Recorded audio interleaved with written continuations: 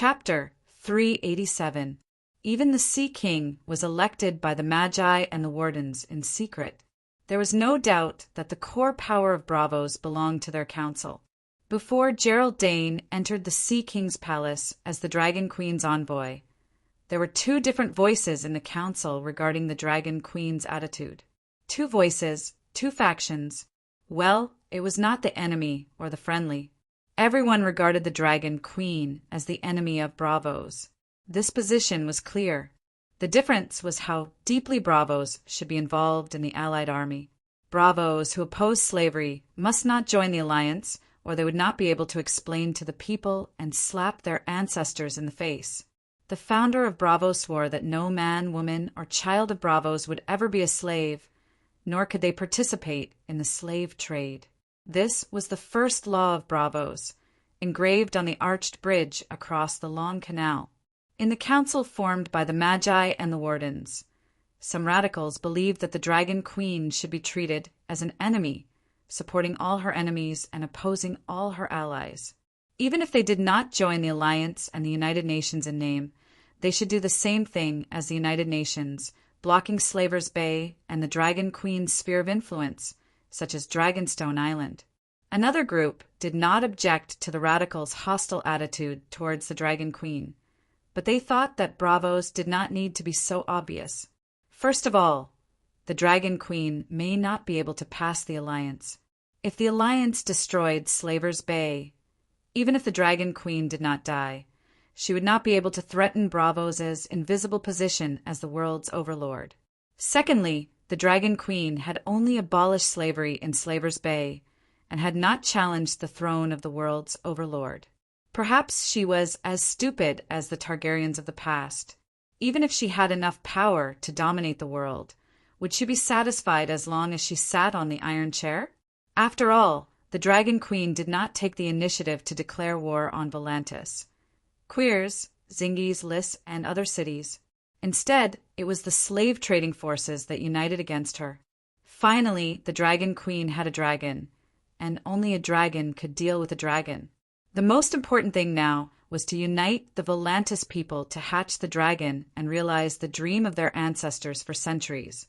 If Bravos hatched a dragon, not only would it be invincible, but it would also have the opportunity to go one step further from an invisible overlord to a real overlord.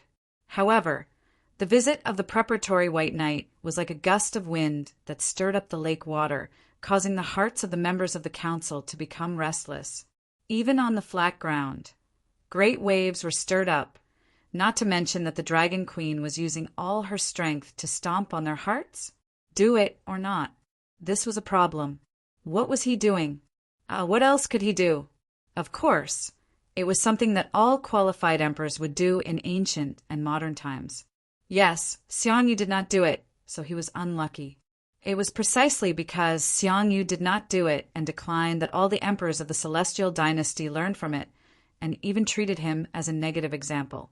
In this way, they were completely free from the reproach of conscience when they acted. This was the magnanimity of an emperor. They said it as a matter of course.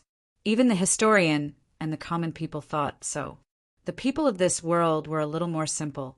In more than 8,000 years of history, there was only one rat chef. In other words, they were in the era of etiquette still existed before Song Xianggong and had not yet evolved into the Guzi era.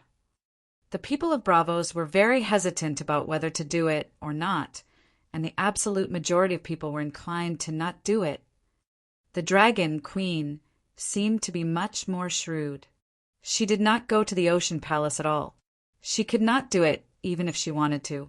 The people of Bravos were actually greatly relieved.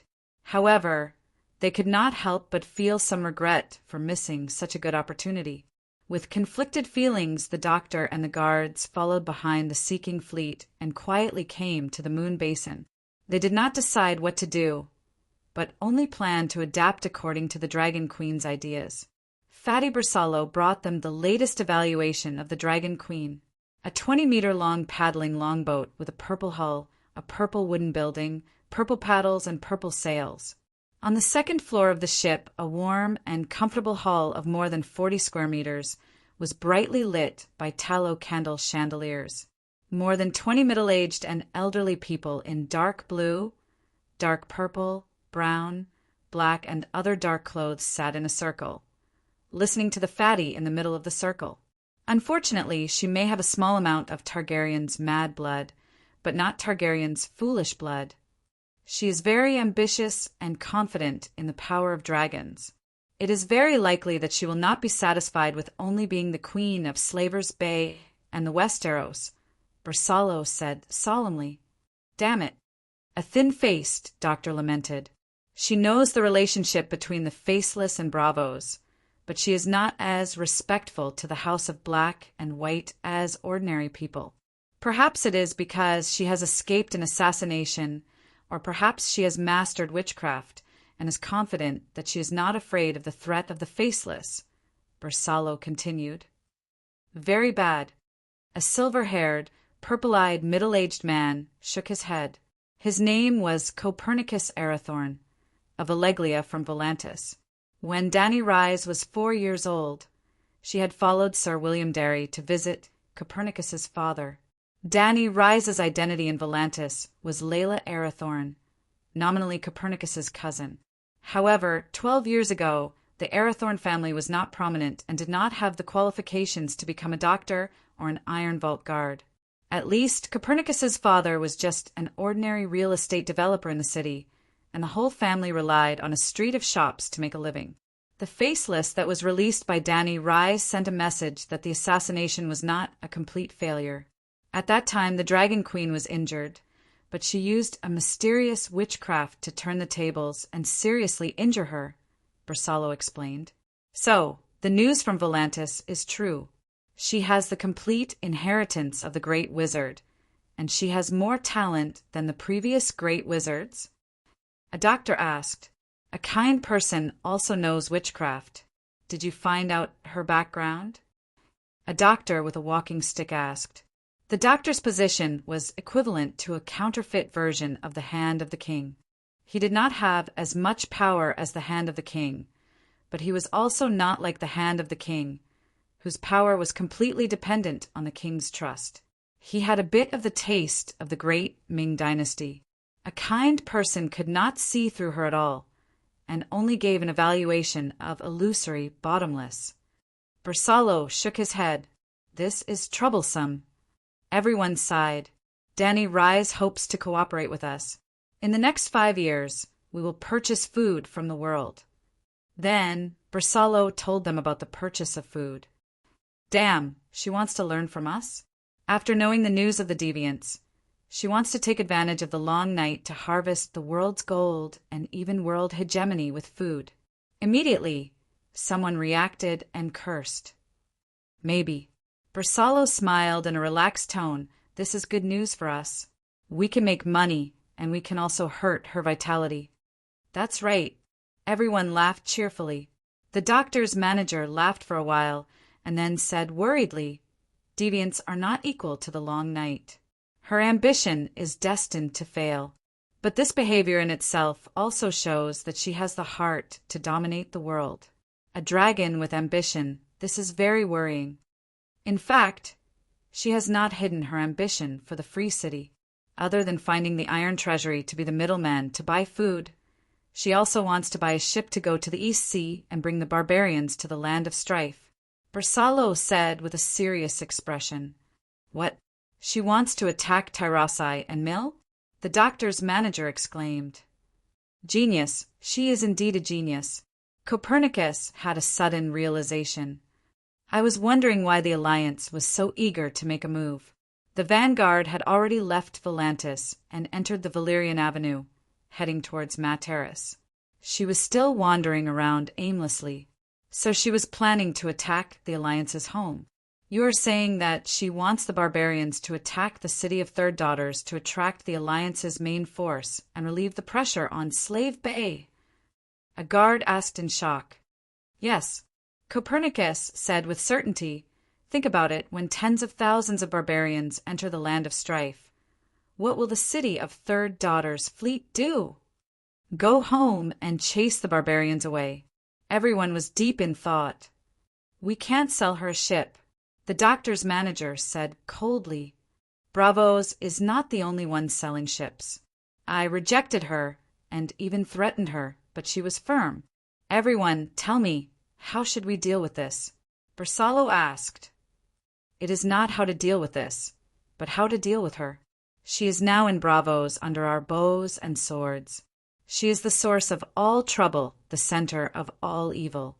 End her, and the last Targaryen, and the peace of Bravos will be eternal." Copernicus stood up and waved his hands, shouting loudly. Boom! The doctor's manager slammed his walking stick and shouted angrily, "No, we have sworn, the Sea King has sworn." Copernicus clenched his teeth and looked at his colleagues around him.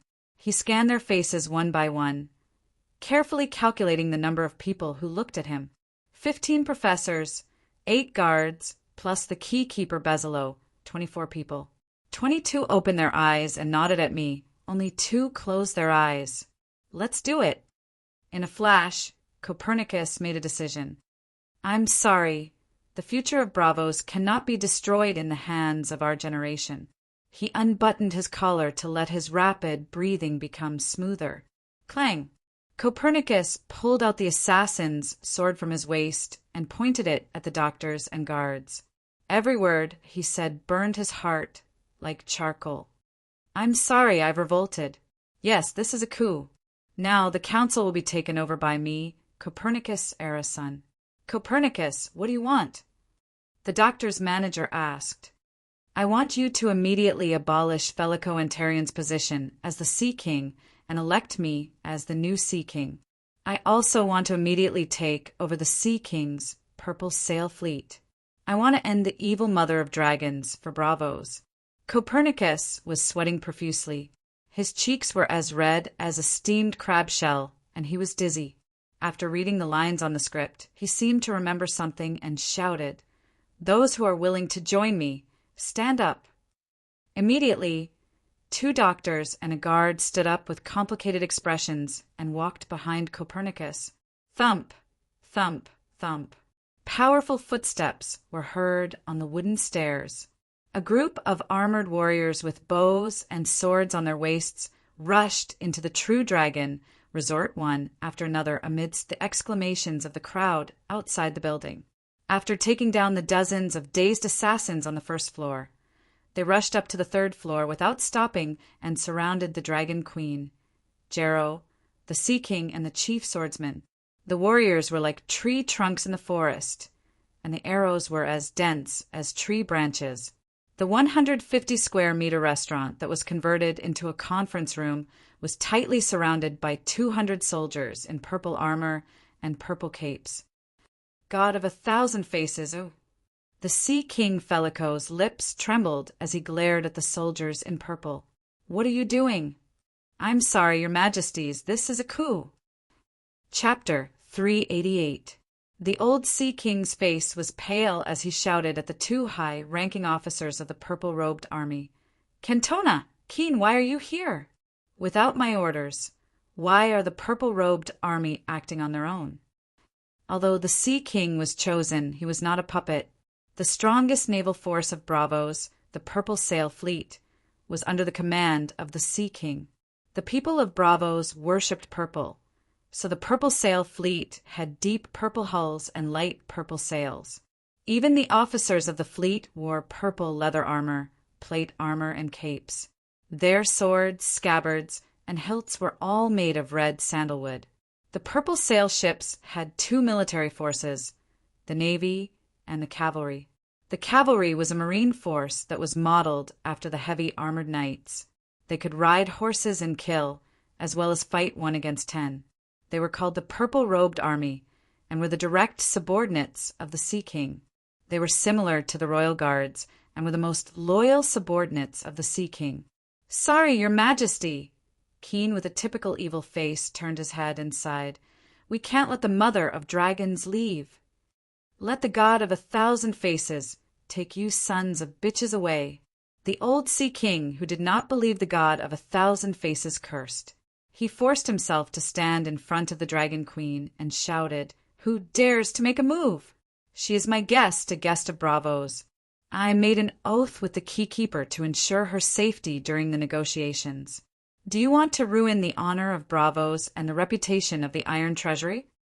Copernicus squeezed through the crowd and stood in front of the Sea King.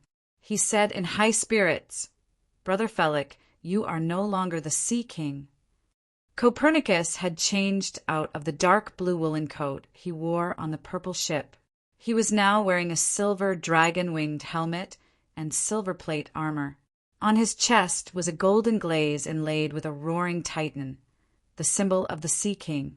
There was a small silver dragon clasping a cloak made of silver thread on his shoulder.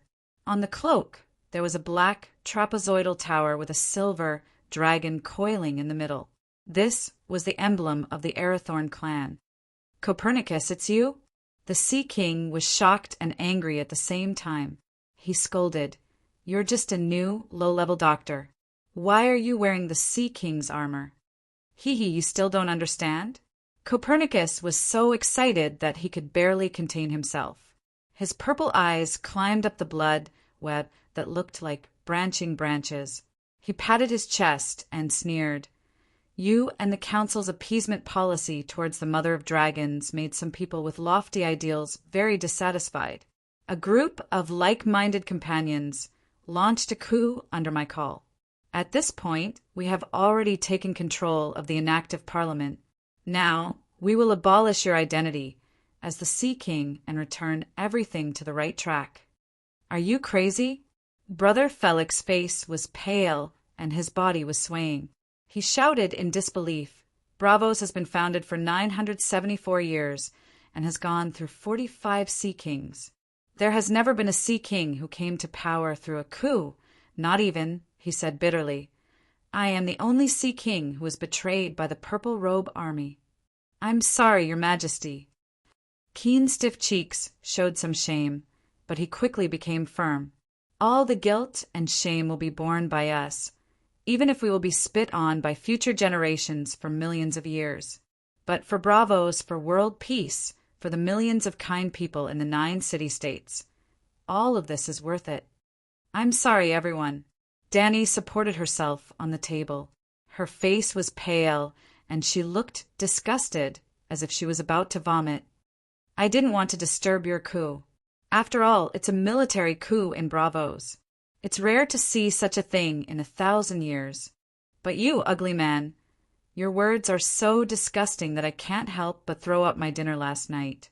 Dani, I haven't seen you for more than 10 years. You've grown so much." Copernicus turned his gaze to the Dragon Queen and said with a complicated expression, "Although this coup started because of you, don't worry. Come with me to the Sea King Palace. I swear to guarantee your safety." Okay, words are like the wind. These days, swearing is equivalent to fart. Who will believe it? You finish the coup first, then we can talk about our business. Dani leaned back in her chair and said lazily. The Dragon Queen's indifferent attitude made Copernicus and the Purple Shirt Army nervous. Did she have the confidence to escape? In the face of such an inescapable trap, even the gods couldn't escape. Where did her confidence come from? Copernicus looked left and right worriedly, but he didn't find any flaws. He became more and more anxious. "Dani, words are like the wind. They don't seem to have any effect on you. We can only let the swords—" "Shut up!" the old Sea King roared. "If you want to touch her, you have to step over my dead body." Keen tried to persuade him. "Your Majesty," the old Sea King, Brother Felic, interrupted him and said coldly, "Don't call me Your Majesty. I don't have many days left to live. Before the disease takes away my last breath, I can't let you traitors take away my glory." Without hesitation, Copernicus waved his hand and said, "Kill." The Purple Shirt Army hesitated. "Kill him. We are rebels. If we don't kill the previous Sea King, what kind of rebels are we?" Copernicus roared out, "Kill! Kill!" Cantona and Keen saw the determination and will to die in Brother Felic's eyes. They no longer hesitated and shot out arrows while loudly giving orders. So. Over 100 purple-armored soldiers shot out their crossbows at the same time. The narrow space was filled with arrows, and the candlelight under the chandelier flickered. Ding, ding, dang, dang. The chief swordsman stood in front of the old Sea King to protect him. The thin sword in his hand released a silver sword net that sent 20-30 arrows flying. The rest were stuck in his body, and the Sea King behind him was unharmed. The hedgehog-like chief swordsman turned his head and said to the stunned Sea King, "Many apologies, Your Majesty. This minister is incompetent and can't protect." Before she could finish her sentence, Water Dancer's tall body fell to the ground with a loud thud. Blood then spread across the floor. "You really—" The old Sea King's finger trembled as he looked at Keen, Cantona, and the other familiar faces, finally landing on Copernicus' gloomy face. "Good, very good. I'll wait for you down there." He seemed to have understood something and was finally freed from his confusion. He revealed a smile and turned to look at the expressionless Dragon Queen as he said, "Sorry, I never thought they would be so ruthless." They actually played. Chi. Copernicus' expression changed as he quickly stepped forward and fiercely waved his sword. Chi. The Sea King's bitter smile remained on his face for an eternity before he rose and fell, rolling on the ground. He died with his eyes wide open. Chi, Chi! The headless corpse was still standing there as the shriveled neck weakly spat out blood mist. The hall was as quiet as a tomb as the air was filled with blood and fear. Huff, huff, huff. The sword just now seemed to have used up all of Copernicus' strength. He leaned on his sword as his face was filled with blood and twisted into an evil spirit. He coldly stared at the stupefied Dragon Queen. "Die here, or follow me to the Sea King Palace." Just like the chief swordsman who had been protecting the Sea King, Giraudain immediately pulled down his mask after the incident. He held a sword in his right hand and an oak chair in his left hand as a shield as he stood in front of Dany. Clap, clap, clap. Dany was still sitting on the high-back chair. She gently clapped her hands and praised, "You even killed the Sea King. You have guts, I'm convinced. Jaime Lannister should be laughing out loud right now. Finally, there's someone worse than me." "Humph. The one who killed Brother Fellic was you. You and Giraudain plotted against His Majesty the Sea King and the chief swordsman Kaluo. You were arrested by me and the 2 squadron leaders, Cantona and Keen, and imprisoned in the Sea King Palace's dungeon. The 15 assassins downstairs are your accomplices and witnesses to this matter. Furthermore, you have a criminal record. The people of the 7 kingdoms know that you violated the rights of the guests in the old town, burned the City of Learning, and slaughtered the scholars. The 9 free trade city-states, the cities of the Jade Sea, the Westeros, and even the entire world will believe us." Copernicus laughed sinisterly. Clap, clap, clap. Dany gently clapped her hands again and nodded. "Brilliant. A very brilliant method. However, I have a question. When you started the coup, did you have the support of the Black and White School and the Iron Treasury? After taking you down, I will convince them." Copernicus licked his lips and said confidently, "Sigh, why? Why do I always meet traitors and traitors? Have I been eliminated by the new era and become the conservative Duke Song?"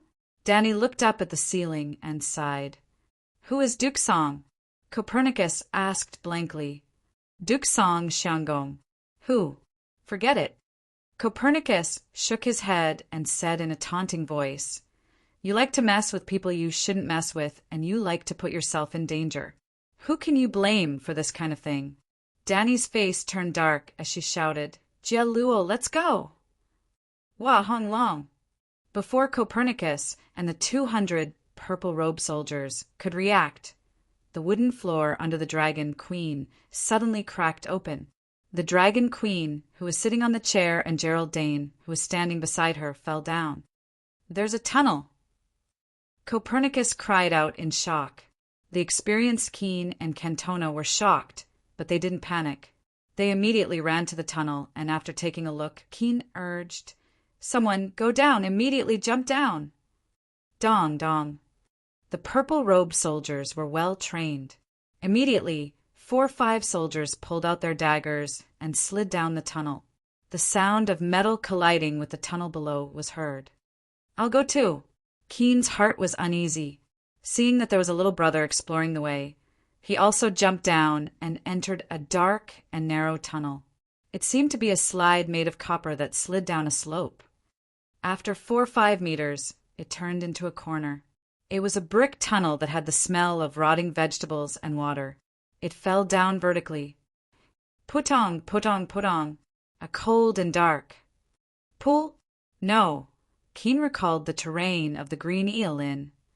The north side was a river. This was the canal that ran through Bravos. The copper slide just now was connected to the garbage channel of the inn. Thinking of this, he secretly let out a sigh of relief. There were several warships on the canal. All of them were their people. They surrounded the Green Eel Inn tightly, making it hard for the other side to escape. Whalala! The river suddenly stirred up, as if a whale was swimming through the river. What was that? Keen gave up the idea of floating to the surface. Instead, he dived deeper into the river and swam in the direction of the current, because he suspected that the abnormality at the bottom of the river was related to the Dragon Queen. He couldn't let her escape. The cold river water seemed to have become warm. While Keen was surprised, a grenade exploded at the bottom of the river in front of him. He didn't know what a grenade was. Scarlet-red dragon flames boiled the river water, and large amounts of steam mixed with the red flames shot up. The river water, mixed with the high-temperature steam, sucked Keen into it. Just like in the market, a live chicken was thrown into a machine filled with boiling water. Pressing the switch, it wildly stirred. Suddenly, Keen turned from a live chicken to a dead chicken without feathers. He went with the flow, becoming one of the thousands of floating corpses. Chapter 389. Moon Pond. Inside the purple boat, there were 15 professors and 9 guards of the Iron Vault, including the fat Bersalo. They were still sitting in a circle, but their posture had changed. 3 of them were still sitting on chairs facing the center of the circle, but the other 21 people, including the head of the professors, turned their chairs around, facing the window with their backs facing the center of the circle. At the same time, they covered their faces with a veil. That was not a shroud to cover the bodies. They were not dead. They were just using this method to protest against the rebel army led by Copernicus, which violated the sacred oath. What took you so long?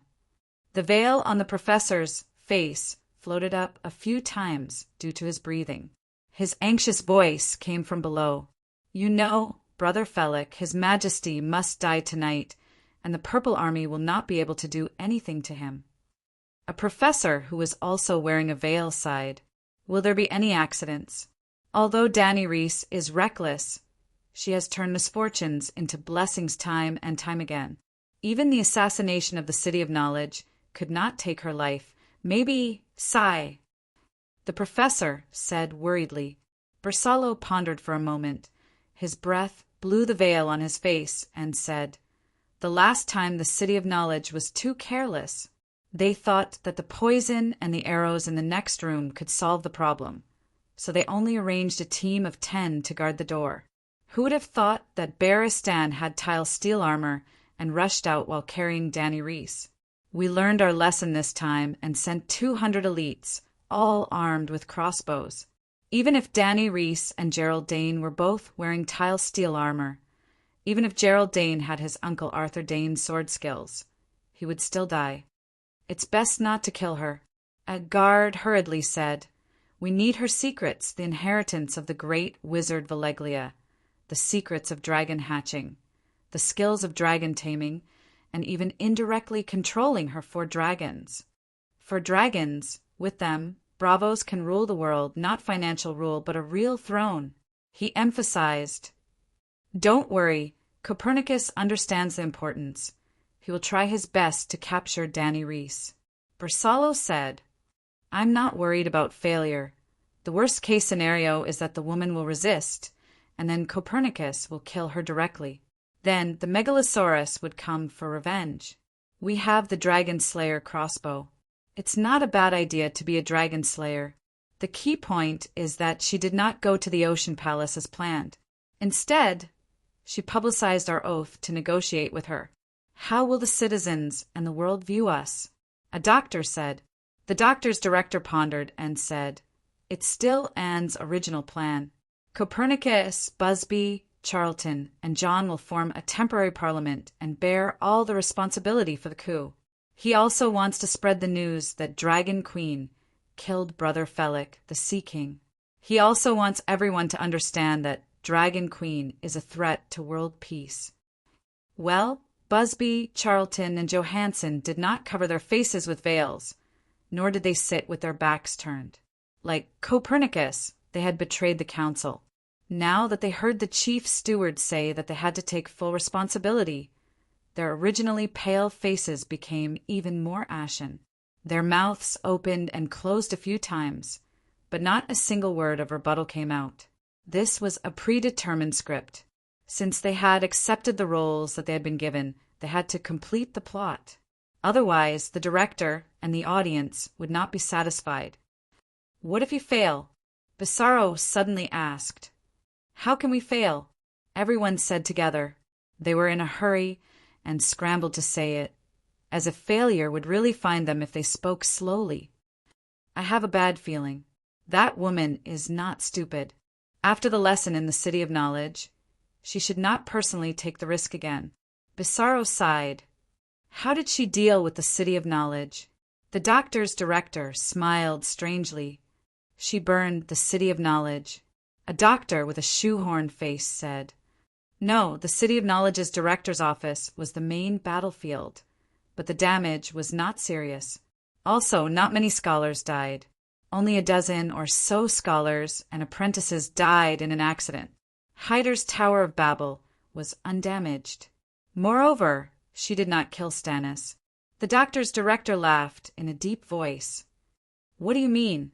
The shoehorn face was puzzled. The scholars and Hyder were involved in the change in the City of Knowledge. If Dany Rise was replaced by any other Targaryen, the City of Knowledge, Hyder, and the Old Town would not have survived. They would have been burned to ashes by the Megalosaurus. As long as the City of Knowledge violated the rights of the guests, even if the mystic dragon burned all 200,000 people in the Old Town to death, the nobles of the Seven Kingdoms would not say that the Targaryens were cruel. They would only blame the Old Town for its crimes.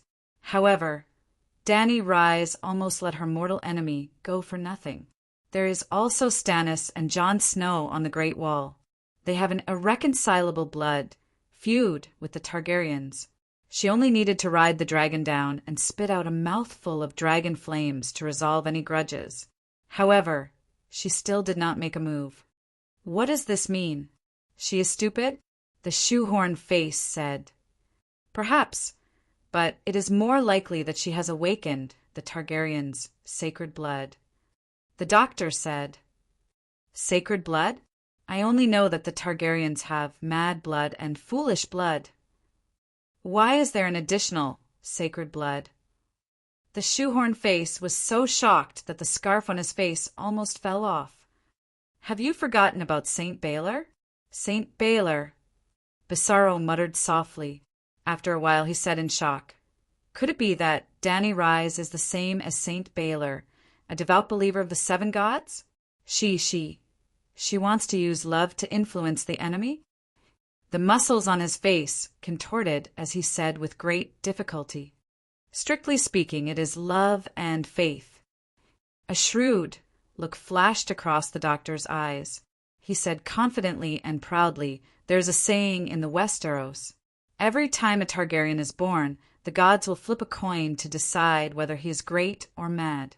Which side of the coin do you think Dany Rise belongs to? Sir, I have to say that I have never thought that Saint Baelor is great. If madness is like a coin with two sides and two forms of expression, then Saint Baelor and Eris are two different sides of the coin. There is no difference in essence. They both belong to the Mad King coin. The shoehorn face twitched as he expressed his disagreement. You are right. The doctor nodded in agreement. In order to hatch the dragon, I have studied the Targaryens for more than 30 years. In the end, I discovered one thing. Their bloodline is engraved with a madness that is difficult for ordinary people to understand. The so-called sacred blood and foolish blood are the children of the mad blood. With the mad blood, they have evolved all kinds of strange personalities. However, we do not need to understand how the mad blood evolved. After all, we are ordinary people. How can ordinary people understand lunatics? We only need to understand that Dany Rise also has the mad, sacred blood, similar to St. Baelor. This explains all of her actions in the Westeros. Oh, I have also studied her actions in the Westeros. It is difficult to understand. The change in the City of Learning, the wandering of the river, the expedition to the Great Wall, the duel with the deviant ghosts. She does not have the temperament of a king, nor is she decisive in killing. If it was me, I would have attacked the King's Landing, burned the Red Keep, killed Lannister, and then attacked the Eyrie to kill Aaron Seed. Then, I would have killed Stannis anyway. If I met him, I would have killed him with a mouthful of dragon flame and left him for winter. Sigh, now I understand. She is like the Holy Mother of the Seven Gods. She seems to have the Holy Mother Dany disease of insanity. Bersallo said in realization. When she dealt with the Gith in Slaver's Bay, she was ruthless. None of the virtuous, great, and good lords who fell into her hands survived. What do you mean? The shoehorn face said. The doctor said, she does have the mad, sacred blood, but the mad, sacred blood does not mean that she is stupid. Just like St. Baelor, he is not stupid. If she did not kill those great slave masters, how would she anger the people? How would she control the 3 cities of Slaver's Bay? Just like now, isn't she also preparing to buy a large amount of food in an attempt to make a fortune in the long night? Sigh. The mad blood of the Targaryen family is so changeable, yet Sir Steward was able to study it so thoroughly. Admirable, admirable. The shoehorn face sighed in admiration. Humph. Otherwise, why would I be the steward and you are just an ordinary doctor? The doctor nodded proudly and said, so do you understand? Even if the probability is 1 in a billion, that woman. Sigh, she escapes again. We do not have to be too worried. After all, this is a coup. The Sea King sacrificed his life for her, and the council is also imprisoned by the rebels. How innocent are we? How innocent is Braavos? Even holy Dany could let go of the City of Knowledge and Theon Byra. Why would she target us who are innocent? Then what about us? Busby, who is not wearing a veil, could not help but ask. Busby, don't you have any self-awareness? Before the steward could speak, another guard shouted, if you are not willing to sacrifice for Braavos, why did you apply to become a doctor? Why did you join the council? Busby's expression was contorted. Countless MMP floated in his heart. The doctor's steward comforted him. Don't worry, I am just taking every conceivable possibility into consideration. I will not really let her escape. The Dragon Queen has escaped. Don't let the Dragon Queen escape. A commotion suddenly came from the other side of the moon pond. The information in the words shocked everyone on the ship. I will go and take a look. Fatty Bersallo lifted the veil, covering his face, and ran to the side of the ship. He was as agile as a skinny monkey. Rumble. A thunder-like sound came from the faraway canal. The bottom of the river was bright red, as if a million candles had sunk into the water. The river water was like boiling water in a pot. White steam covered the surface of the river as it splashed 7 to 8 meters away. One could clearly see a bright red pillar of fire amidst the steam and splashing river water. It was like a sword or a blade. It was 10 meters long and pierced the sky from the bottom of the river. The river god wielded the flaming devil blade and slashed across the surface of the river. Water splashed everywhere, steam boiled, and cries shook the heavens. Rumble. Another Galen warship with a purple sail and a purple shell flew into the air as the flaming sword pierced through it. The flaming devil blade slashed across the bottom of the ship like a welding torch, slashing through a thin steel plate. The blade parted in the middle. Goodbye. The ship that was sliced in half was set ablaze. The sailors who fell into the water were hit by steam, boiling water, or the flaming sword. Their cries were as shrill as ghosts. The people on the shore who were watching the Dragon Queen ran and shouted. However, they could not stop the devil god's devil blade from advancing. Forward. Rumble. The fourth warship was parted in the middle by the blade. The hull was sliced in half. That was right. This was the fourth ship. The speed of the devil blade at the bottom of the river was shocking. It split a warship with one slash. After the slash, the flaming sword disappeared for a moment. Then it lit up at the bottom of the next warship, rose, pierced, and parted in the middle. Devil dragon. Bersallo's teeth chattered. The devil dragon is at the bottom of the river. The devil dragon is here. Fatty shouted crazily when he saw the red light at the bottom of the river moving swiftly toward them. Chapter 390. What's going on? The commotion on the river outside was getting louder and louder. The professors and guards in the purple boat could not sit still anymore. One by one, they rushed out of the cabin hall. Oh my God! The professor's face was contorted as he said in fear, a fire-breathing sea monster rushed into the river and into the canal. What sea monster? It's the devil dragon. It's the devil dragon. Bersallo shouted as he stomped his feet. The devil dragon. Why did it dive into the water? Everyone was shocked. Legend has it that the devil dragon will dive into the sea to catch sea monsters and devour them. So it's true. The professor recalled the books he read about Valeglia, and his face turned pale. Is Danny Rise dead? She should be dead. The devil dragon will only take revenge on us if she's dead. Johansen asked anxiously. If she was not dead, the rebels would become scapegoats and die. He did not want to die. Maybe. While Bersallo was hesitating, the boat suddenly shook a few times. A silent undercurrent rippled on the calm moon pond.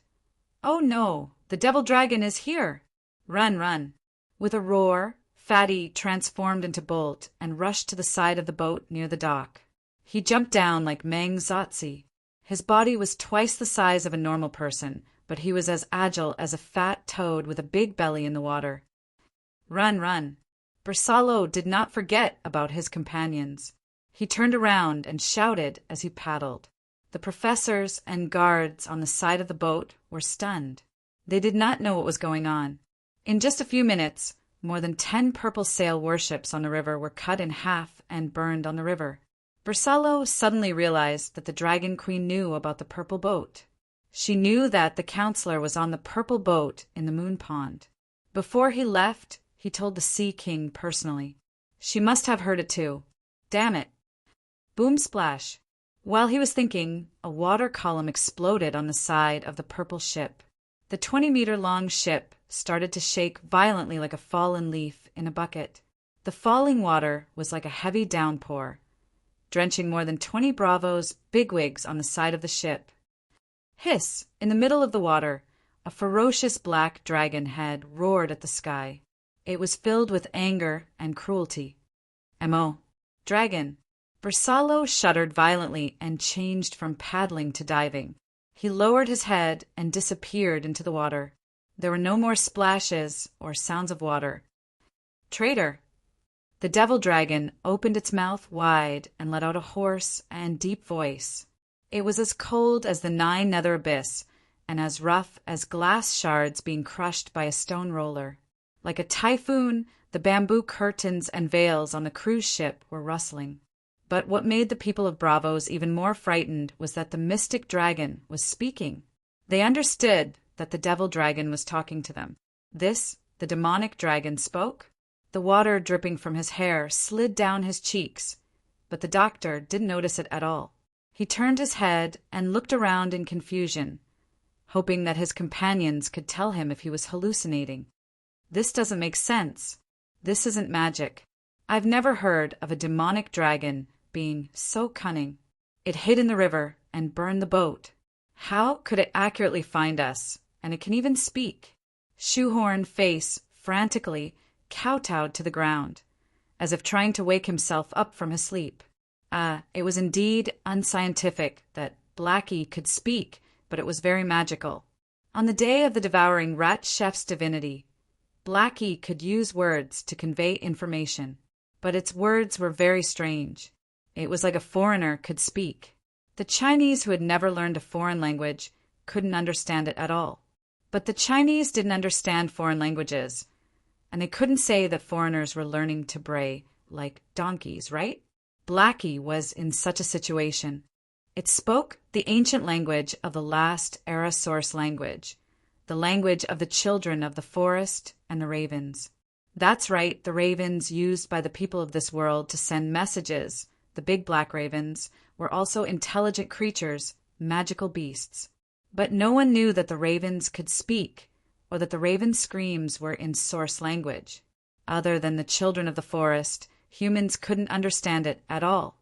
Not only couldn't they understand it, but human vocal cords also couldn't support the pronunciation of source language.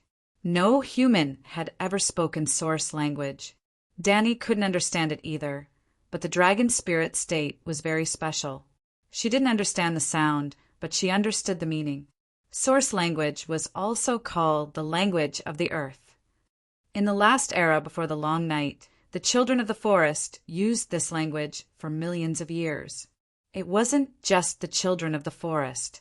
Most intelligent creatures with spirituality could speak source language. With the long night as a symbol before the first long night was the ancient era, many divine creatures were born, including gods, children of the forest, and dragons. There were even gods who established kingdoms, such as the Dawn Kingdom of the Eastern Barrenland.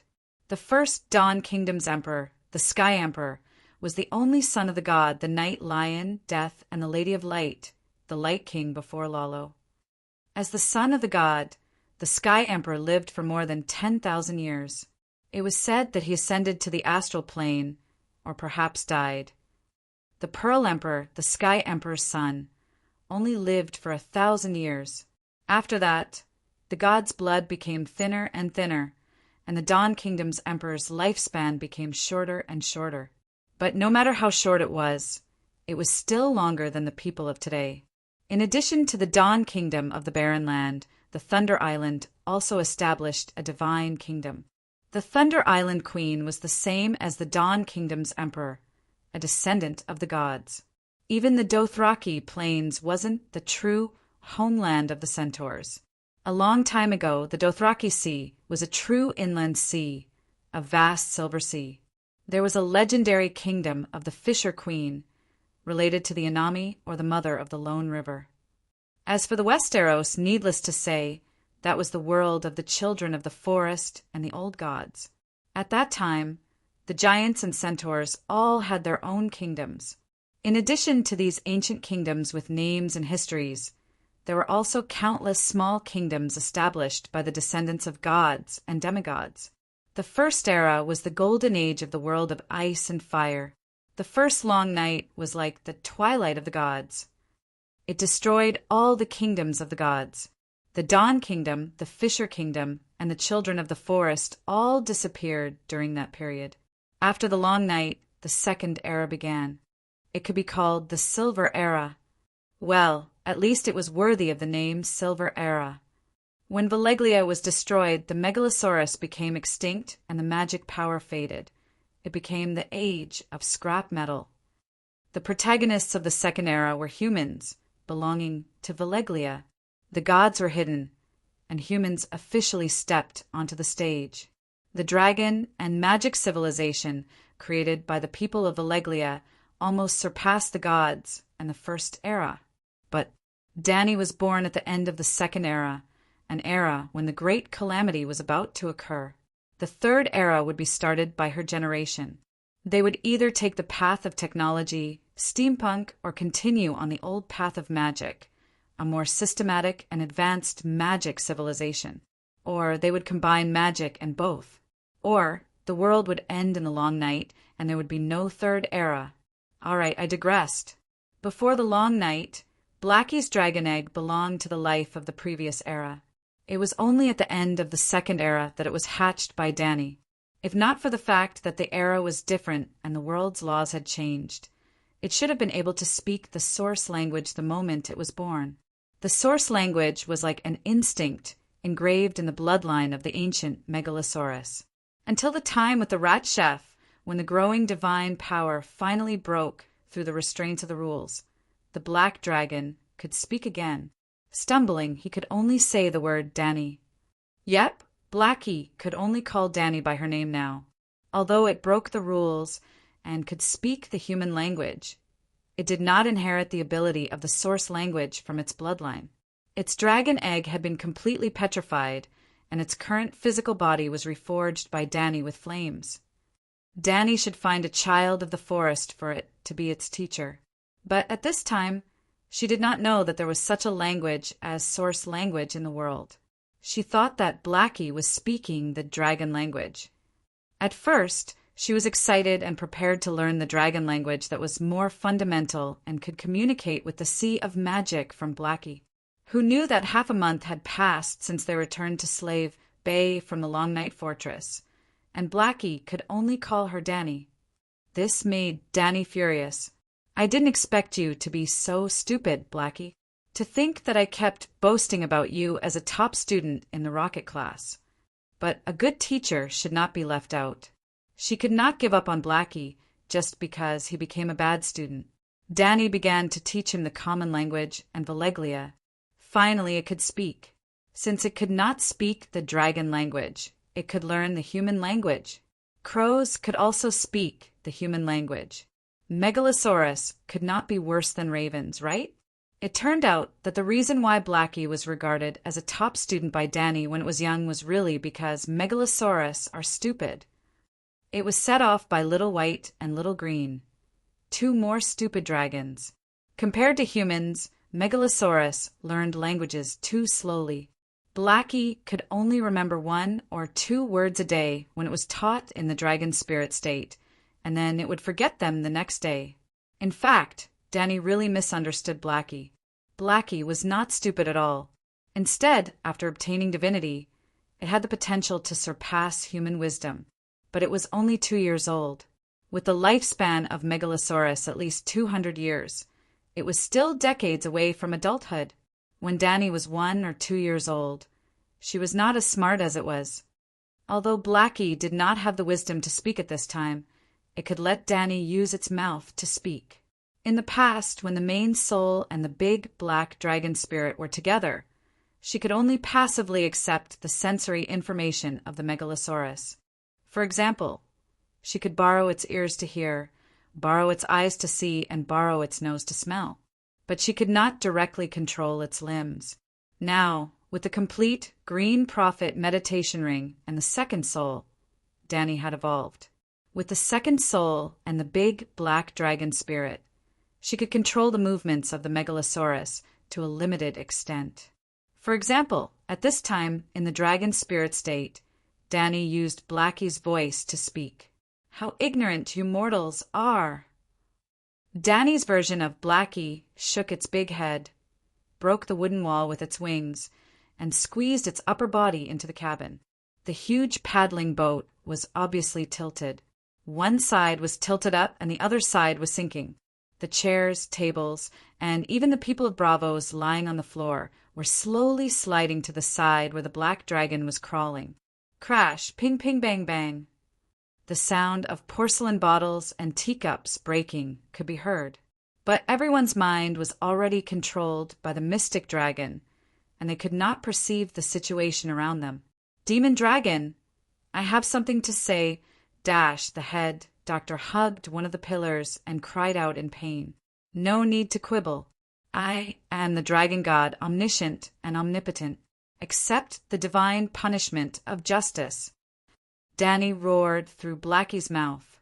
The Megalosaurus had a large lung capacity, and the sound wave mixed with the smell of sulfur was like a gust of wind, messing up the wet hair of the doctor. Everyone could not help but squint and groan. Blackie's thunderous voice was like the waves. spreading hundreds of meters away. Not to mention the doctors and guards on the boat. Even the onlookers and soldiers near the shore were shocked. "I'm innocent, I'm innocent, I'm innocent." The doctor's face was pale, and he was almost scared out of his wits by the majestic dragon roar. Could it be that Danny Lilith's Megalosaurus had really become a god? Otherwise, how could it speak? Chapter 391. I am innocent. I was coerced by the rebel army. The head of the academicians wailed. "Dragon god above, have mercy, have mercy. Please mercy." "No, merci." Danny controlled Blackie's throat and used Smog's tone. She dragged out his voice and spoke in a low and evil tone. Yes, his ferocious dragon face even revealed a smile that sent chills down one's spine. It was said that at the moment before death, time would slow down extremely and one would recall their past life in an instant. The head of the academicians did notice that time had slowed down. He could clearly see streaks of red light gathering at the entrance of the Megalosaurus roar tunnel. They condensed into form, and the dragon flame was spiraling towards him in a cone shape. But in this long time, there were no images of his past life flashing through his mind. There was only one thought that haunted him. I was wrong. I was really wrong. I should never have used the thinking of a normal person to predict the actions of Danny Rise, who had awakened the mad blood. She might have treated the City of Knowledge and Mother Theonbella, but she might not treat the Mother of Bravos because she had the mad blood. Those whose actions are unpredictable are considered mad. I have studied the history of Targaryen and dragons for 30 years. I am definitely a world-class Targaryen expert. To think that I would make such a mistake! Boom, the scorching dragon flame was like a waterfall falling from the 9 heavens. It instantly filled the large cabin and burned more than 20 struggling academicians and guards into boiling oil. SSSS Blackie roared towards the sky. Before the archers on the pier could get into formation, it pushed the burning purple ship away with its wing joints. Its body leaned back and crashed into the moon pond. The lake-sized moon pond rippled. An undercurrent rushed towards the downstream of the flooded town. The spire of the tower and the roof in the northwest direction had ripples. Demon dragon is in the moon pond. Release the arrows. Quick, quick. Archers, shoot it dead. At this moment, Fatty Bersallo had already struggled to climb up to the pier. As he ran for his life, he waved his arms and shouted at the archers. Swoosh, swoosh, swoosh. Hundreds of archers rained arrows on the moon pond surface and shot into the purple ship that was engulfed in flames. Unfortunately, Dahe had swum out of the estuary and entered the bay. A quarter of an hour later, he jumped out of the sea under the cover of the night and returned to the sky above the Green Eel Inn. At this moment, more than a dozen blazing warships were floating in the canal beside the moon pond. The sky was dyed red, and the small square beside the dock was in a state of chaos. Cries and shouts shook the heavens. The purple-robed army also pushed the dragon-slaying crossbows and barged into the nearby hotels and inns. They occupied the advantageous terrain and set up a defensive line. The soldiers were shouting anxiously, and the shop assistants and merchants were cursing. It was a mess.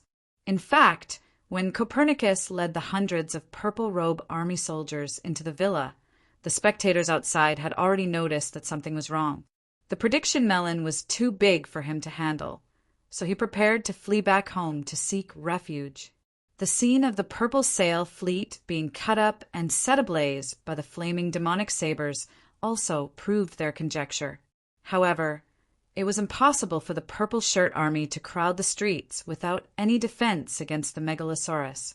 As a result, a large number of tourists, merchants, and residents were driven out of their houses, causing the situation on the streets to become even more chaotic. Just as the purple shirt army was busy setting up a formation and the ordinary people were fleeing in all directions, Blackie arrived. However, Blackie did not dive down to spit out dragon flames as the purple shirt army had expected. He was afraid of arrows.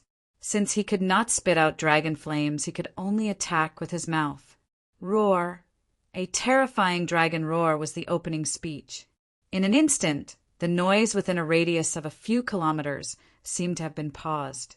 The millions of Braavosi people, outsiders and merchants below, were all silent as they stared blankly at the sky. The black dragon was flying at a height of about 500 meters. Under the deep night sky, they could not see it. However, Blackie's nostrils and throat seemed to be on fire.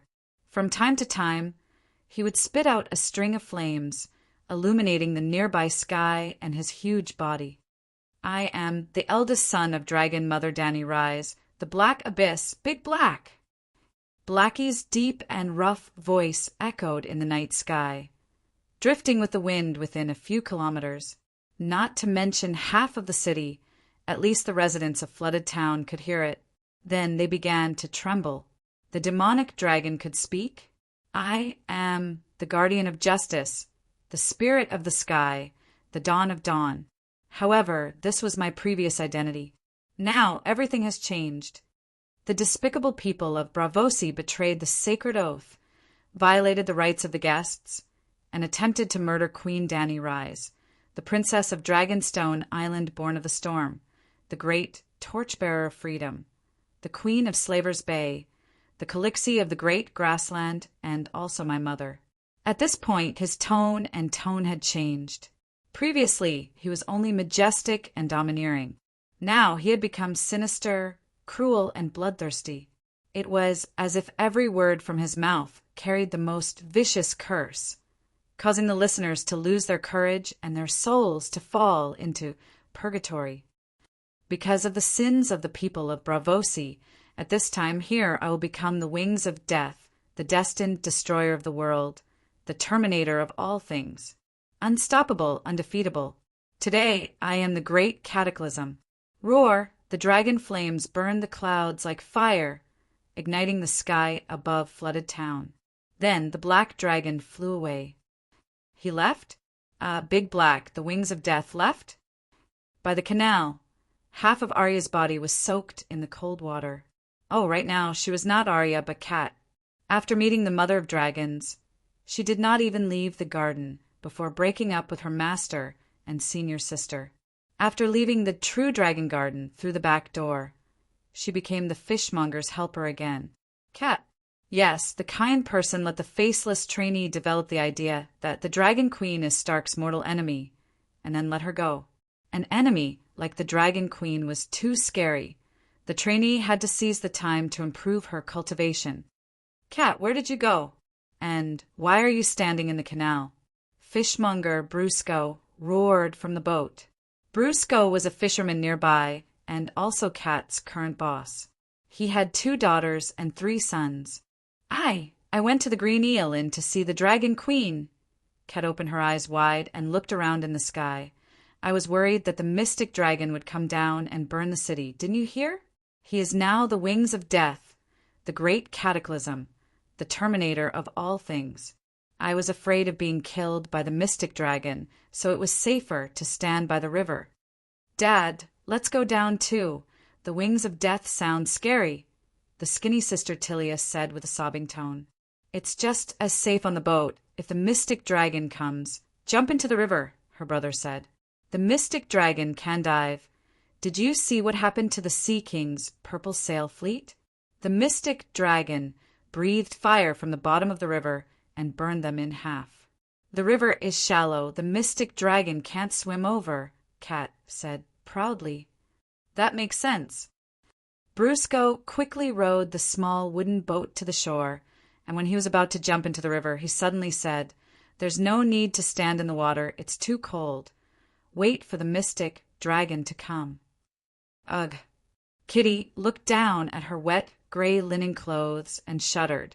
She felt that she was an idiot. He reached out and pulled Cat onto the boat, and her sister Bria handed her a blanket and said in surprise, "I never knew that the mystic dragon could talk. The stories were all lies."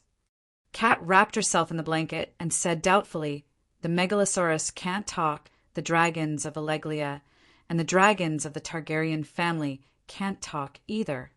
But you heard it, the wings of death. What a scary name, Tilius said in fear. Sigh, the mystic dragon is already scary. Being able to talk only makes him scarier.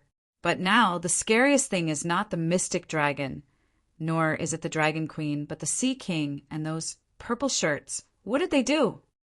Brusco said with an unpleasant expression.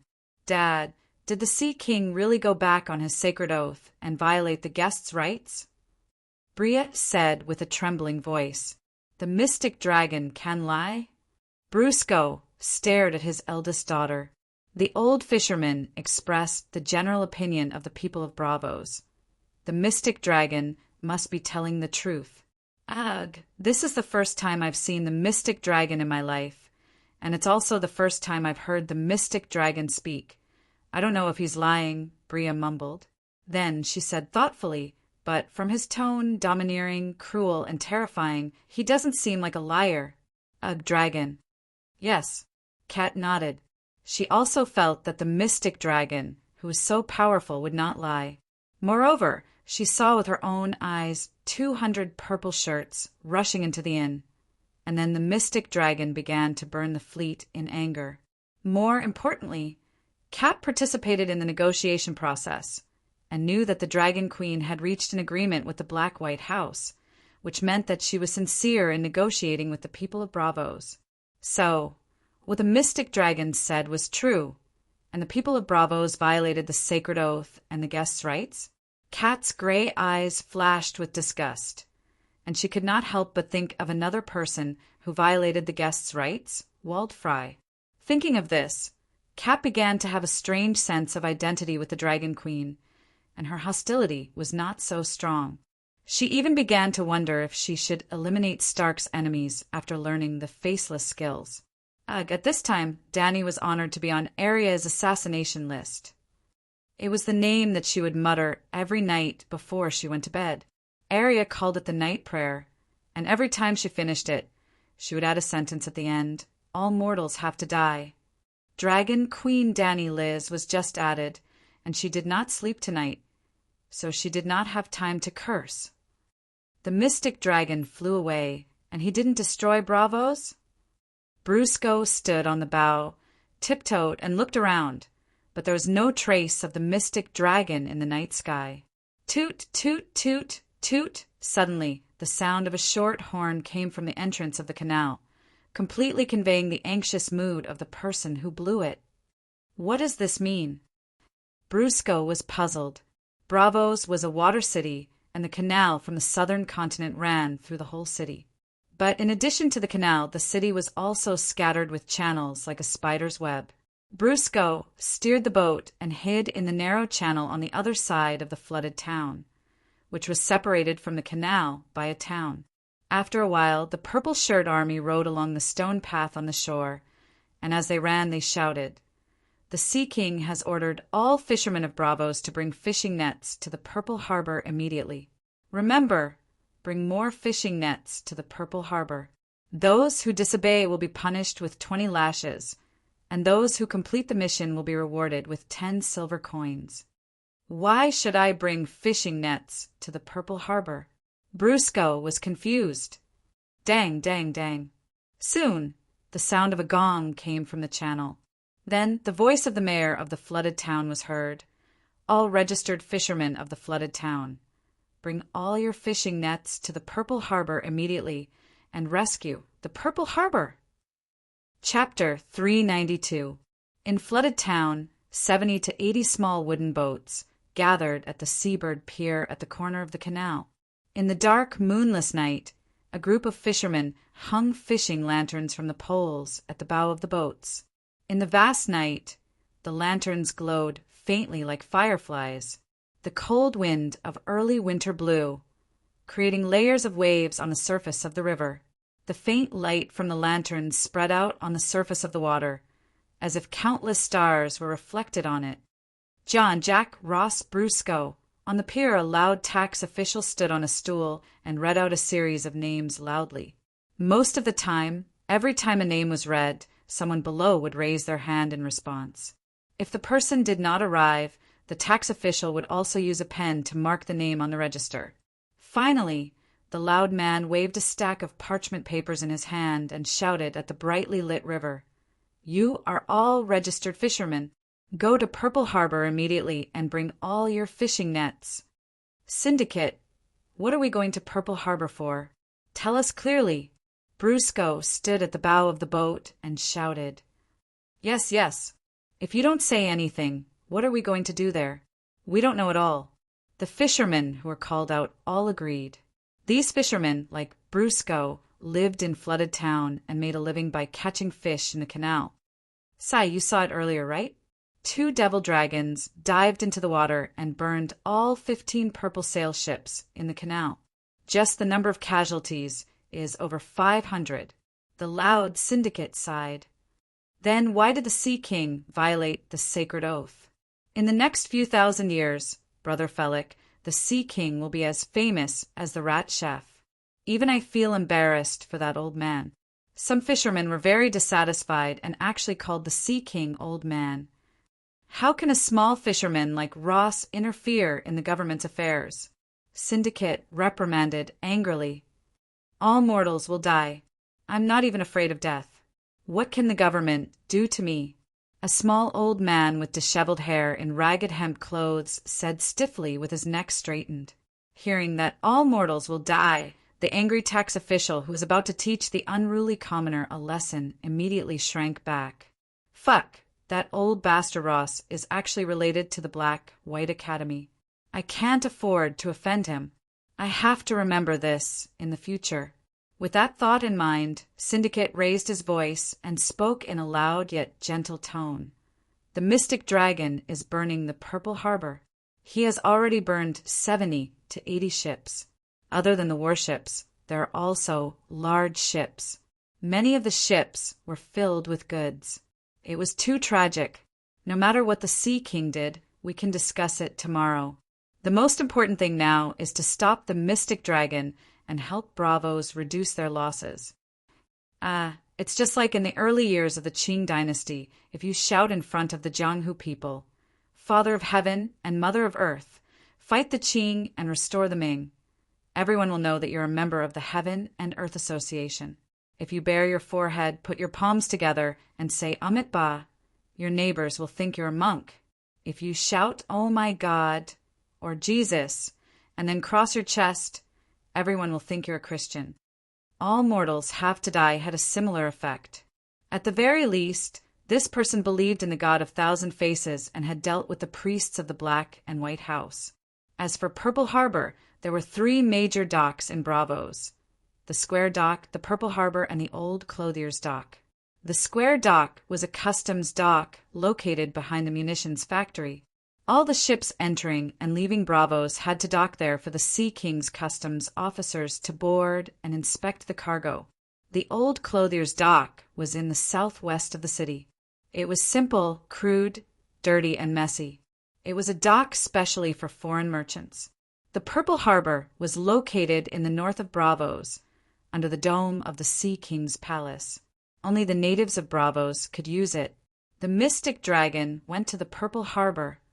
The fishermen were shocked at first, but then they felt that it was only natural.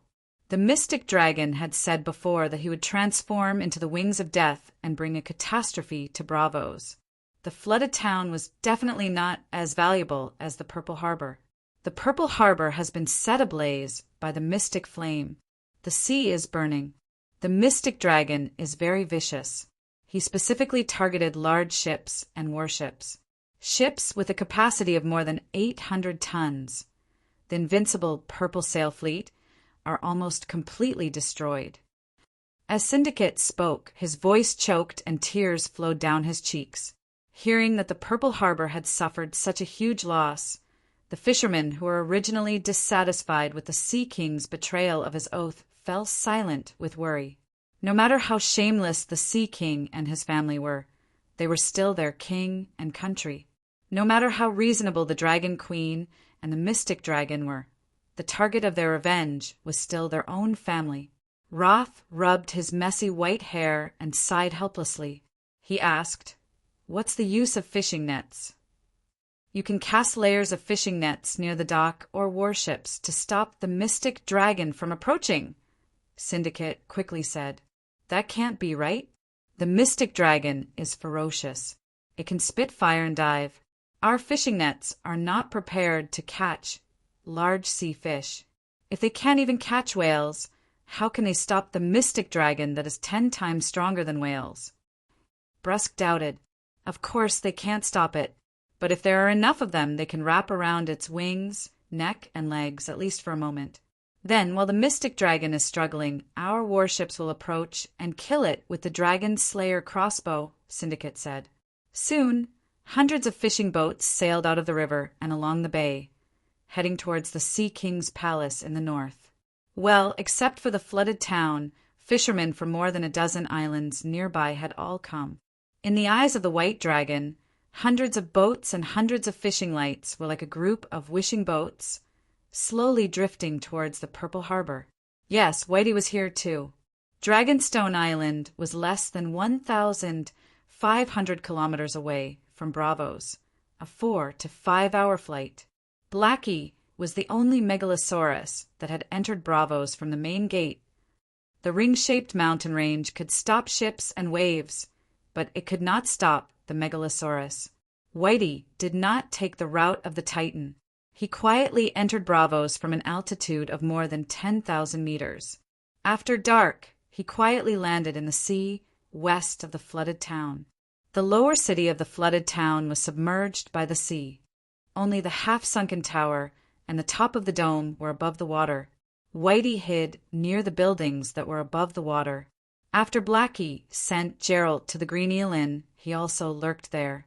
When Copernicus was killing the Sea King, Whitey sneaked to the Green Eel Inn's garbage channel that was connected to the bottom of the river.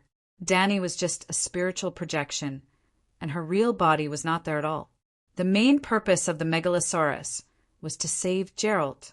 As for the dozen or so assassins downstairs, they were just handymen and knew nothing. Gerald did not tell them his real identity when he hired them. The secret passage of the slide was not complicated. The garbage channel was ready-made. It was connected from the movable floor to the copper pipe that led to the garbage entrance on the second floor. Gerald Dane could build it himself, and the craftsman did not know about it. As soon as he fell into the water, Whitey found him. Then the White Dragon carried the reserve White Knight and quickly dived upstream of the canal. After leaving the warships, it flew into the sky and hovered as a reconnaissance aircraft. With the help of the double dragon spirit, although Blackie was at the bottom of the river, he knew the situation above the river like the back of his hand. He accurately located each warship and began to kill. The flooded town was not far from the Purple Harbor. After leaving the canal, they would reach the periphery of the harbor 3 or 4 kilometers north. The fishermen did not find the mystic dragon before, and did not know that the mystic dragon was wreaking havoc in the Purple Harbor. The main reason was that they were afraid of being affected by the mystic dragon's anger. Like Brusco, they hid in the small canal in the city. Their vision was blocked by the island and the tall tower. In fact, when the boat sailed out of the harbor and entered the bay, they could vaguely see the fire in the northeast. The Purple Harbor, which was once clean and tidy with orderly rows of ships, seemed to be being dragged into a fiery hell by the mystic dragon. The fire soared into the sky, thick smoke filled the air, and the air was filled with a choking smell.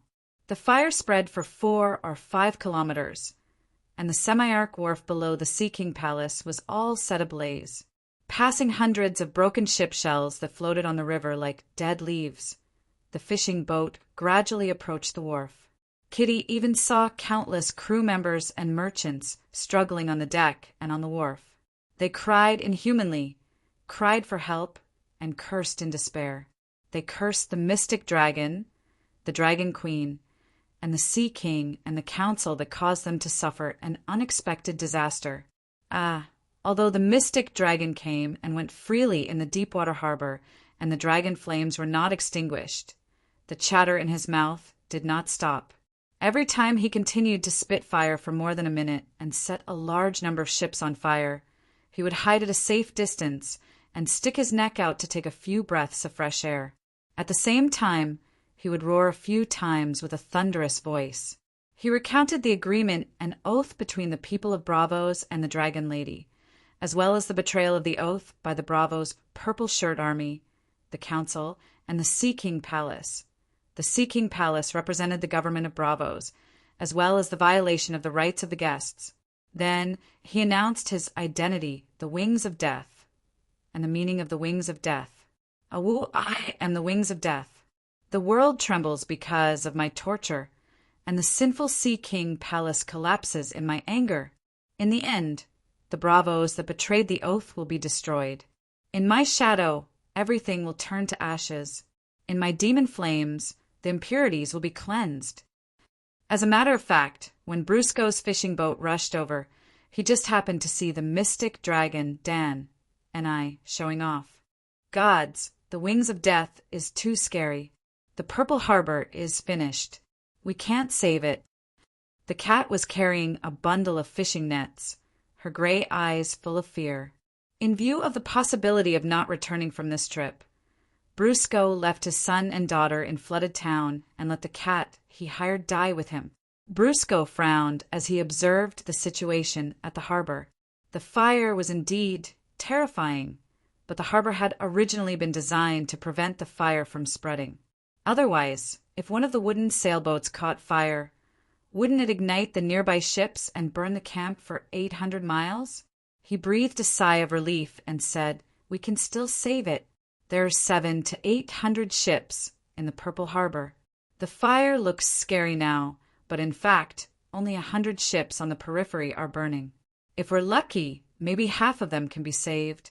It had to be said that the fishing net really stopped the Megalosaurus. When Blackie spat fire to burn the ship, it had to swim in a backstroke position, relying on its tail to swim quickly to the bottom of the ship. During this time, it retracted its wings to its left and right ribs to maintain balance, and spit out dragon flames from its mouth. In other words, it couldn't dive too deep.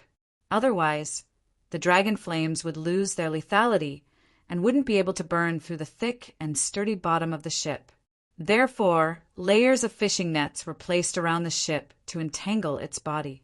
If Blackie had Smog's physique and had a few 100 tons of strength, it could even smash through steel and iron pillars that were as thick as a person's arms.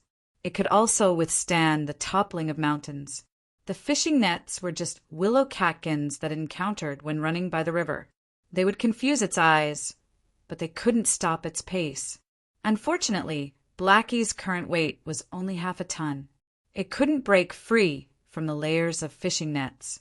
After burning 17 or 18 small fishing boats and having half of its body caught in the fishing nets, Blackie dived into the deep sea. After reaching a safe distance, it leaped into the air. "Ignorant ants, you don't know who you've angered." After saying this, it ran away. Chapter 393. It felt like a long time had passed, but the dragon flame demonic blade that pierced through the bottom of the ship did not appear again. Kat asked anxiously, "Did the demonic dragon leave?" Well, Aria was lucky that the wooden ship she was on did not become one of the dozens of fishing ships that were engulfed by the demonic flame. There were too many fishing ships on the sea. 2,000 to 3,000 fishing ships were scattered around the Purple Harbor. Even if there were no fishing nets, there were too many of them. Blackie could not burn all of them. "He'll come back. Didn't you hear what he said? He's enraged." Brusco gulped and said worriedly, "I don't know what other evil tricks he has. Anyway, Bravos is in big trouble. What is the Sea King thinking? Why would he violate the oath and violate the rights of the guests?" In the end, the poor fisherman, who was a little cunning, could not help but complain about the government. The fisherman, who had a job that was not dangerous and could earn 10 silver radiance coins, resented the government's treachery. The big merchants and moneylenders who had docked their ships at the Purple Harbor were so angry that their lungs were about to burst. "What do you mean? Why did we, the people of Bravos, violate the sacred oath and violate the rights of the guests?" Someone shouted at the closed gate of the Sea King Palace. Well, The square between the Sea King Palace and the Purple Harbor was crowded with panicked people. There were some lucky sea merchants whose ships were engulfed in flames, and they were anxiously urging their sailors to put out the fire. There were also some unlucky ones whose entire fortune was among the more than 200 ships burned by the demonic dragon. At this moment, they were paralyzed on the ground, wailing loudly. There were also sailors who escaped from the dock area, and the crew of the Purple Sail Fleet. Some of them only had their faces blackened by the smoke and were looking for water. Some of them were drenched and luckily escaped the disaster. They were lying on the stone slabs and gasping for breath. There were also injured people who were burned by the fire, exposing their charred and wet wounds. Their companions were shouting for the healers. More people carried wooden buckets and stretchers to the dock to stop the fire from spreading and save the crew in the fire and in the sea. Bam, bam, bam. After yelling and cursing for a while, the doors of the ocean palace remained shut. No one answered. Some of the sea merchants could not hold back their anger and kicked the thick oak door. "See King Brother Felix come out. Come out and give the dragon, queen, an explanation. Come out and quell the mystic dragon's anger. Brother Felix," the merchant shouted loudly. Well, they didn't know that old Brother Fry had died a long time ago.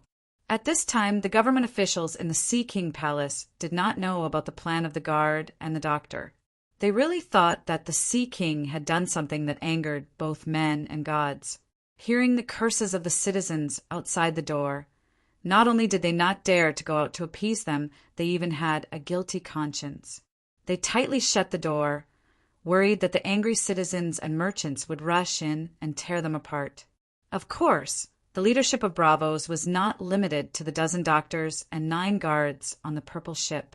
In fact, there were hundreds of key keepers in the Iron Treasury and more than 1,000 shareholders. The 9 guards were only representatives, chosen by them. Even if the Black Dragon's dragon flame almost wiped out the entire council, it could not completely paralyze the administration and military command of Bravos. However, it would take time to elect a new Sea King, a new council, and even a new leadership. Tonight was destined to be chaotic. As for the fake Sea King Copernicus Eraldson, ever since he failed to capture the Dragon Queen and caused the deaths of the Sea King, the doctors, and the guards, he had lost control of the Purple Army. In fact, he had never really controlled the Purple Army. Leading Bravos with the identity of the Sea King had become an extravagant hope. Forget about the Sea King, he just wanted to save his life. If we can't compromise, why should we give her an explanation? We haven't lost. Bravos has a stronger fleet than the Alliance and more wealth. We can attack Dragonstone Island, hire mercenaries to conquer Slave Bay, form an alliance with the Iron Throne, and even join the Alliance. There are too many ways to deal with her. Why should we surrender and apologize? In the upper reaches of the canal on Spring Island, 8 kilometers southeast of flooded town, in an inconspicuous gray stone house, Copernicus waved his arms and shouted loudly, hoping to arouse the fighting spirit of his new colleagues. Well, in just 1 or 2 hours, his fake regime had been successfully established. It wasn't a fake regime. The rights of these acting doctors and guards had been tacitly approved by the shareholders of the Iron Treasury. In terms of functions, they were not much different from the legitimate counselors. However, the temporary counselors were only responsible for dealing with the crisis of the Mother of Dragons, and had to be dismissed immediately after completing the task because they did not have the qualifications to become doctors and guards. A doctor required sufficient knowledge and management wisdom, but more importantly, their family had the qualifications of a doctor. Just like the noble titles of Westeros Lucian, who was killed by Dany on Dragonstone Island, his father, Daemon Lannister, was the acting mayor of Casterly Rock City. However, Daemon belonged to a branch family, and before the main family of Tywin died, he could never become the guardian of the Western region or the Duke of Casterly Rock. Bassaro's fat face was full of helplessness and said, "Your Majesty, the loss of the Purple Harbor is too great. It's beyond what we can bear. More importantly, the mystic dragon can speak and before we could mobilize public opinion, the negotiation was announced loudly by it. What a loud voice! Almost half of the city's residents and merchants know about it. Even the merchants of the old clothes merchants' wharf know about it. Copernicus, Your Majesty, you must deal with this matter as soon as possible, or else the reputation that the iron treasury has built for thousands of years will be finished. A square-faced acting doctor with a firm expression said in a deep voice, "If the news spreads, the iron treasury's reputation will definitely decline worldwide, and this is something that the shareholders cannot tolerate." The acting guards also echoed.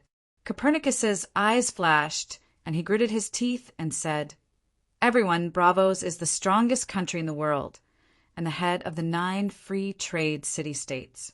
If we really surrender, what will the people of the world think? In the future, will the Iron Treasury still have the confidence to say to anyone that the Iron Treasury cannot be defaulted?" The square-faced acting doctor gritted his teeth and said, "Your Majesty, we don't have to surrender to that woman. If there's a possibility of victory, no, as long as we can guarantee that Bravos will not suffer more losses, we can declare war with her." A brown-skinned old Jijesnai nodded and said, "Yes, the Purple Harbor was burned, and thousands of purple-shirt soldiers, local merchants and sailors were burned to death. How deep is the hatred? If we can get rid of that death wing—" At this point, the short and fat old man said with lingering fear, "Deathwing is too scary. Killing it should be a higher priority than Dragon Queen. Otherwise, even if we kill Dragon Queen, Deathwing will still be haunting Bravos like a nightmare." Everyone heard him. He called himself the eldest son of the Dragon Mother. How can a son not avenge his mother? The old man had the blood of the Jijesnai tribe, but he was a true Bravashan, and his ancestor was one of the moon chanters who founded Bravos. Yes, Deathwing is a terrifying enemy that far surpasses Dragon Queen. I never thought that the mystic dragon could be so smart, able to talk, dive, know how to change strategies, and know how to avoid dragon-slaying crossbows and fishing nets. It's smarter than humans. Everyone agreed. Your Majesty, in Valeglia's time, the Arathonians were nobler than Targaryen. Do you know what's the situation with Deathwing? Fatty Bersalo asked solemnly. My family is only a side branch. Copernicus said with a conflicted expression, in Valeglia's 6,000 years of history, there have been tens of thousands of Megalosaurus, but I'm not sure if a dragon has ever spoken. You should ask the Materis about this. They secretly joined the alliance and obviously have ulterior motives towards Dany Rise. In fact, the secret that Dany Rise obtained the inheritance of the Great Wizard was also leaked by them. Perhaps they are direct descendants of the 14 Fire Peaks in Materis, and they know more secrets. The secret of Deathwing can be explored in the future. I just want to confirm if the Bravos garrison can stop the mystic dragon from attacking again? The square-faced acting professor said. Copernicus nodded and said, "Yes, of course they can. Dragon-slaying crossbows are a regular weapon in Bravos, and over the past few hundred years, we have accumulated thousands of them to guard against threats from the sky. Also, the news from the Purple Harbor said that fishing nets can indeed trap the mystic dragon underwater, and we don't lack fishing nets. It's impossible to kill Deathwing, but after blocking attacks from the sky and the water, Deathwing can't do more damage to us." But Deathwing said before he left that he was enraged. "It seems like he's going to go crazy." The short and fat Jijesnai said worriedly, "Let him go crazy. I don't believe he can be that arrogant. It's just a young dragon that's not even 3 years old. Is it that amazing that he can talk?" Copernicus pulled his bow tie and said loudly, "Of course it's amazing. The first time we heard him speak about Deathwing, we were scared to death." Everyone nodded silently. Let's hope so. The mystic dragon had disappeared for a long time. From the time he left with those harsh words to the time the fire in the Purple Harbor was under control, it had already been 2 hours. While everyone was filled with anticipation, debating whether the mystic dragon had run out of tricks or had given up on punishing Bravos, Cantona led a large group of purple-robed soldiers back from flooded town. While maintaining order in the harbor, Captain Cantona's eyes were filled with the will to die. He stood in the middle of the crowd and forcefully admitted to the coup. Ah, for the peace of the 9 free trade cities, Cantona and I have supported Sir Copernicus' coup, taking control of the council and overthrowing Brother Felic. Right now, His Majesty Copernicus is the new Sea King of Bravos. The citizens of Purple Harbor were filled with anger when they heard this, cursing Cantona and the purple-robed army, loudly protesting. Not long after, the officials of the Sea King's palace also received the news of the coup. The thick doors opened, and the old Sea King's palace steward walked out alone. He faced the people in the square with tears in his eyes and a choked voice. Bravos did not throw away its honor, nor did it violate the rights of its guests. Sea King Felic and Chief Swordsman Kaluo sacrificed their lives to protect Queen Dani Liz. They fulfilled their duties as hosts and did their best to protect their guests. His Majesty, Sea King, fulfilled his oath and defended the honor of Bravos.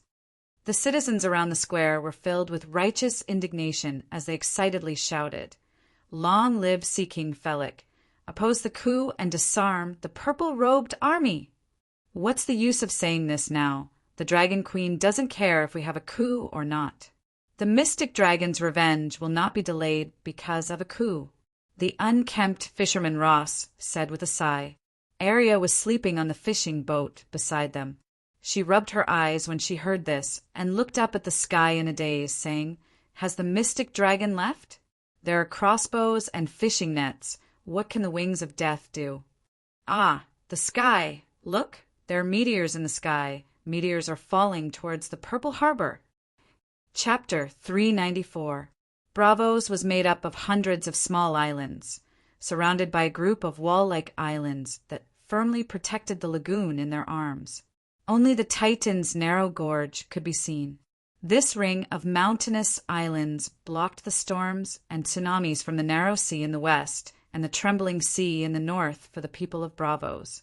At this time, it also blocked the view of the Bravos fleet for the Dragon Queen's ship. There was no moon tonight. Under the dark night, a 30-meter-long, flat-bottomed cargo ship was quietly parked in the northeast direction of the ring of mountainous islands. It was separated from the Ocean Palace by a 10-meter-high craggy hill and a 7 to 8-kilometer-wide lagoon. It was not a remote place, and most ships sailing to Iban Island in the east used this route. But very few ships docked here. They're here. Dani stood at the bow of the ship, and her sight seemed to penetrate the mountains and see the Ocean Palace in the distance. It's late at night. There are only some government officials in the Ocean Palace, and the families of the guards and doctors are scattered all over Bravos. They won't be hurt too much, Gerald said. In the past 3 or 4 hours, his hair and underwear had been dried by the charcoal fire on the deck. I'm just imposing fear. No matter what, the 2 dragons can't destroy Bravos. Dani sighed. Will the people of Bravos be afraid and give in? They will definitely be afraid, but they won't really give in.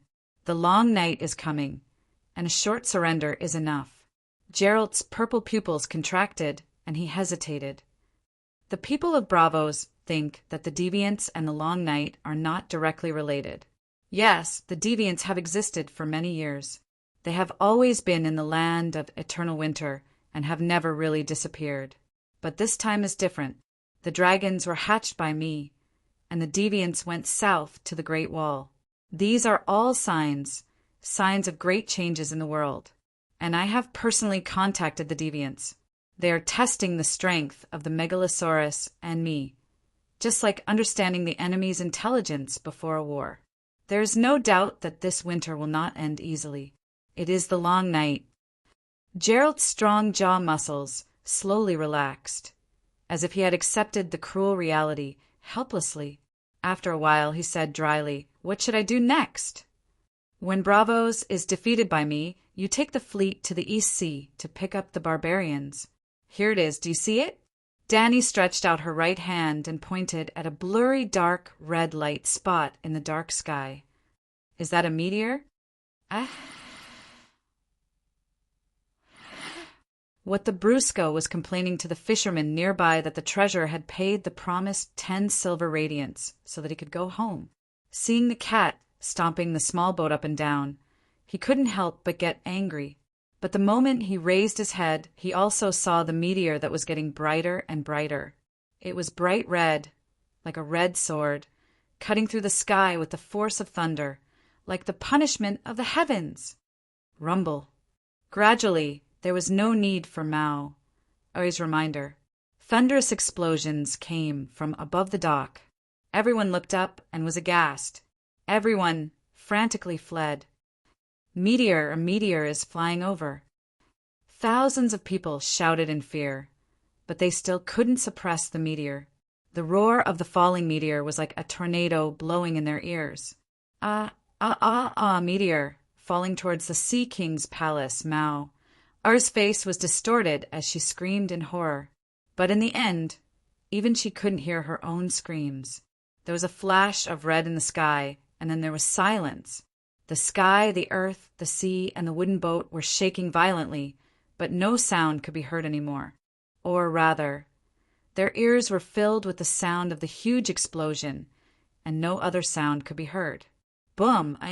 The majestic Sea King's palace, made of marble, was like fresh cow dung that was hit by a stone.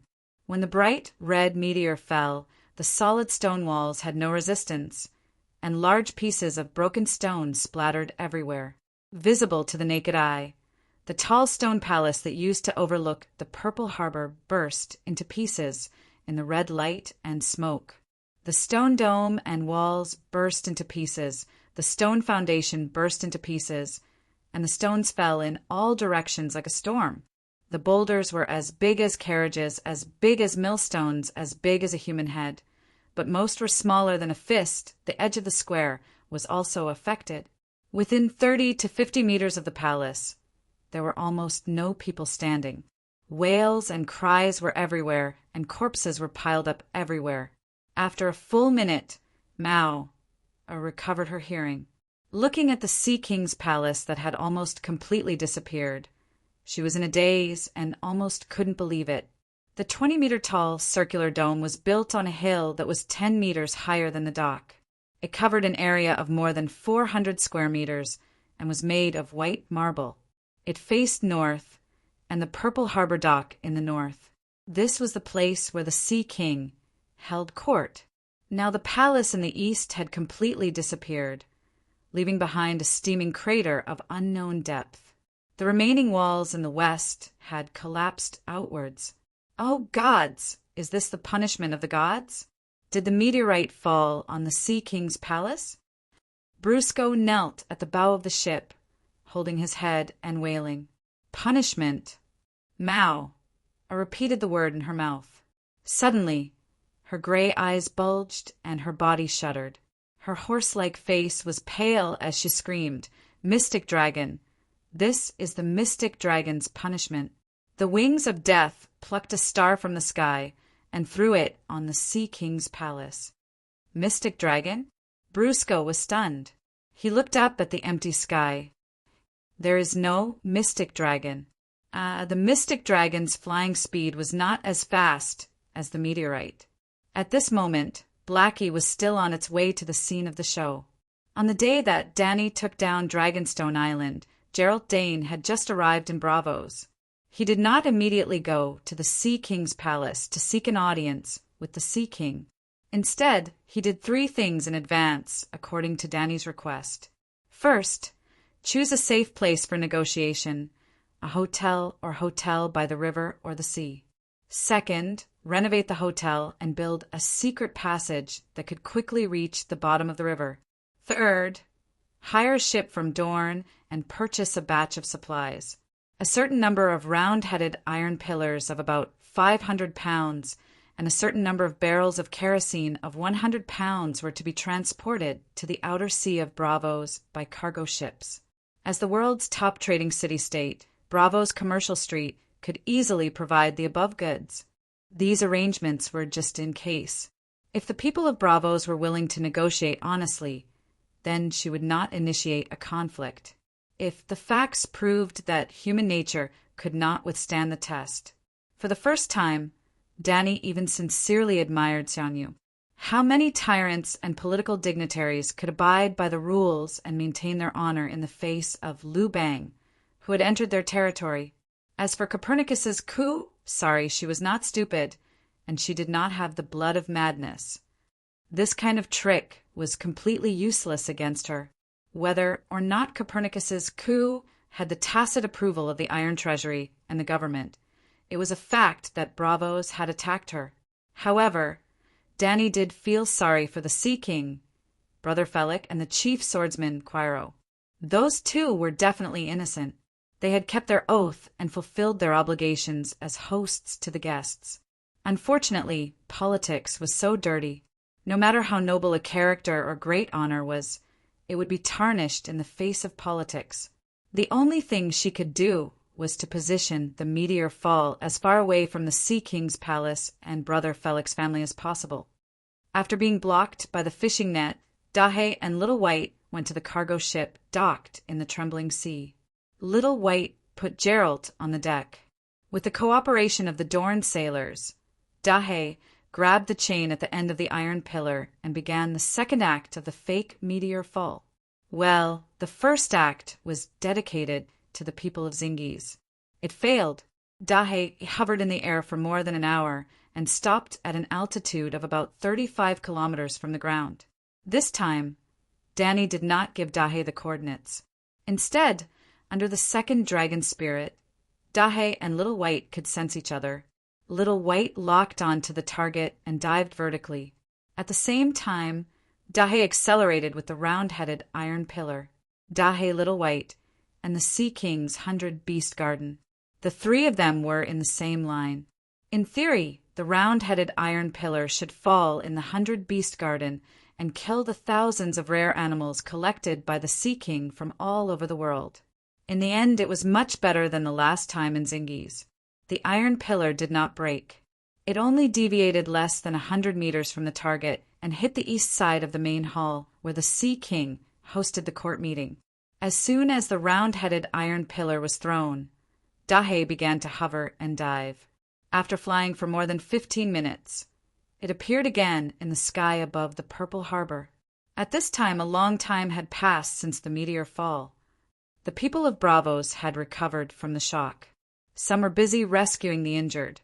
Some went into the 10-meter-deep crater to check, and some stood in the square and wailed for their families. Even more people, after regaining their senses, immediately left the cursed land by boat. Then a familiar, horrifying voice sounded in the sky. This is the dragon god's forbidden curse. Meteor fall. I pick up the stars with my left hand and put my right hand down. When I put my palms together, heaven and earth tremble in my palm. I am the light messenger. I am the vanguard of justice. I am the prophet of fate, and I am also the wing of death. It is not my intention to bring death and fear. But if I want to make the world cleaner and holier, I must cleanse the filth and decay. Oath breakers, this is only the beginning. Tremble, cry, wail, and repent in pain. Dahe's loudspeaker came online. Danny used his loud voice to say, to spread endless fear and despair on the heads of the people of Bravos below. Then, with a roar, he ran away again. But this time, no one really thought that the Devil Dragon had left. The Devil Dragon went to the sky to get the stars again. Everyone screamed in fear as they fled the purple harbor in a panic. In the halls of the Sea King's palace that were not affected by the meteor, a large number of maids, guards, and officials escorted the family of the old Sea King to the canal. They took a small boat and left the island that was targeted by the Devil Dragon. They were wrong. The second meteor did fall 2 hours later, but did not fall on the empty Sea King's palace. Danny's second target was the munitions factory. It was located on a reef island at the entrance of the Great Lagoon. The island protruded like a fist on the surface of the water. Although it was not big, it was the station of the Bravos city fleet. It was also the shipbuilding center of Bravos. To be honest, the second meteor fall was not as shocking as the first one. It fell on a shipyard and smashed a 7 to 8 meter deep crater. More than a dozen shipwrights on night duty were killed, 2 docks were destroyed, and several ships under construction were destroyed. But the fear that it brought to the people of Bravos was no less than the first one. Even the death of 100 sea kings could not shake Bravos' position as the overlord of the free cities, but the destruction of the munitions factory. Even if the ships and shipwrights left the port immediately, the shipbuilding industry of Bravos would suffer irreversible damage. Chapter 395. At dawn, a thick fog covered the lagoon like a blanket. The visibility of the human eye was only a few hundred meters. Before the people of Bravos could wake up from their nightmare last night, something even scarier happened. The third meteorite landed in front of the Titan, splashing water dozens of meters high. It missed. But the Devil Dragon's goal was clear. He wanted to destroy the Titan. In terms of symbolism, the Titan was to the people of Bravos what the Statue of Liberty was to the Americans. In terms of national security, the Titan guarded the only entrance to Bravos. Without the Titan fortress, its defense would be reduced by half. Also, the canyon was too narrow. If the Titan collapsed, the falling rocks would definitely block the entrance. The fourth meteorite was not a meteorite from the sky. The 2 dragons each carried 4 or 5 barrels of kerosene filled with linen and threw them on the Titan's head from a height of 500 meters. This time, they did not miss the target. Half of the Titan's body burned. The high temperature did not kill many guards.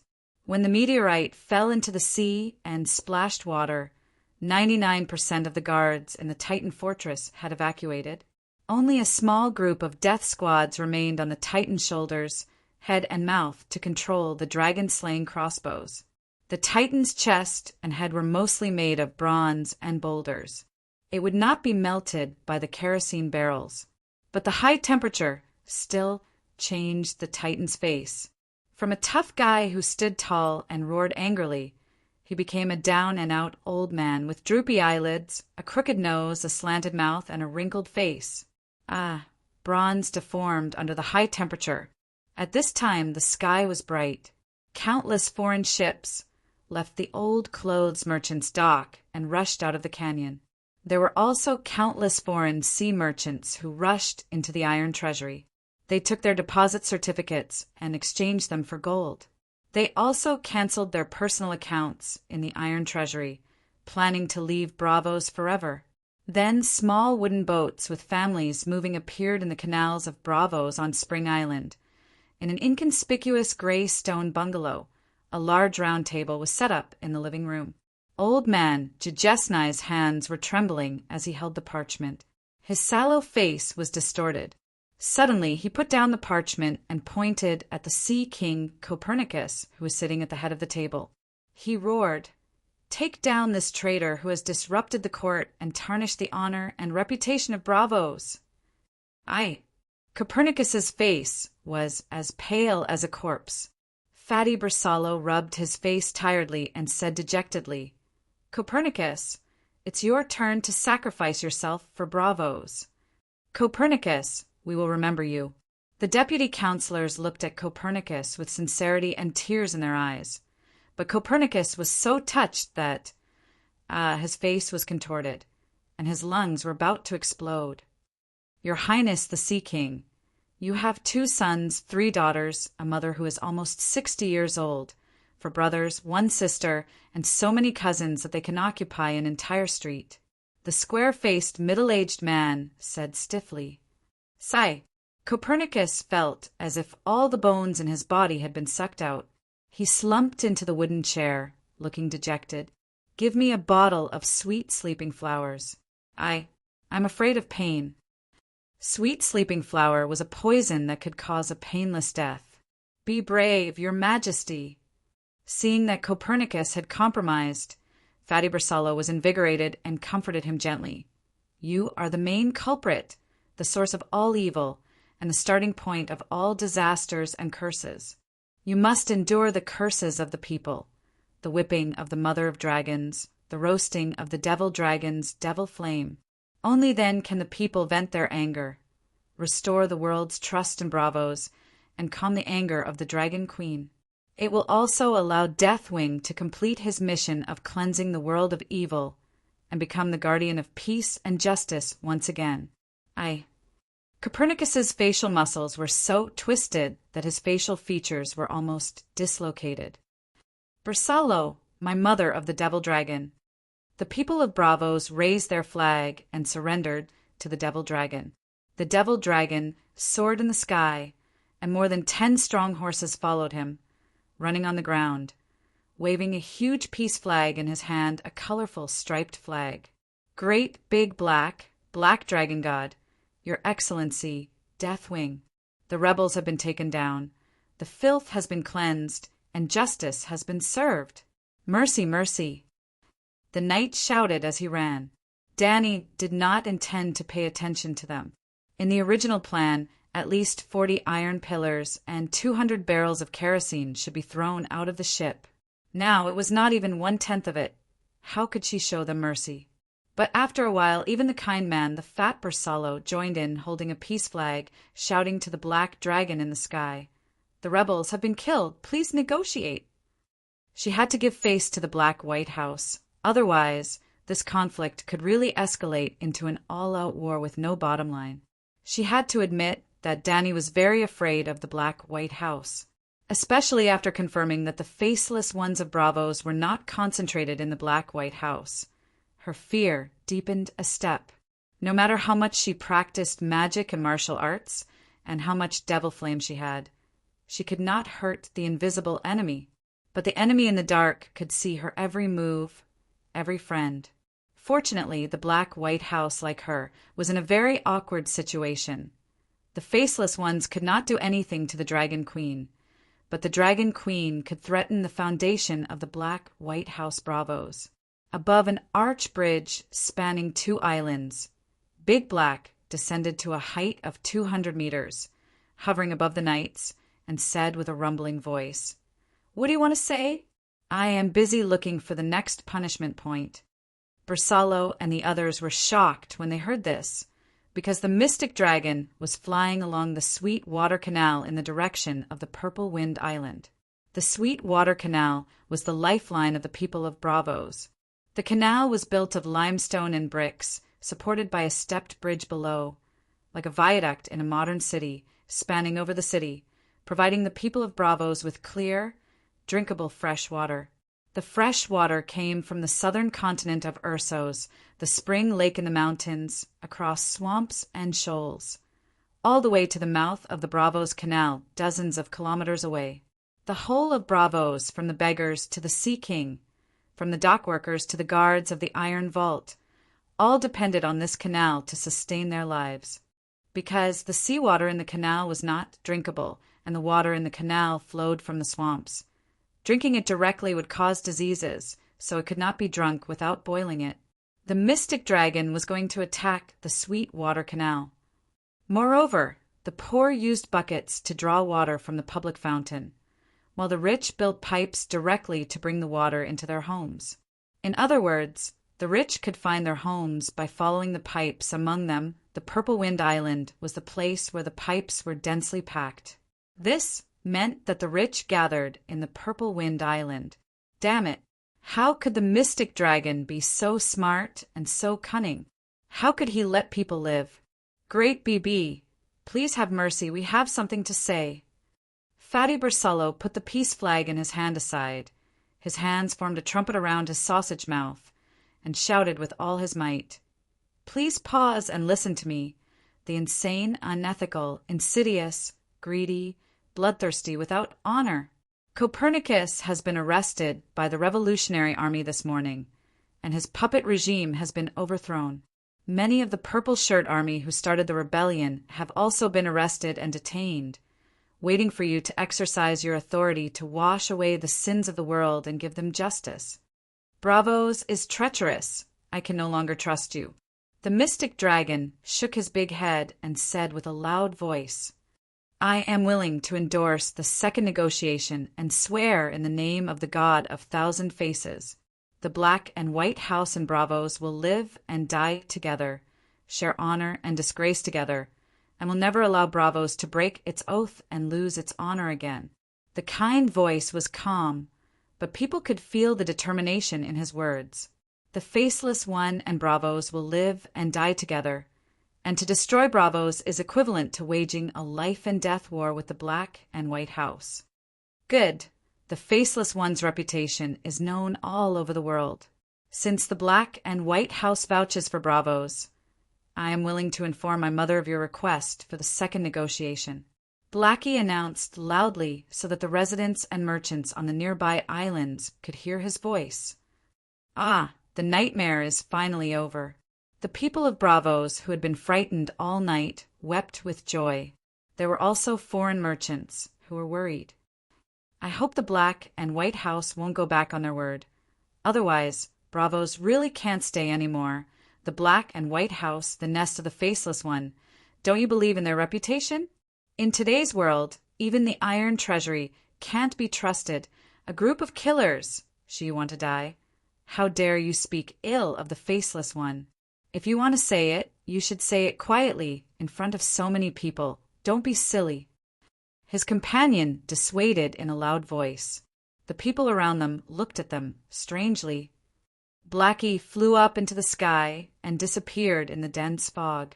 Under the guarantee of the School of Black and White, the news that the Bravosi officials were going to negotiate with the Dragon Queen for the second time quickly spread. The people of Bravosi had mixed feelings. There was anticipation, worry, fear, and resentment. They didn't know whether to hate the mystic dragon or the Dragon Queen, or the government that went back on their word. Only the government made a decision for them. The coup leader Copernicus Arathorn and the traitor Cantona of the Purple Shirt Army were arrested, detained on the deck of the purple ship and paraded along the canal. Many heralds, on horseback or in boats, ran through the streets of Bravos, announcing to the people that the rebellion had been quelled and the puppet government had been overthrown. It seemed to be hinting that everyone should hurry up and throw rotten eggs and rotten vegetables. Anger, fear, hatred, disgust, and other negative emotions seemed to have found a channel to vent. The people flocked to the canal, and some even followed in boats, cursing and throwing rotten tomatoes along the way. When the foreigners on the old clothes merchant's wharf heard the roar of the Black Dragon, they also had mixed feelings. Some of them were relieved. Their ships and goods were saved. Some of them were disappointed. Damn it, why are the people of Bravos so cowardly? Our alliance army of hundreds of thousands is marching towards Slave Bay. What are you afraid of? At worst, we can join the alliance army and fight the mother of dragons to the end. At least we can use the flesh and blood of Bravos to block the mystic dragon's meteor fall for us. It would be even better if we could keep 1 or 2 mystic dragons at bay. Especially that Deathwing, it's too scary. The old clothes merchant's wharf, Laurel Wind's Bridge. Father, are we leaving Bravos immediately? The bald, black girl Kodja asked her father. This, Kuhalu, who was wearing a yellow and green feather cloak, was hesitant. I believe in the Dragon Queen's reputation.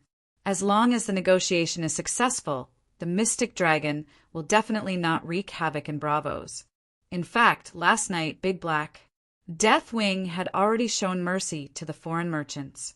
Otherwise, the old clothes merchant's wharf would have been burned to the ground. But now I don't believe in the Bravos, roar a nightmarish black figure swept across the wharf. I am the holy light. I am the messenger of justice. The negotiation has been completed. I am no longer Deathwing. The holy Megalosaurus said. Chapter 396. At this moment, death and fear have left me. I am the holy light, the holy dragon of light, the messenger of the sun, the vanguard of justice, the torchbearer of freedom, the eldest son of Dani, Liz. I am also the great guardian of light of the 7 gods' church under her command, the great mighty dragon of heaven. He's not called Wings of Death anymore. Kuhulu's black face twitched. Holy dragon of light doesn't seem to match his shiny black skin. Wings of Death is more suitable. Although his skin is black, his heart is holy and bright. just like the people of the Midsummer Islands. Black girl Koja looked up at the sky, her eyes blurred with admiration. Ah, that's true. Looking down at his black, jade-like skin, Captain Kulu couldn't help but nod in agreement. The people at the docks were shocked and in an uproar. The holy dragon of light in the sky continued. The Black White House lives up to its name. Under the leadership of the High Priest of the God of Thousand Faces, the negotiations have been completed in front of the Black White House. Finished so quickly? Black Girl was shocked. Sigh, after experiencing the pain brought by wings of death, how could the negotiations not be fast? Even if Dragon Queen proposed an unfair treaty, Bravos would have to agree immediately. The Black Captain sighed. The radiant Holy Dragon's majestic voice reverberated throughout the old clothes merchant's wharf. There are only 4 conditions. First, the Dragon Queen will deposit the gold from Slave Bay into the Iron Treasury, and the Iron Treasury will charge a 13% service fee. This. Kuholu was confused. This is too reasonable. The people of Bravos took the initiative to admit defeat, so Dragon Queen should take the opportunity. Second, Dragon Queen will buy at least 50 million gold royals worth of grain from the Iron Treasury at 130% of the current grain price. The delivery will be completed in 5 years. Holy Dragon of Light threw another bomb into the crowd at the docks. 50 million? Oh gods, how much is that? How much grain? Is Dragon Queen crazy? The merchants cried out in shock. Wings of Death. Why is Dragon Queen buying grain? A brave sailor climbed up the mast and shouted at Black. Whoosh! Big Black swooped down and whizzed past the sailor's head, causing the crowd below to cry out in alarm. Then the Black Dragon began to circle around the large ship and roared, Seaman, what did you call me? I am the Holy Light. I am the Holy Dragon of Light, the emissary of the sun, the vanguard of justice, the torchbearer of freedom, the eldest son of Danny Liz, the great guardian of light of the church, of the 7 gods of Slave Bay. Could it be that you want to awaken Deathwing? Blackie's loud and sonorous voice slowly became low, and the already dark sky seemed to be even more cloudy. No, Holy Light, spare my life. Holy Dragon is merciful. I was wrong. The sailor hugged the mast and howled. The warm liquid soaked through his gray linen trousers and dripped onto the deck from the sky. It then drifted into the mouth of the first mate, who was looking up at the sky. No mercy! The Holy Dragon seemed to have truly transformed into a demonic dragon. It extended its claws, and when it swooped down at a low altitude, it pinched the sailor between its claws. Kacha! The masts on the top floor were all broken. The sailor who was held in the demonic dragon's claws was scared out of his wits, and could only use all his strength to howl loudly. You have awakened the wrath of the sleeping dragon. I will punish you. The demonic dragon said fiercely. The sailor peed and shit flew everywhere. His consciousness was blurred, and he could only remember to howl. The demonic dragon is going to eat people. The sailors and merchants at the dock cried out in shock. Blackie's roar was like thunder, and it was frightening. Seaman, you have 2 choices. Either answer one of my questions, or I throw you from the sky into the sea. The demonic dragon doesn't eat people. A sailor at the dock said disappointedly. Damn it, lower your voice. That's not Deathwing, not demonic dragon. It's Holy Light, the Holy Megalosaurus, the Holy Dragon of Light. Don't call the wrong name. His companion said nervously, I have a riddle, listen carefully. The Holy Dragon Big Black's voice rumbled. It's fat, doesn't like to clean or bathe, and everyone says it's lazy, sleeping after eating and drinking. What is it? The sailor rolled his eyes and screamed involuntarily. Pig, pig. The sailors, merchants, and citizens at the dock stamped their feet and beat their chests. They wanted to shout out loud and show the Holy Dragon their wisdom. Stupid pig, you don't even know this. The holy dragon Big Black snorted and threw the sailor from the sky. He was about 50 meters away and fell near the ship while screaming. Immediately, the sailors on the same ship jumped into the sea and pulled him up to the deck. He's still breathing. Seeing the sailor's eyes roll back and his chest rise and fall violently, the people on the ship sighed in relief. I am the dragon god, and my words are like a mountain. If I say I'm no longer Deathwing, then I'm no longer. As for food, the holy dragon Big Black sighed. The people were surprised. Did they hear the sentiments of bemoaning the state of the universe and pitying the fate of mankind? Then they heard the holy dragon Big Black start to talk about the appearance of deviant ghosts at the Great Wall and the coming of the eternal night. Is that true? The people at the dock were stunned, as if they had seen a crazy dragon. With the way the devil dragon and the holy dragon changed identities back and forth, it did not seem excessive to call him a mad dragon. Could it be that it was the same as the mad blood passed down in the Targaryen ancestors, that the eldest son of the dragon mother had also inherited her mad blood? Through Big Black's eyes, Dany saw the reaction of the people below and muttered in her heart, could this be the legendary great calamity of the world? Everyone's clear minds have been clouded by the calamity aura and become stupid and dull.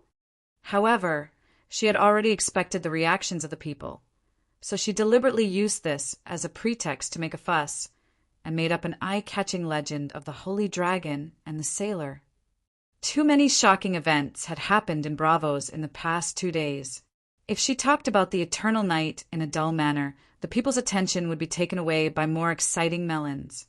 For example, the death of the Sea King, the coup in Braavos, the annihilation of the Parliament, the Devil Dragon's disappearance, the Devil Dragon's words, the meteorites falling from the sky, the fire of the Purple Harbor, the Black and White Skull's attack. It seemed that these melons were bigger and sweeter than the illusory eternal night. After all, everyone had listened to the prophecies of Yasuo, Ahai, and the eternal night for thousands of years, and they were numb and tired of it. Therefore, she should use a more exciting and more legendary story of the Holy Dragon's riddle to promote the eternal night. Mentioning the hot search terms sailor, Holy Dragon's face, riddle, and pig could also spread the news of the eternal night. The Holy Dragon Big Black began to cosplay as the Buddha in Journey to the West, and its voice was like the morning bell and evening drum, with a strange sense of mercy and compassion, echoing in the new fields of tens of thousands of people at the docks.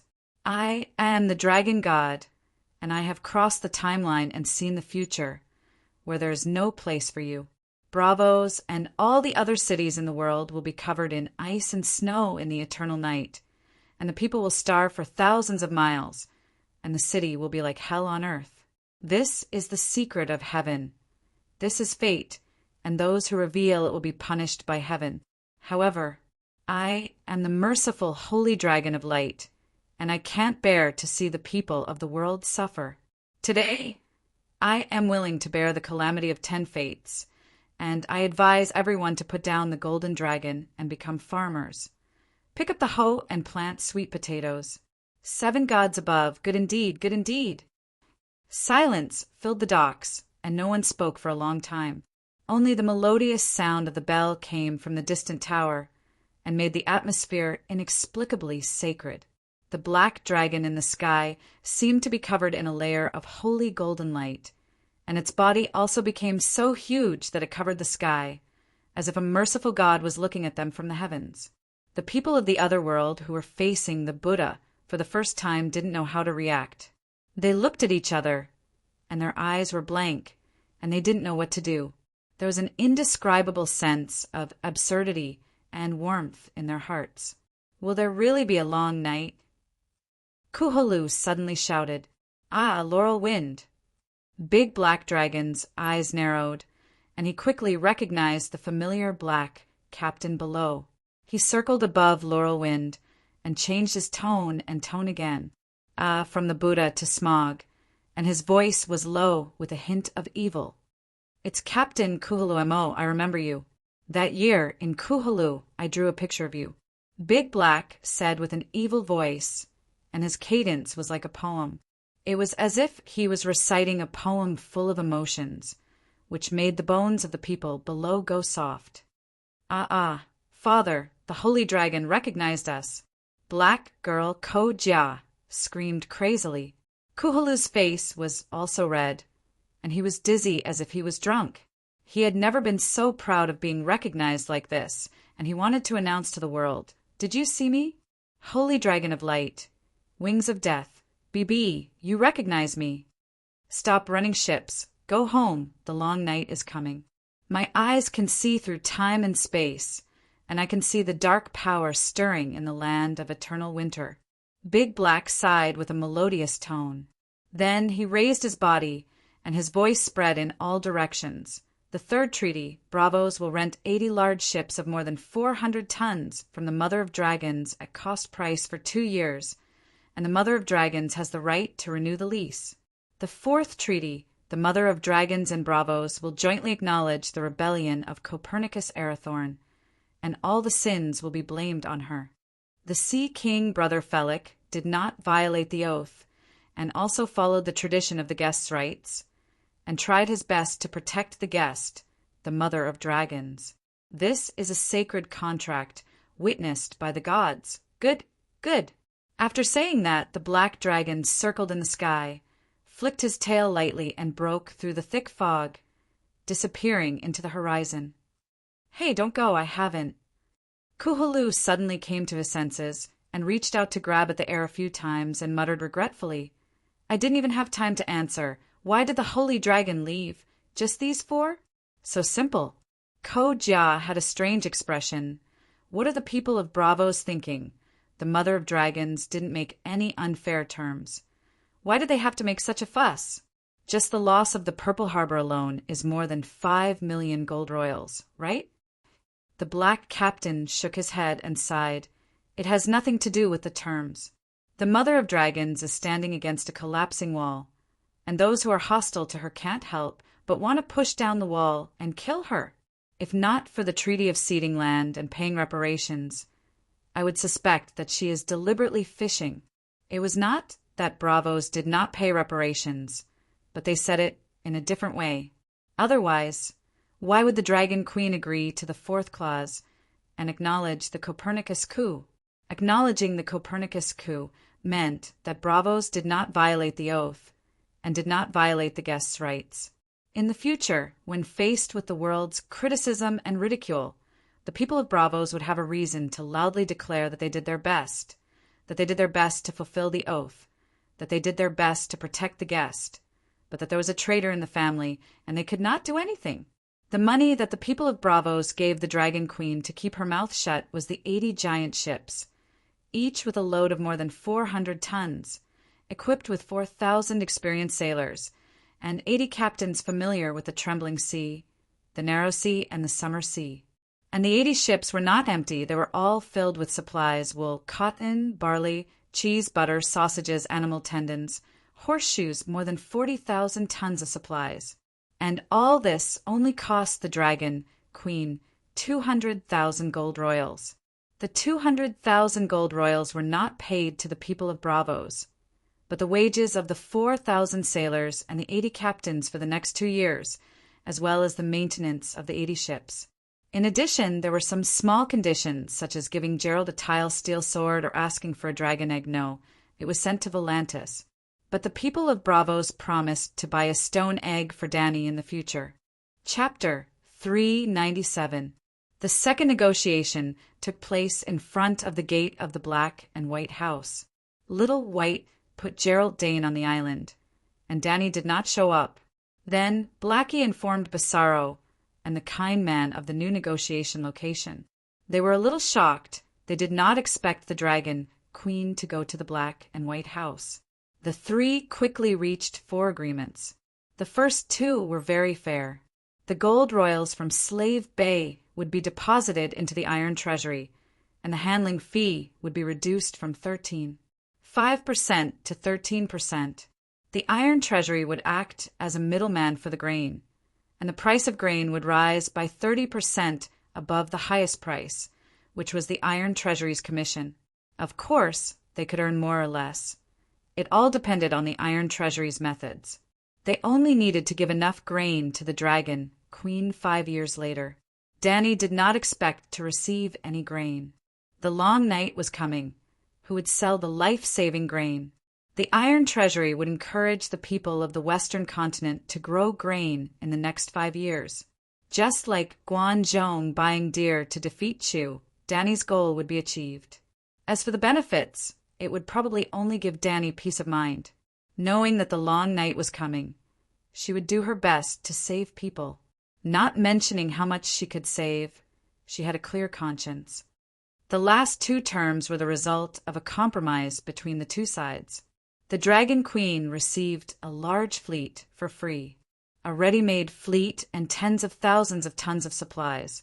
Bravos tried to reduce the risk of breaking the oath and violating the guests' rights. At the same time, they received the Dragon Queen's forgiveness. She would no longer send her eldest son to fall from the sky and chat about daily life in the sky of Bravos. At the end of the negotiation, the people of Bravos escorted the leaders of the coup, including Copernicus and Cantona, who were bruised and covered in dirt, to let the wings of death judge them. They would be sprayed with dragon flames to vent for the Dragon Queen. Dany refused. Mother said that this is the internal affairs of Bravos. She will not interfere. And Copernicus's father, old Arathorn, once invited her to a meal, so she has to forgive Sir Copernicus. If possible, let him continue to be the Sea King, Dahe said in a rumbling voice as it flew in the air. Copernicus, who had been ashen-faced, immediately came back to life. He knelt on the ground and thanked the Dragon Queen for sparing his life. He also talked about his friendship with little Dany when he was young. They had a meal together. Finally, he made a sincere promise that as long as he was the Sea King, he would strive to maintain the traditional friendship between Bravos and Targaryen. Even Jarrow Dane was disgusted, not to mention Bersallo and the kind man. After signing the agreement, Big Black flew to Slaver's Bay, Little White returned to Dragonstone Island, and Gerald Dane would lead the fleet to the East Sea. That night, Dragonstone Island, in the drawing room at the top of the Stone Drum Tower. It was a circular room with 4 tall, narrow windows facing east, west, north, and south. There was a strangely shaped, long wooden table in the room. A detailed map of the 7 kingdoms was carved on the table. It was almost a miniature Westeros of the same scale. The map table was 15 meters long. At the location of Dragonstone Island on the map, there was a seat overlooking the entire map. Aegon had sat here to think about his plan to conquer the western continent. That's more or less it. Dany sat at the head of the table and told Barristan what had happened in Bravos. There were only the 2 of them in the huge room. Dany was still a spiritual projection. In reality, Barristan was alone. Can Big Black really speak? Barristan thought carefully for a while, still in disbelief. After swallowing the rat chef, his vocal cords seemed to have evolved. Not only can he speak, but he can also produce complex and varied tones. It's very strange. Dany thought about how she used Big Black's mouth to switch between Smaug, the holy megalosaurus, and the Buddha. She could not help but laugh strangely. I'm afraid that the people of Bravos will not give up on revenge. White Knight said worriedly, if they want to take revenge on me, they will have to survive the long night first. Dany sneered. Barristan thought for a while and said, since Big Black can speak, let him walk around the City of Knowledge and the King's Landing. In the past 10 days since we took down Dragonstone Island, the City of Knowledge has not stopped. Almost every day, there are messenger crows spreading rumors about you to the nobles of the 7 kingdoms. Today, they say that you violated the rights of a guest. Tomorrow, they say that you studied evil blood witchcraft and are a witch. The day after tomorrow, they say that you inherited the mad blood of King Aerys and are the Mad King II. The old knight carefully observed Dany's expression. Seeing that she was only smiling and not angry, he continued, The day after tomorrow, they say that you are full of lies and that you are trying to use deviant ghosts to distract the nobles of the 7 kingdoms, so that the Iron Throne will overlook the fact that Targaryen has returned to the Westeros. Yes, Perestan informed the City of Knowledge and the 7 kingdoms about the deviant ghosts, but no one believed him. Some scholars in the City of Knowledge even claimed that the Dr. Perestan of the Great Wall was a fake, and that the real doctor was killed by you during the rebellion in the City of Knowledge. Yes, that fake doctor was actually Scholar Yamant in disguise.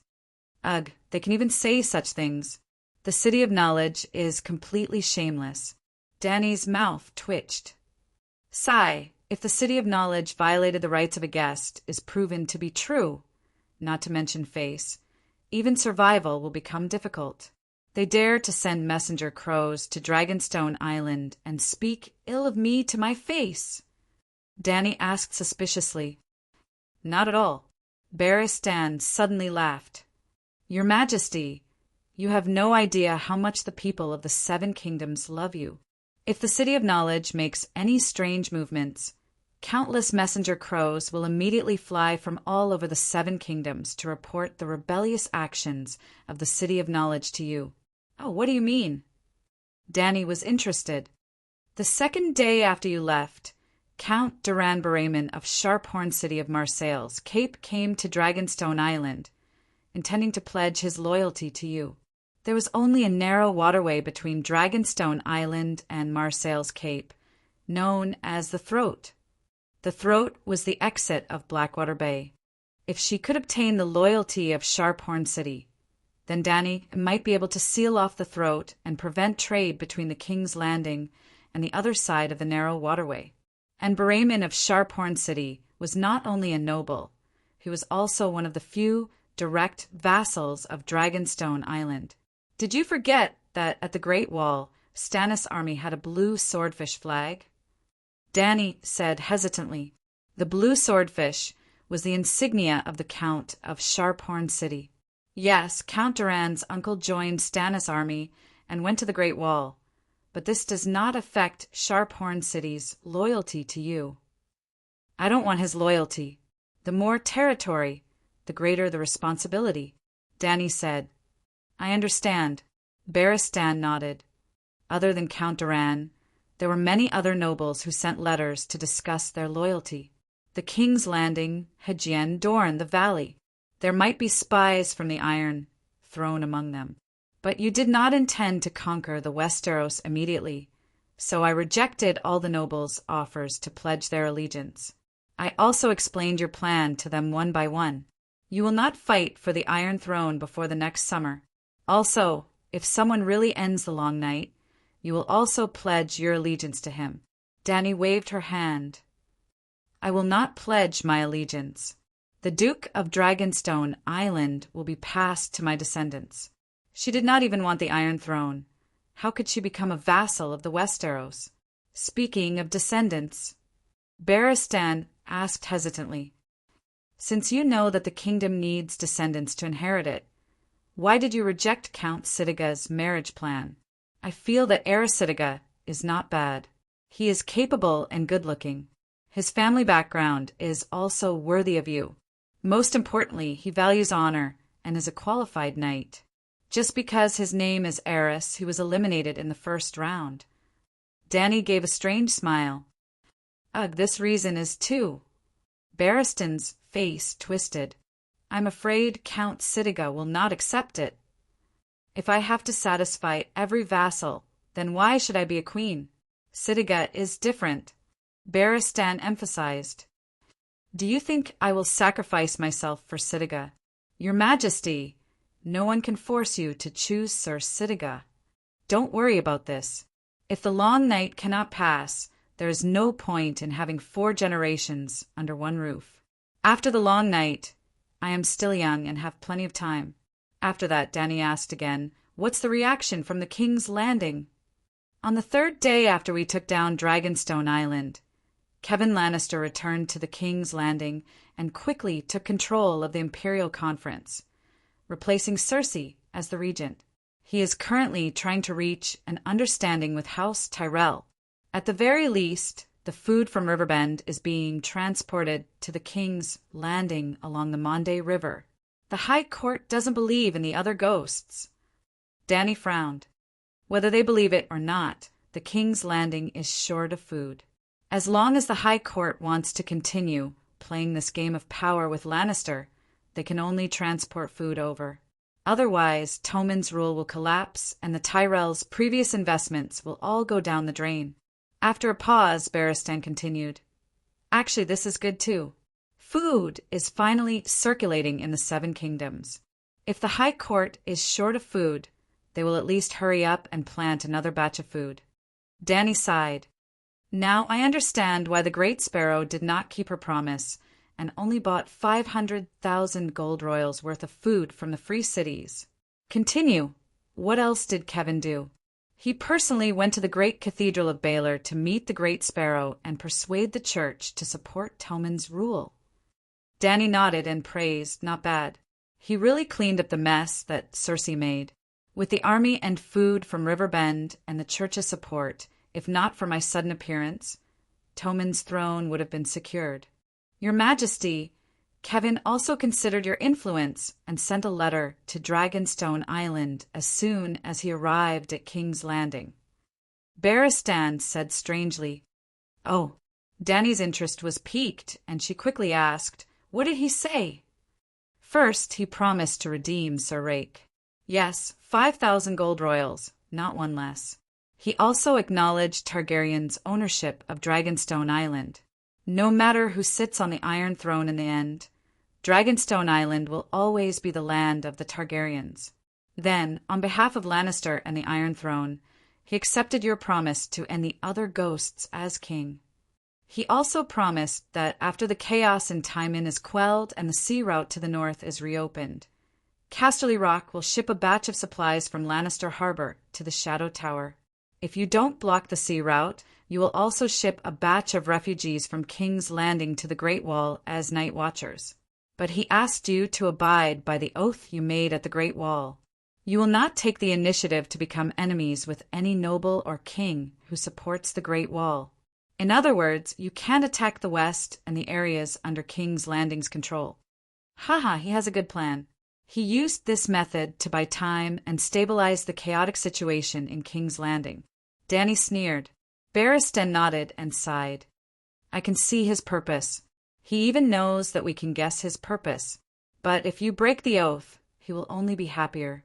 No matter how many messenger crows the City of Knowledge sends out, there are only a few nobles in the Seven Kingdoms who believe that you violated the guest's rights. Even Kevin said in his letter that he and Lannister both thought that the City of Knowledge was lying. In fact, the people of the Seven Kingdoms can't find a reason for you to go against the City of Knowledge. But the oath on the Great Wall is known by too many people. If you really become an oath breaker, all your enemies will be overjoyed. Why should I break the oath? The one who ends the long night is king. If they can't do it, it will be useless even if Lannister can build an iron bucket. If they can do it, let them be king. Danny said with a faint smile. King's Landing was a huge problem. One touch and you would get shit on your hands. She didn't even want Sharphorn City, which was next to Dragonstone Island. So why would she get involved in that mess? Besides, even if Lannister was better at killing than Arya and really ended the long night, it didn't mean that Danny would give up on the blood feud between Targaryen and Lannister. Barristan suddenly became serious and said, Your Majesty, Sir Kevin is very rational. The Iron Throne and Dragonstone Island won't be in conflict for the time being. But Cersei, that crazy woman, will be released soon. At that time... Chapter 398. Barristan explained. When Sir Kevin returned to King's Landing, the first thing he did was not to rescue Cersei. First, he tried to become the regent. Then he resolved the conflict between Lannister, Tyrell, and Dragonstone Island, and then the conflict between the Iron Throne and the Church. Only after he stabilized his power as the regent did he try to get Cersei out of the cathedral. Cersei is crazy. When she regains power over King's Landing, she may not be as considerate as Sir Kevin. We have to be careful. Humph, So what if Cersei is compared to Braavos? No matter how crazy she is, I can still make her wake up, Dany said coldly. The White Knight said maybe not. Cersei, like Queen Marjorie, did not escape trial. She was only released on bail and will continue to be tried by the church. Also, Queen Cersei admitted to having. At this point, the White Knight's face was full of shame, as if it was difficult to continue. In the end, under Dany's curious gaze, he stammered, Cersei had an affair with the White Knight, Osriel, Kate, and Blake, the 3 brothers. Sigh, what kind of world is this? The White Knight stomped his feet and wailed. Dany was focusing on the wrong thing. The 3 brothers, speaking of which, why didn't I see such an exciting scene in Game of Thrones? Was she watching the edited version of Game of Thrones? I don't remember the Kate and Blake brothers being in the plot. Queen Cersei was charged with 4 crimes. 1, infidelity, having an affair with her cousin, Lancel, Kate and Blake, and I don't know who too. Blasphemy. She ordered the Kate and Blake brothers to murder the Archbishop, who was the predecessor of the Great Sparrow. 3. Murder of King Robert. 4. Incest with Jaime, using her bastard son to occupy the Iron Throne that belonged to Theon Baela. Queen Cersei was very smart. She admitted to the first crime of infidelity, but refused to admit to the last 3. Infidelity did not take her life. The church would only sentence her to be paraded through the streets. Any one of the last 3 could consign her to eternal damnation. However, Lancel Lannister has already converted to the 7 gods. He was also involved in the assassination of the king. He has already told the Archbishop all his secrets. Your Majesty, do you remember Lancel? How could she forget the one-armed hero who put a hat on Jaime's head? Dany nodded. The one-armed commander of the beggar army was the big sparrow he took me to see. He was a very pious and promising young man. The corner of Barristan's mouth twitched. What kind of future would a disabled person who was only 18 years old have if he was as old and dispirited as an 80-year-old? The previous archbishop was murdered because Lancel went to the Holy Cathedral to confess his sins. Cersei killed him to silence him. Obviously, Lancel also told the Big Sparrow the secret. Under normal circumstances, with both witnesses and evidence, Cersei would not be able to escape. Why did Cersei keep Lancel around and tell everyone about her bad deeds? If she wanted to silence someone, she should have killed Lancel. Killing the archbishop would not solve the root of the problem, Dany said. Maybe she couldn't find a chance. Lancel joined the Congregation of the Poor and has a large army of beggars around her. It's useless, even if there are witnesses and evidence. Cersei can easily escape the trial, Dany said with a sigh. Oh, how so? The trial will be held in the Holy Cathedral. The nobles, the monks, and the people of King's Landing will all be witnesses. Lancel will definitely testify against Cersei in front of everyone.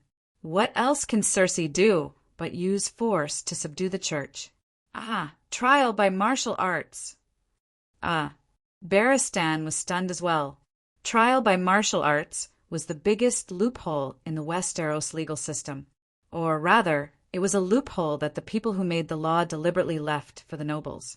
Even if Robert was resurrected by the Lord of Light, he would not be able to convict his wife, let alone Lancel, as long as Cersei won the trial by martial arts. Trial by martial arts was a tradition of the Undulls. The Church of the Seven not only approved of the trial by martial arts, but also created an even more sacred Tournament of the Seven, a 7-person team that would hold a trial by martial arts. They believed that the 7 gods would decide who was the real sinner. What was more hilarious was that during the reign of Meg the Cruel, Meg rode a dragon and burned the Holy Cathedral, slaughtering the monks and the church's armed forces like pigs and dogs. In the end, Meg the Cruel won the Tournament of the Seven against the Knights of the Sword, the Sons of War.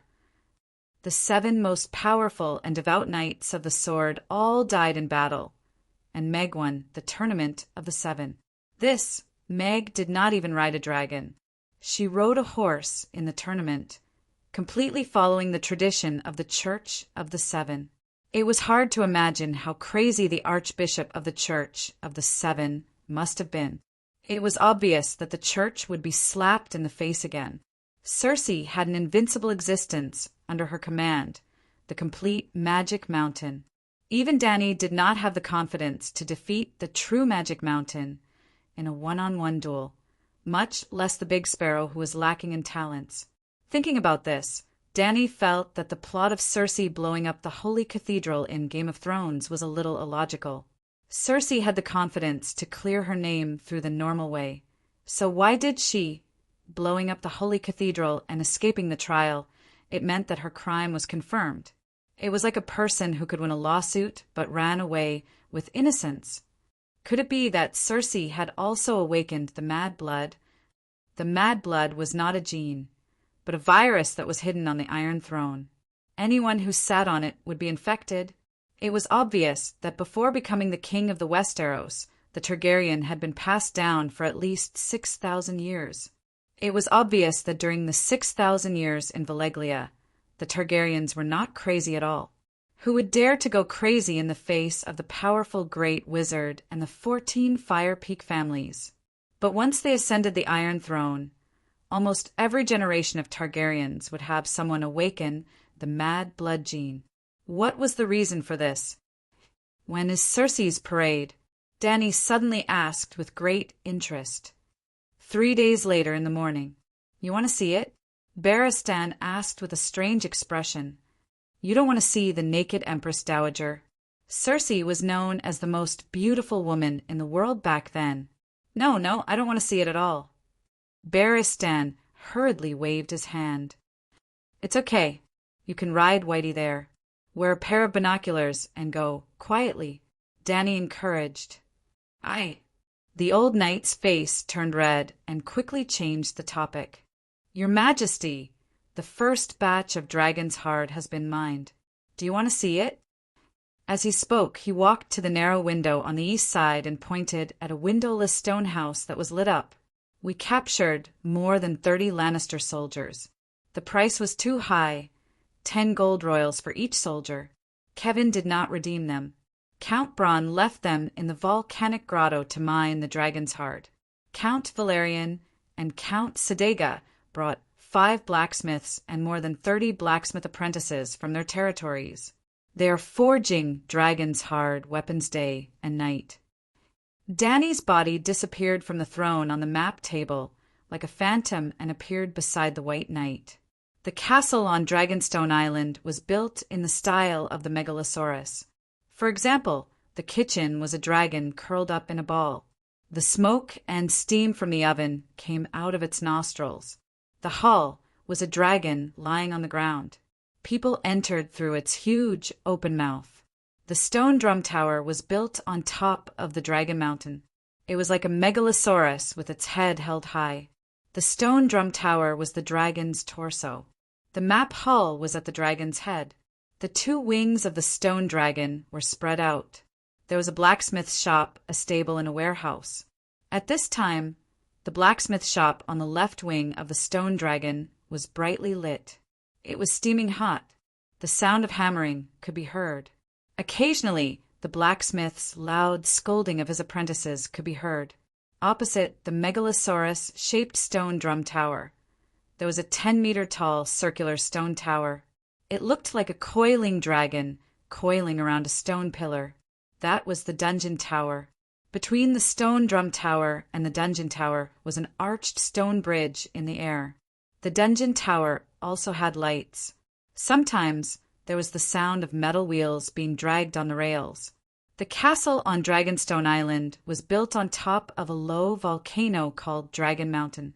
There was a passage in the dungeon tower that led to the interior of Dragon Mountain. The Targaryen ancestors had also built a full set of mining facilities. There were mines, rails, and human-powered mine carts. The entire castle on Dragonstone Island was built using Valeglia's stone craftsmanship. The mining facilities were also copied from the mines of the 14th Fire Peak. It was extremely sturdy. 300 years later, it was still working well. No one knew what Targaryen was trying to dig for on Dragonstone Island. After 100 years, he had dug from Dragon Mountain to the bottom of the sea. Half of the mountain below the castle was empty. The reason why the stone drum tower was called that was because every time a storm came, the waves would surge violently and cause a rumbling sound in the castle, like the beating of a drum.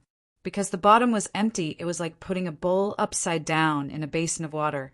When the water rippled, there would definitely be a dull sound in the bowl. The waves were beating on the stone drum. Dany had also been to the bottom of the mine.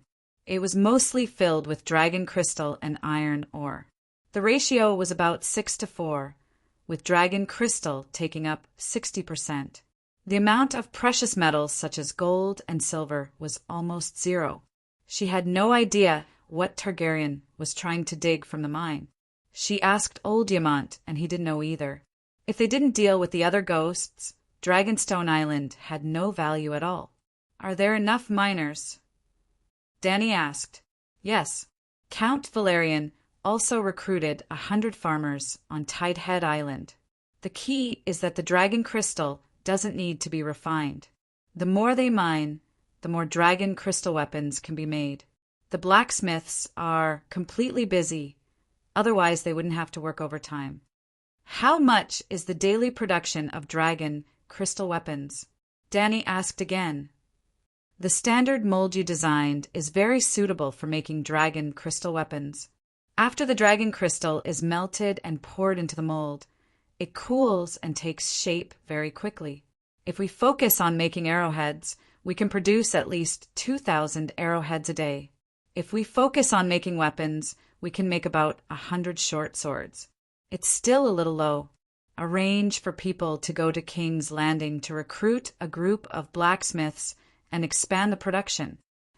Dragon crystal weapons were brittle and hard, and their lifespan was extremely short. When the night came, the consumption rate would be very fast. Oh, right. Dany's heart skipped a beat. She remembered that there was a very good blacksmith in King's Landing who had mastered the technique of recasting steel swords. Do you still remember Brittany's Oathkeeper sword? Yes, the House of Stark's Ice was recast by Tywin into 2 long swords, Joffrey's Widow's Howl and Brittany's Oathkeeper sword. Haha, the Widow's Howl, it's so fitting. Catelyn in the Red Wedding and Cersei in the Purple Wedding were both widows. They both let out the most desperate and sorrowful wails as mothers. Dany said with a strange expression, Your Majesty, you want to find Master Blacksmith Tobumat? Barristan asked in surprise. Tell Bronn that no matter what, he must invite Blacksmith Tobu to Dragonstone Island. I also need a set of Tidehead armor. Dany laughed. Chapter 399. Dany decided to go to King's Landing 3 days later to see Cersei's Mimi. Just as she was hesitating whether to send Whitey to be a bystander or send Blackie to chat with the people of King's Landing about the Empress Dowager's health, Marwyn, who was chewing on a piece of sour grass, contacted her urgently. Yes, it was Professor Marwyn from the City of Knowledge.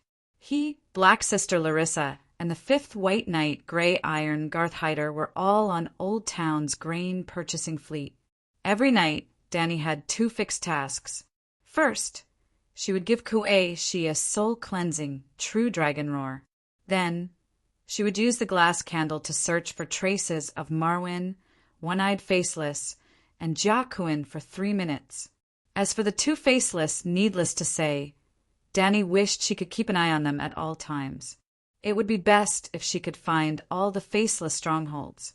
As for Marwyn, it was just a routine search. Most of the time, Dany could not find him because he was not online at all. Marwyn and Dany had an agreement. If there was an accident, he would activate the glass candle and contact her at a fixed time at night. After all, Hyder's grain purchasing fleet had dozens of ships, 3 million gold royals, and the magic books that Old Town had found in the City of Knowledge.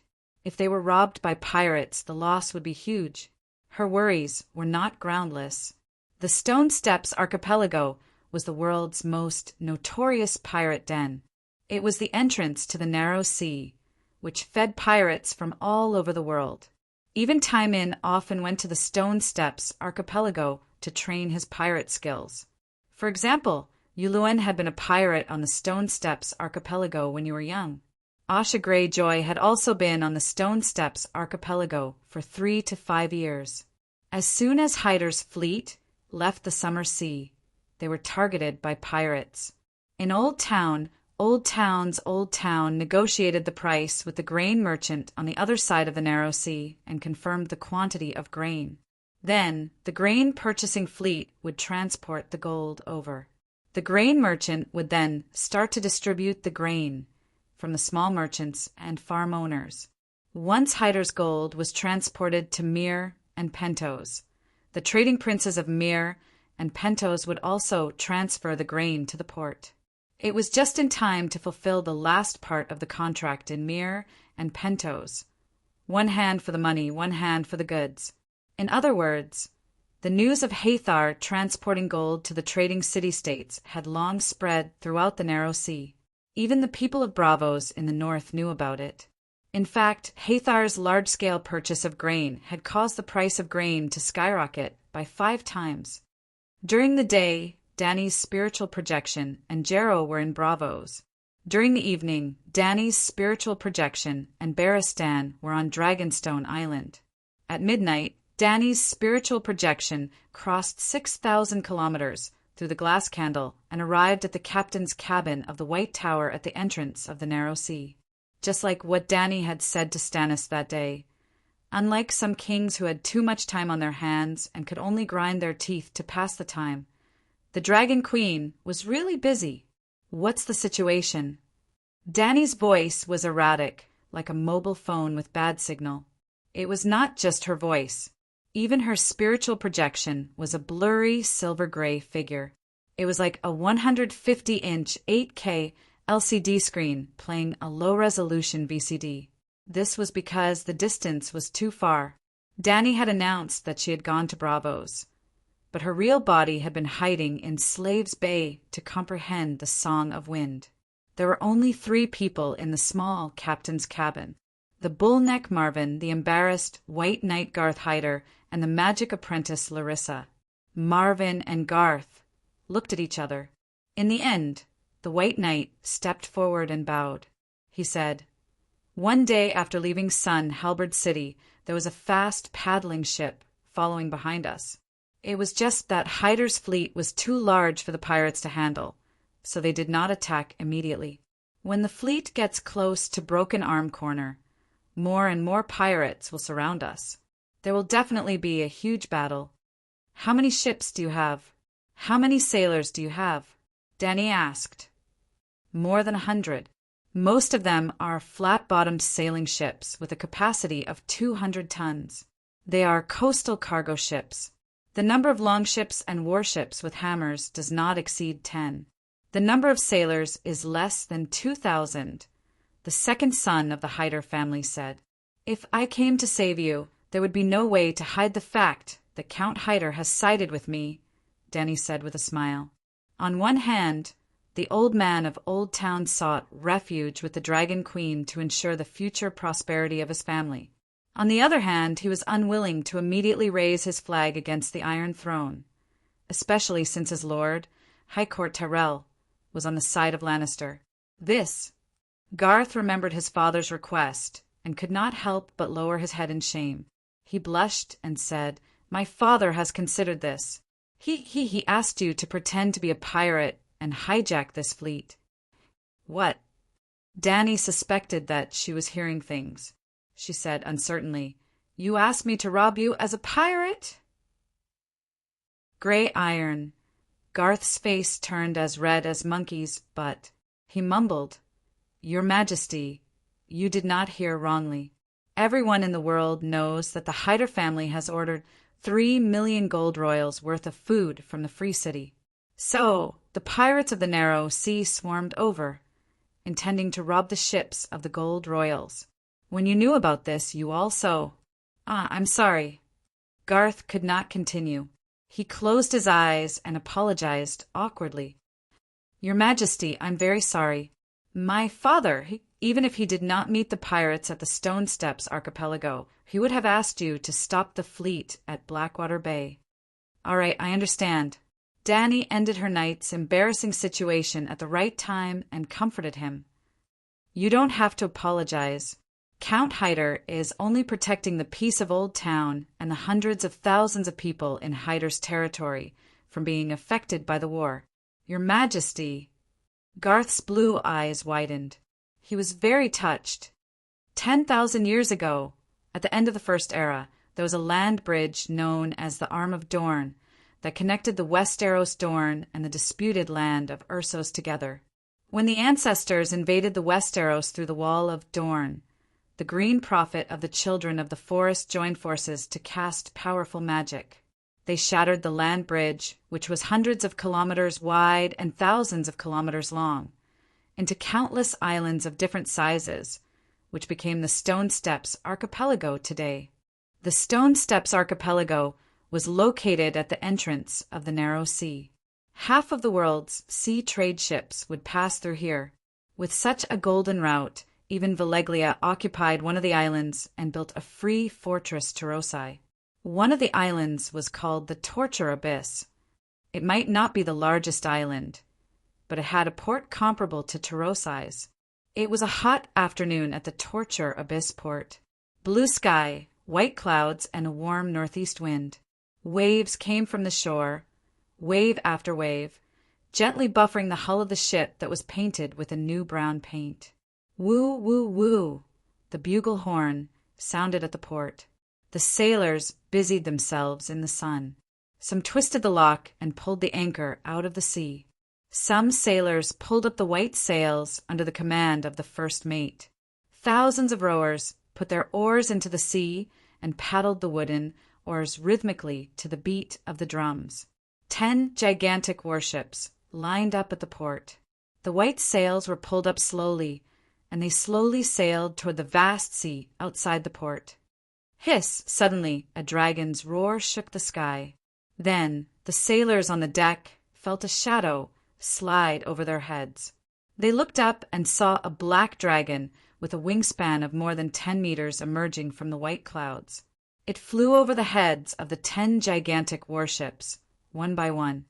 Ah, dragon, magic dragon! The sailors screamed crazily.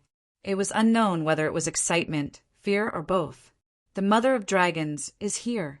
Quick, quick, set up the ballista. A captain on the bridge shouted hurriedly, seeing that his subordinates were still greedily looking up at the megalosaurus. He stomped his feet anxiously and scolded, "What are you all doing? We're pirates. Someone like the mother of dragons won't even let a slave owner go. Why would she come here to look at the scenery? She's probably here to get rid of a scourge for the people. We're the scourge." Woo, woo, woo. Just then a slow and drawn-out bugle call came from the flagship, followed by flag signal. "Do not act rashly and do not do anything hostile. I am the eldest son of the mother dragon. Dany, rise." The black dragon's voice was loud like a clap of thunder. It made the pirates below dizzy. "Ah, a dragon can speak?" The pirates were stunned. "I am the holy light. I am the mighty dragon of heaven. I am—" Blackie's title was now longer than his mother's. He spoke a long sentence in a dignified manner, not caring if the people below remembered it. "Is the pirate leader below Orion Visui?" Blackie the Sky Dragon began to get to the point. At this time, the warships that were preparing to leave the bay had stopped moving. When the rowers heard the megalosaurus voice, they put down their long oars and climbed out of their cabins to the deck, looking up in surprise. "I am Orion Visui, the great megalosaurus of the holy light, the mighty dragon of heaven. I am willing to serve Her Majesty Dany Rise. I am the illegitimate child of Tidehead Island. My father was the previous Count Valerian. I am willing to pledge my loyalty to Targaryen." On the bridge of the flagship, a young man with shoulder-length silver hair waved his arms wildly at the sky as he shouted loudly, Without waiting for Blackie to say the purpose of this trip, the illegitimate child of Tidehead Island raised his hands in surrender. Even the Dragon Queen in Blackie's mind stopped working and was stunned. On the day they left the wall, Danny had spent a night on Tidehead Island. During that time, apart from talking about her experience on the wall, she also had a short conversation with the young Count Monterey. Monterey told the Dragon Queen that he was not the only son of Valerian. He had an adult illegitimate uncle, Orion Vishui, who was leading Circe's galleons as a pirate on the Stone Step archipelago. He called himself the Vishui King. He also asked the Dragon Queen if she wanted to call the illegitimate uncle back to serve her. Danny declined at the time. She felt that the illegitimate child of Tidehead Island had a terrible character and looked down on him. For the sake of 10 galleons, she did not want to disgust herself by having a scum who had betrayed his former master. Circe had promoted him from an illegitimate child without a title to the Lord of the Navy. However, Orion had stabbed her in the back when she needed him the most. Not only did he fail to rescue Circe, who was trapped in the cathedral, he even led the royal fleet to escape. Even if Circe was her enemy, Danny could not like a subordinate who had betrayed his master, just like how the arrogant Zhuge Kongming looked down on Wei Yan. However, the law of fragrance was just that powerful. Look, it had only been a week, and she was already anxiously looking for him. A week ago, the Dragon Queen, traitor, scram. Don't sully my eyes. A week later, the Dragon Queen. How fragrant. It was really fragrant. The Dragon Queen did not even need to personally appear. Her new subordinate easily completed the task of cleaning up the pirates and hijacking Hyder's fleet. After obtaining Circe's 10 super warships, Orion was practically the strongest pirate on the Stone Step archipelago. He had originally planned to rob Hyder's fleet. He had even contacted a group of pirates nearby and arranged a time and place for the robbery. 2 days later, a terrifying piece of news gradually spread from the Stone Step archipelago to the various cities. The newly risen pirate, Dimensional Water King, of the torture pool had submitted to the Dragon Queen. With the help of Wings of Death, he had swept through 10 nearby islands in a day. Dimensional Water King had originally teamed up with his allies to rob Hyder's fleet. The Dragon Queen had become the greatest pirate king on the Stone Step archipelago. One Piece, Danny was officially online. Chapter 400. Danny had become the Pirate Queen. According to the standards of One Piece, she was at least one of the Yonko, Narrow Sea's little overlord. However, she did not expand her forces. She only cooperated with King Dimensional Water to clean up the pirates who wanted to rob Hyder's grain ships. She took in 30 to 40 broken ships, 10 islands, and 6,000 to 7,000 pirates. There should have been more pirates, but Dragon Queen did not really want to be the Pirate Queen. She needed good citizens. Accomplices could be let go, but the leader must be punished. In the open sea route ahead of Hyder's fleet, more than 10 fleets cut across the blue sea and approached King Dimensional Water's fleet. According to the original plan, when Hyder's fleet arrived, they would swarm over. Most of the pirates were paddling longships with colorful shells and sails. They had different flags. The bigger fleets had more than 10 ships, and the smaller fleets had 4 or 5 ships. They were all famous pirates of the Stone Steps archipelago. Ordinary pirates only had 1 ship. When almost everyone had arrived, a horn sounded from the Duke Tywin. Blackie came out of the clouds and swooped down from the sky.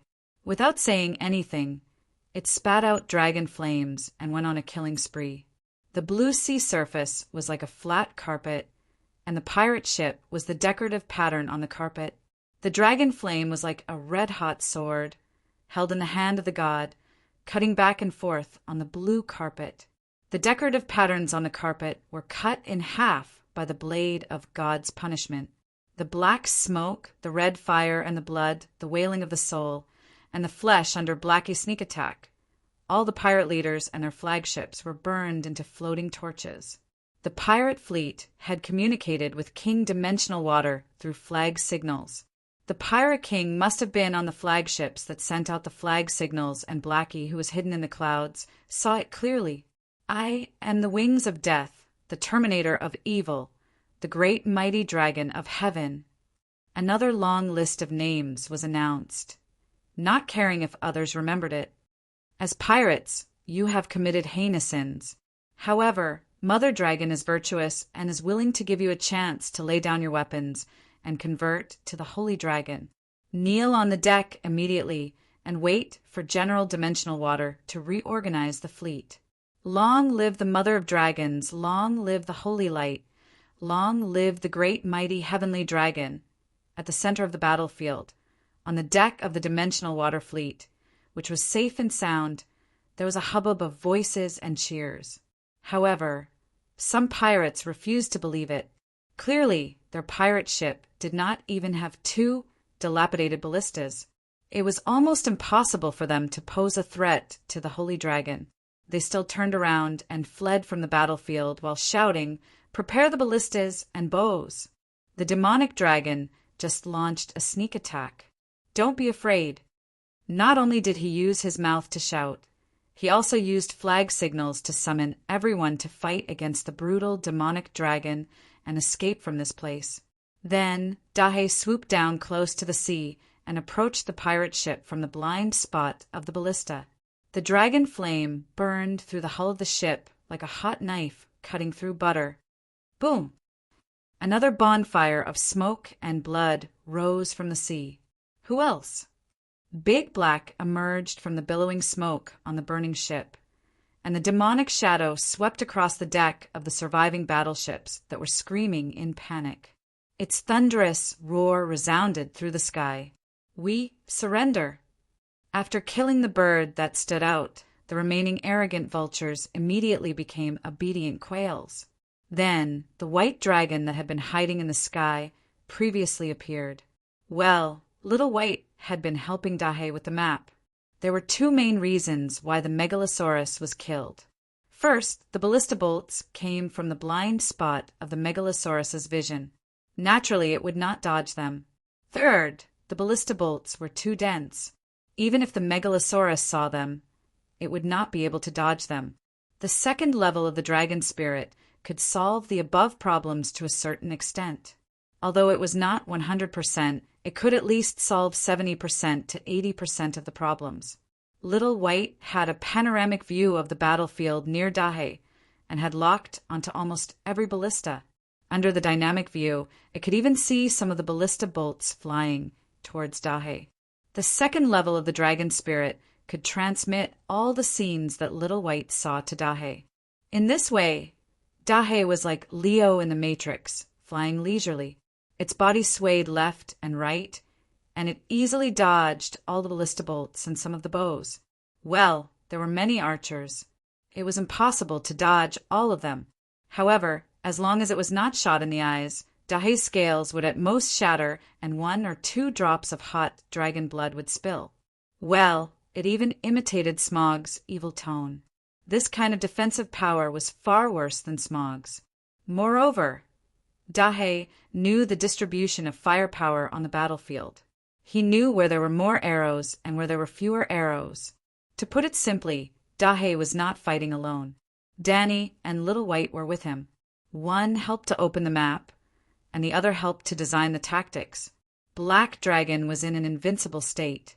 Of course, if they were facing a regular navy, Danny would definitely not dare to be so arrogant.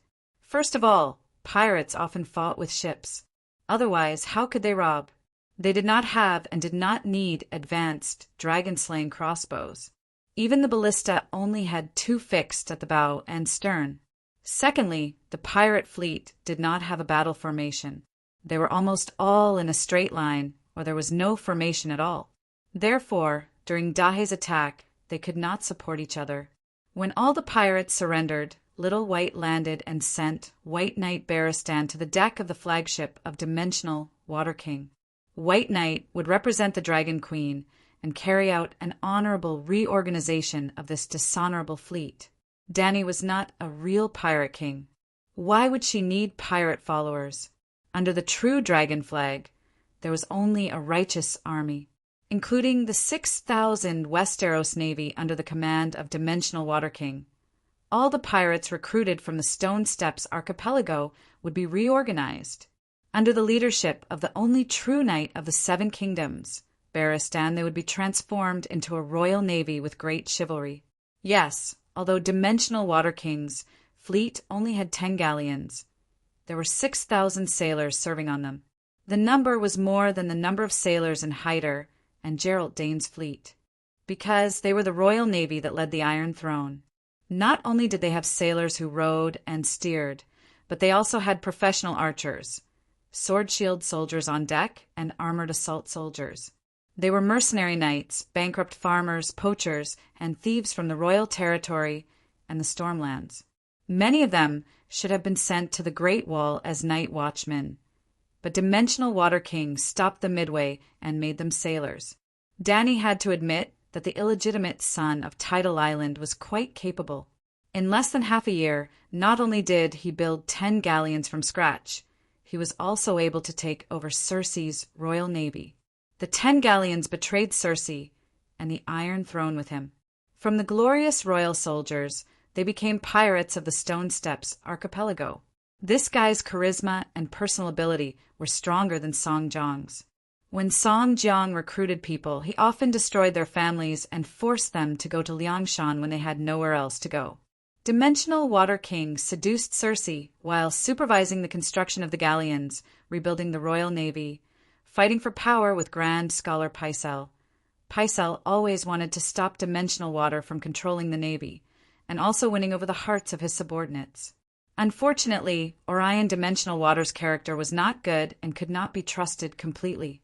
The Dragon Queen seemed to have really become Zhuge Kongming and really treated Dimensional Water King as Wei Yan. All right, the Dragon Queen was slightly better than Zhuge Kongming. At least she would not be like Kongming, who would say, Dimensional Water has a rebellious bone behind his head. He will definitely be disloyal in the future. Be careful, be careful. She even said it in front of Wei Yan. On the contrary, that night, during the meeting where all the captains were gathered, she even used a spiritual projection to disguise her true body. She pointed at the bastard of Tidehead Island sincerely and said to everyone, "This is Valerian, who has the same bloodline as my ancestor. Valerian, a loyal subject of Targaryen for generations. Sir Orion, the representative of Tidehead Island, is naturally my most trusted subject." Dimensional Water was so emotional that he shed tears on the spot. Targaryen of Dragonstone Island, Valerian of Tidehead Island, Setiga of Crab Island, and all the knights from the royal domain and the Stormlands. This scene was almost like yesterday, exactly the same as when Aegon conquered the Seven Kingdoms. We will also walk the path of glory of our ancestors. No, our goal is even greater. The Westeros are definitely not our limit. So, we cannot continue to be pirates. Pirates are destroyers, not rulers. We will never be able to conquer the world. So, our team must be reformed. Sir Barristan, the noblest white knight, the only grand knight with pure chivalry left in today's Westeros, will lead everyone to glory and create glory. What do you think? The Dragon Queen looked at Dimensional Water with a trusting gaze. Your Majesty is right, very right. We cannot be pirates. We are the Royal Navy under the Queen. Orion nodded. Then the Honorable Barristan, as everyone expected, became the head of the pirates. Then the mission of robbing Hyder's fleet was handed over to the White Knight before the old knight complained with a conflicted expression. Dany gave him another, less honorable mission. I am not at ease with Orion. The 10 captains on Cersei's ship, do not touch them. Choose a group of pirates who you think are the most righteous and honorable. Train them well. Then, find a chance to assign them to the captured pirate ships. They will be the captain, first mate, second mate, or navigator. Slowly dilute Orion's influence in the Royal Navy. Then, without giving the old knight any time to react, Blackie took off and she disappeared. The pirates thought that she had left on a dragon. I can't do it. The White Knight stood in a daze, muttering in a daze. Blackie did not return to Slaver's Bay. With the addition of the Royal Navy on the Stone Steps archipelago, Whitey's mission became even more arduous. Every other day, it would fly back and forth between Dragonstone Island and the Torture Abyss. The mission of observing Mimi the Color Queen could only be completed by Blackie. 5 days ago, in the great Cathedral of Baylor, Stone Prison, uncle and niece sat facing each other. I have no idea what you are thinking. Sir Kevin looked at his haggard niece in linen clothes. The sharpness in his blue eyes was slowly replaced by helplessness and exhaustion. Didn't the scholar teach you history? Actually, even without the scholar's teaching, you should know about the rebellion of the church during Meg the first time. Meg had a dragon and an army of 100,000, but he was still badly battered by the church's armed forces. Where did you get the confidence to be more in order to defeat the church's armed forces? He rode a dragon and set the great cathedral on fire. He put a bounty on the head of the son of war at the price of 1 gold royal per scalp. In terms of brutality, in terms of strength, in terms of wisdom, which part of you can compare to him? It was not easy for Targaryen to suppress the power of the church, so that the archbishop could no longer interfere with the kingdom's political power, but you... He slapped his forehead and groaned. 7 gods above, I never thought that stupidity would have no limit. I saved 1,000,000 gold royals for the Iron Throne. Cersei retorted. Chapter 401. Compared to when Tywin was still alive, Kevin Lannister had aged a lot. He was still tall, with broad shoulders and a round waist, but his once sparse, short blonde hair had fallen off his forehead. His brother had died tragically, his second nephew had killed his father, his eldest nephew had gone missing, his niece had turned into the Mad King III, the second was Joffrey. Other worldly ghosts had appeared on the wall. Dragonstone Island had changed owners, and the Targaryens had returned, and his eldest son, Lancel, had given up his title and fief to become the Great Sparrow's right-hand man. He had even betrayed Cersei. Even Sir Kevin, who was as steady as an old dog, felt that Lannister's rule could no longer be stable. He stroked his thick chin, his neatly trimmed golden beard, and sighed. For a mere 1,000,000 gold royals, you released an uncontrollable beast. Look at you now. Do you still think it was worth it? Thinking of her recent experience, Cersei's pale cheeks twisted. She growled, I am the Queen Dowager. The Archbishop should listen to me. The Targaryens have dragons, but they dare not say such a thing. Kevin's eyes showed a strange mixture of sarcasm and pity. The Great Sparrow accused you of regicide, god-slaying, incest, treason, infidelity, and false accusation. And just because the Targaryens were married, the church thought that they were violating human relations and wanted to rebel. Compared to you, Mergal the Cruel was a saint. What makes you think that the Archbishop will listen to you when he is armed? God-slaying. Cersei laughed. I would like to, but is it possible? That is the problem. Kevin's face was solemn. The Great Sparrow believes that the Archbishop is the spokesman of the 7 gods in the world. Murdering him is equivalent to god-slaying. Do you understand what this means? The Archbishop is equivalent to the 7 gods. Then how much is the king on the Iron Throne worth? Then send troops to exterminate the Great Sparrow. Kill the Great Sparrow's beggar army, and let the Great Sparrow lick my feet. Cersei said bitterly, Turn the Holy Land into a slaughterhouse? Kevin was stunned for a moment before he shook his head with a bitter smile. If Tywin was here, he might have done so long ago, but I'm sorry, but Lannister's elite soldiers followed Jaime to Hudgeon County, and I don't have that kind of courage. Actually, if Tyrion was here, don't mention that bastard. He murdered my son and killed my father. It's all because of him that I'm in such a miserable state today. Cersei was so angry that veins popped out on her pale arm that was pressed against the back of the chair. Achoo, who's talking about me? In the Bay of Sorrows, Tyrion rubbed his nose and walked to the railing of the ship. He looked at the distant blue mountains and muttered, Sigh, we've finally arrived at Slaver's Bay. I wonder if the Dragon Queen would be like my bitch sister, preferring a brainless, deformed devil monkey. Achoo, did you catch a cold? Kevin looked at his niece, who was suddenly sneezing, and asked with concern, "No, that name makes me sick." Cersei gasped. "Sigh." Kevin placed his elbows on the table and massaged his temples. He sighed and said, "Fine, you don't like Tyrion, but Marjorie is Tommen's wife, your daughter-in-law." Which mother-in-law would send her lover to seduce her daughter-in-law, and then announce to the whole nation that the daughter-in-law is a bitch? Have you ever thought about Tommen's feelings? Tommen the green fatty who fainted from crying in the toilet. Sob, sob, sob. Someone finally thought about my feelings. Second grandpa is the best. Cersei clenched her fists tightly and said angrily, "Tommen is only 9 years old, and Marjorie is 16.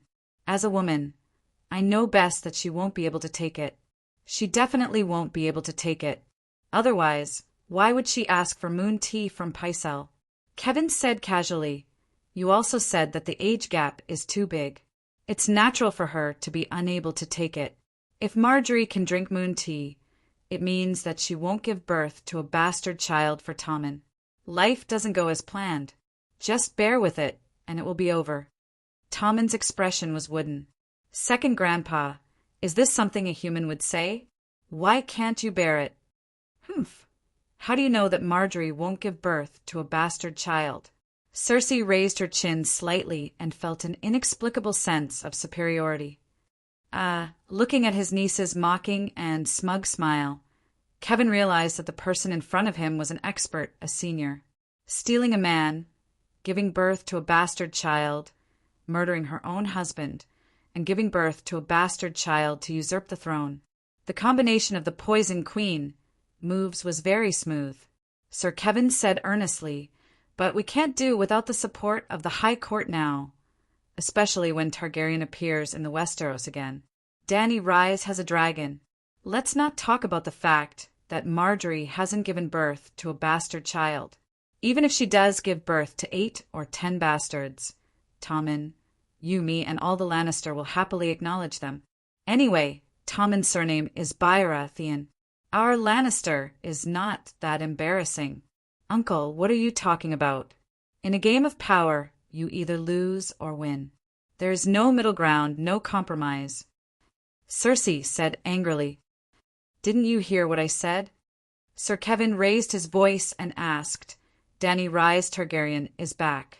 She has a dragon, a dragon, a dragon, understand? With the power of the Lannister family alone, Tommen won't be able to sit on the Iron Throne. Understand? Our real enemy is the Targaryens. Understand? Dany Rise." Cersei chewed on this name repeatedly as if she was chewing gum. She started to suspect the identity of the woman in the prophecy. "Is Dany Rise beautiful? Is she as beautiful as me?" she asked without rhyme or reason. Sir Kevin was confused. "What?" he asked in confusion. "Is Dany Rise as beautiful as me?" Cersei asked again, "Are you crazy?" Sir Kevin widened his eyes in horror. It was as if the woman in front of him had suddenly turned into a terrifying monster that he had never seen before. Could it be that I guessed wrongly? The woman who is younger and more beautiful than me, and who took away everything that I cherish, is not Marjorie, but Dany Rise? Cersei looked at her uncle in a daze. She muttered something that Kevin did not understand. "Dany Rise will not conquer the King's Landing immediately. She has made a sacred oath to the vassals of the world. The one who ends the long night shall be king. So you don't have to worry about the mystic dragon burning the King's Landing. Targaryen is a threat, but only a threat in the future. Don't worry, don't be afraid, don't be crazy." Sir Kevin was a little scared and tried to comfort her. Cersei came back to her senses and understood her uncle's words. She sneered, "You believe a woman's words? I dare say that the little bitch is secretly building a huge navy. She will first use lies to make us lower our guard, then use Dragonstone Island as a bridgehead to bring the army across the narrow sea and directly take the King's Landing. With my intelligence, I would do the same, but you don't understand?" Cersei shook her head gently and sighed. Sir Kevin glared at her and said, "The Dragon Queen's reputation is very good. Now everyone says that Targaryen's words are like a mountain. She has never broken an oath in the past few years, let alone a sacred oath. Targaryen's words are like a mountain? She really knows how to flatter herself. That woman said it herself, right? Cersei smiled contemptuously. You think I'm stupid? It's useless to say anything these days. It depends on what she does. Sir Kevin's eyes flashed with admiration. He sighed and said, Don't doubt it. Lannister has people on the Great Wall. Her every move is written in reports and sent to Casterly Rock by messenger crows. I can swear that she is definitely a true Night Queen who cherishes her people, is righteous and trustworthy, and is brave and fearless. Are you crazy? Cersei exclaimed as if she had suddenly seen a big monster. Know your enemy and acknowledge her nobility. Only then can you defeat her. Sir Kevin looked directly into Cersei's eyes and said word by word. During the War of the Four Kings, your father personally admitted that compared to the young Wolf Master's bold and unrestrained style, his art of war and experience were somewhat out of place. Thus, he avoided direct confrontation and defeated the enemy in the field that he was best at, but the young Wolf Master was not. All right, tell me, what is the field that Dany Rise is not good at, but you are good at? Cersei curled her lips and said. Sir Kevin's eyes flashed. He smiled faintly and said, She is very brave and very responsible. Let the deviants take her away. What are you talking about? Cersei rolled her eyes and said disdainfully, Only the most ignorant village woman would believe that verbal curses are useful. I also want to let the deviants take Margaery away, but that bitch is sitting by the warm fireplace of the Red Keep, drinking and laughing happily. Sir Kevin pressed between his eyebrows. Talking to his stupid and crazy niece made him feel very tired. At the same time, he missed his smart and decisive elder brother more and more. How could such a great person die in a latrine pit? Damn Tyrion! Sighing in his heart, the old dog of the Lion family forced himself to be alert and said, Margaery is not in the Red Keep. Tommen and Pycelle are also not in the Red Keep. Where did they go? Cersei asked in surprise. I sent a letter to Dragonstone Island, representing Lannister and the Iron Throne to acknowledge the agreement of the one who ends the long night shall be king. I also hope to form a united front against ghosts with Dragonstone Island to ensure that the King's Landing will not be invaded by the mystic dragon. However, the Dragon Queen has not replied to my letter yet. The Red Keep is in danger of being burned by the dragon flame. We have to change places every day to avoid being attacked by the mystic dragon. At this point, Kevin's expression became strange. In a way, you are safest in the great cathedral of Baelor. The Dragon Queen is a devout disciple of the seven gods. She will not burn down the great cathedral. Why don't you? Before her uncle finished his rotten idea, Cersei waved her hand and interrupted him. She said in a firm tone, I would rather sit on the Iron Throne and be burned to ashes by the dragon flame than rot in a cold and damp dungeon. Cersei, you can no longer sit on the Iron Throne. No matter what the outcome of the trial is, your reign is over. I will be the regent until Tommen comes of age. Sir Kevin crossed his fingers and leaned back on the wooden chair. He stared at the woman opposite him, carefully observing his niece's reaction. I am the Empress Dowager. You should serve me, just like how you served my father, not replace me. Cersei clenched her fists and glared at her uncle. You admitted to the Great Sparrow that you were unfaithful and had an affair. The Church wants you to atone for your sins by parading through the city naked. Kevin turned his head away, as if he could not bear to look at his niece's twisted and miserable face. No, never! Cersei pleaded weakly like a helpless child. Uncle, you have to reject the Great Sparrow's rude request. He is humiliating me, humiliating Lannister, humiliating the king, humiliating the Iron Throne, and humiliating this country. Cersei, you cannot represent this country, Sir Kevin sighed. Do you remember what Tywin arranged for you when he was alive? Arranged? Cersei was stunned for a moment before she shook her head, frantically. "No, I will not marry again. I am Tomin's mother, the Empress Dowager. I will not leave the Red Keep. I will not leave the King's Landing." The women in this world were sad. Even someone as strong and crazy as Circe did not live a happy life. When she was young, she could not help but marry Robert. She did not like Robert. When she was a queen, she was abused by Robert every day. After she killed Robert, she was ready to be a carefree Empress Dowager, but Tywin immediately wanted to marry her. Chapter 402. Tywin had arranged many marriage partners for Circe. The twins of Count Redwyn of Green Pavilion Island, Theon Greyjoy, Quentyn Martell, Villa Tyrell, Balon Greyjoy, most of them were young men. Circe was in luck. Among them, Villa Tyrell was the best. He was the heir of the Duke of Highgarden and the elder brother of Little Rose. If the marriage was successful, Circe would be her daughter-in-law's sister-in-law. Unfortunately, old Rose of Highgarden thought that Circe was a slut and not worthy of her grandson. Old Rose had her eyes on Sansa, so she rejected Tywin. If Theon had not become a eunuch, he would have been a good choice. Then there was King Balon. Balon and Theon were father and son, but they were both Cersei's matchmaking partners. For his daughter's marriage, Tywin was too generous. Actually, King Balon's wife was not dead. Even if Balon was dead, his wife was still alive. However, King Balon controlled the powerful Iron Fleet. The value of marriage was too high. Although Circe did not lack young, strong, and handsome male companions, and was unwilling to give up the luxurious life of King's Landing, her resistance was powerless in front of Duke Tywin. If Tywin was not dead, Circe would have been engaged to King Balon. Other than Villa Tyrell, Balon's marriage was the most valuable. "Circe, have you forgotten what your father told you? It is your responsibility to stabilize Tommen's rule through marriage. I will not mention the sacrifice for Lannister. You have always said that you love Tommen. Even if it is for him, you are not willing to compromise?" Cersei's expression was uncertain. "To be honest, your market is not good. You will be paraded in 5 days.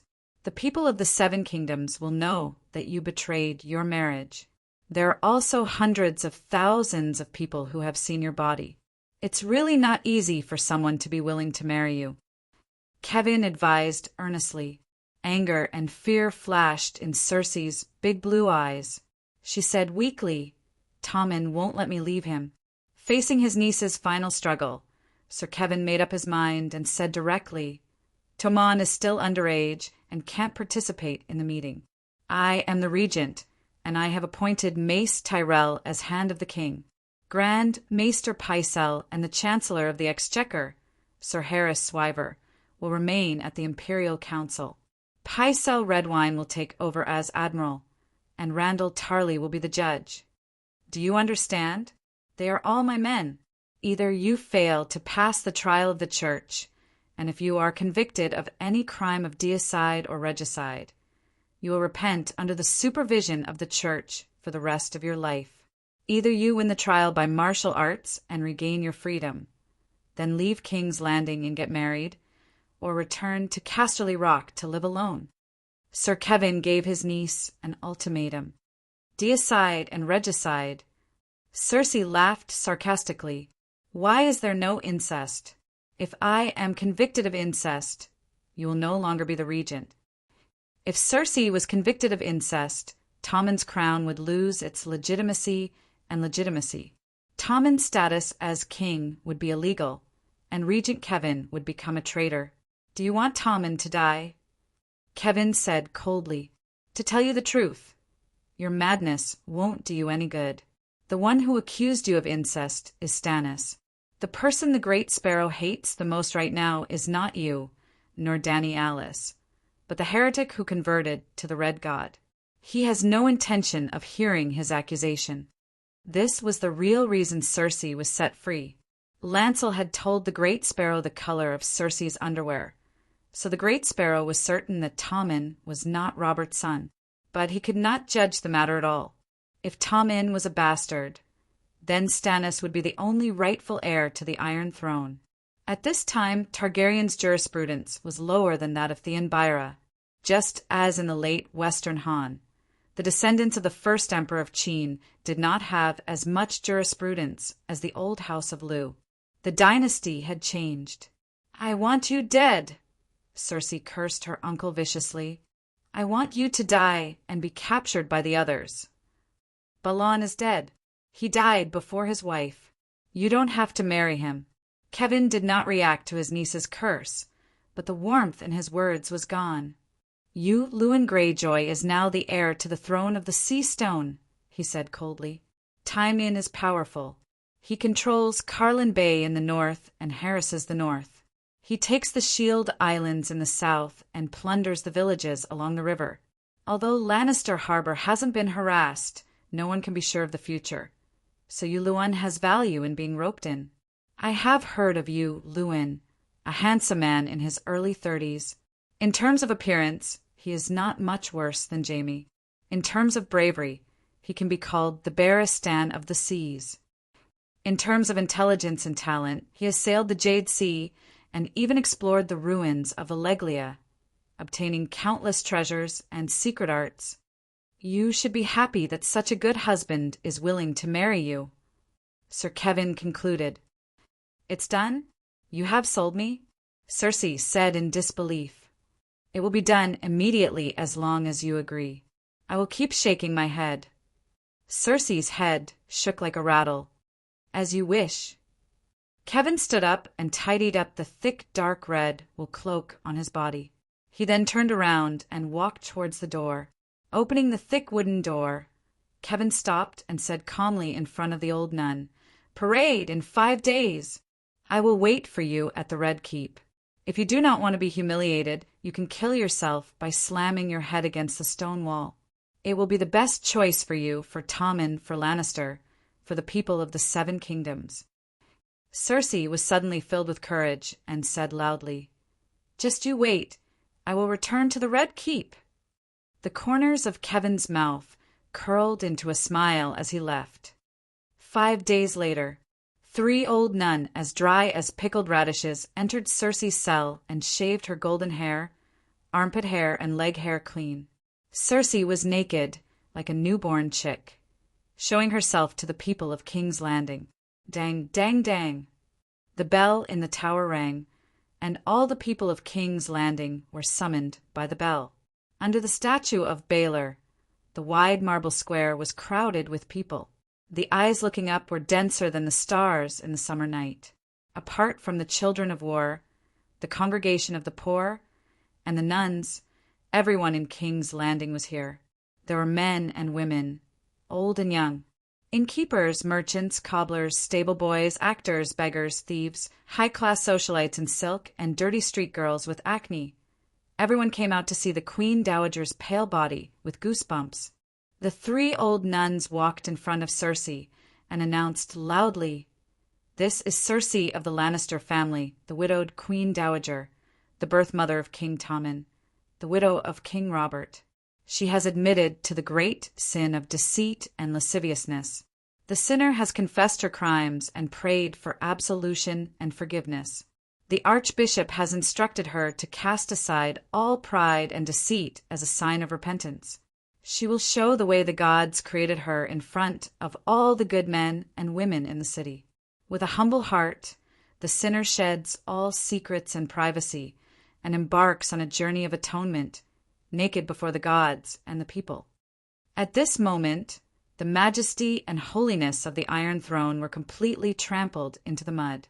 The supreme kingship that Targaryen won after 100 years of bloody battle with the Church was in tatters. An invisible crown was crowned on the Great Sparrow's head, and he became a king without an iron throne. "Bitch!" someone shouted. It was a woman. Women hit other women when they were in trouble, and men only wanted to stick their eyes to the suffering woman. Their mouths were only drooling and licking their tongues. How could they have time to talk? This was the Queen Dowager. Since the ancestors invaded the Westeros, about 12,000 years of the Kingdom era, this was the first time the Queen Dowager showed her beautiful body to the people. Not to mention the Westeros, It was also the first time the Queen Dowager was paraded naked in the streets. The Great Sparrow was definitely the most powerful archbishop in the Second Era. Benello, the supreme priest of Volantis, should be ashamed. The Great Sparrow did not have any magic power, and the god he believed in was fake. He was also very poor, and the church's bank was sold. Even the church's armed forces were not as strong as the hand of sacred fire. When Circe was imprisoned, the church's armed forces were far weaker than the hand of sacred fire. After Circe was imprisoned, a large number of mercenaries and small nobles began to join the church. At this time, the church's armed forces were stronger than the hand of sacred fire. Benello's mouth was invincible. Every day when he prayed, he would call on the slaves to revolt and rebel against the slave masters, but he had never harmed a single hair of the Blackwell nobles. The Great Sparrow was not a man of many words. One moment he was obedient to the Queen Dowager, and the next moment he got the permission to reorganize the church's armed forces and immediately tricked the Queen Dowager into the great cathedral and imprisoned her. Up ahead, an old nun rang a bell as she sang loudly, "Shame, shame, come and see the sinner of shame, shame, shame." An old man's eyes widened as he muttered, "So big, so white, so shame." The old woman grabbed her husband by the ear and twisted it, shouting at Circe, "Whore, you are a disgraceful sinner. A disgrace, a disgrace." Circe held her head high and glanced at the old woman in disdain. She purposely puffed out her chest and lifted her hips. "Ow, ow," the old man howled. His eyes rolled back, and his limbs twitched as he fell to the ground. He had a stroke. "Ah, old man, what happened to you?" The old woman could not be bothered to scold the Queen Dowager anymore. She hugged her husband's body and cried, "Slut." The more the woman scolded, the more the man, after walking 2 streets, almost a kilometer, with thousands of people watching, only the woman cursed. It was a spectacle, until a yellow, warm object flew out of the sky and landed on the Queen Dowager's smooth white back. That rich smell and nauseating color instantly woke the men up from their pink dreams. The Queen Dowager, who had died, could no longer fantasize. Then rotten eggs, rotten tomatoes, rotten vegetables, and even dead cats and dogs with bloated stomachs full of white maggots were thrown at Circe. The spring scenery was gone, and the men woke up and started cursing loudly.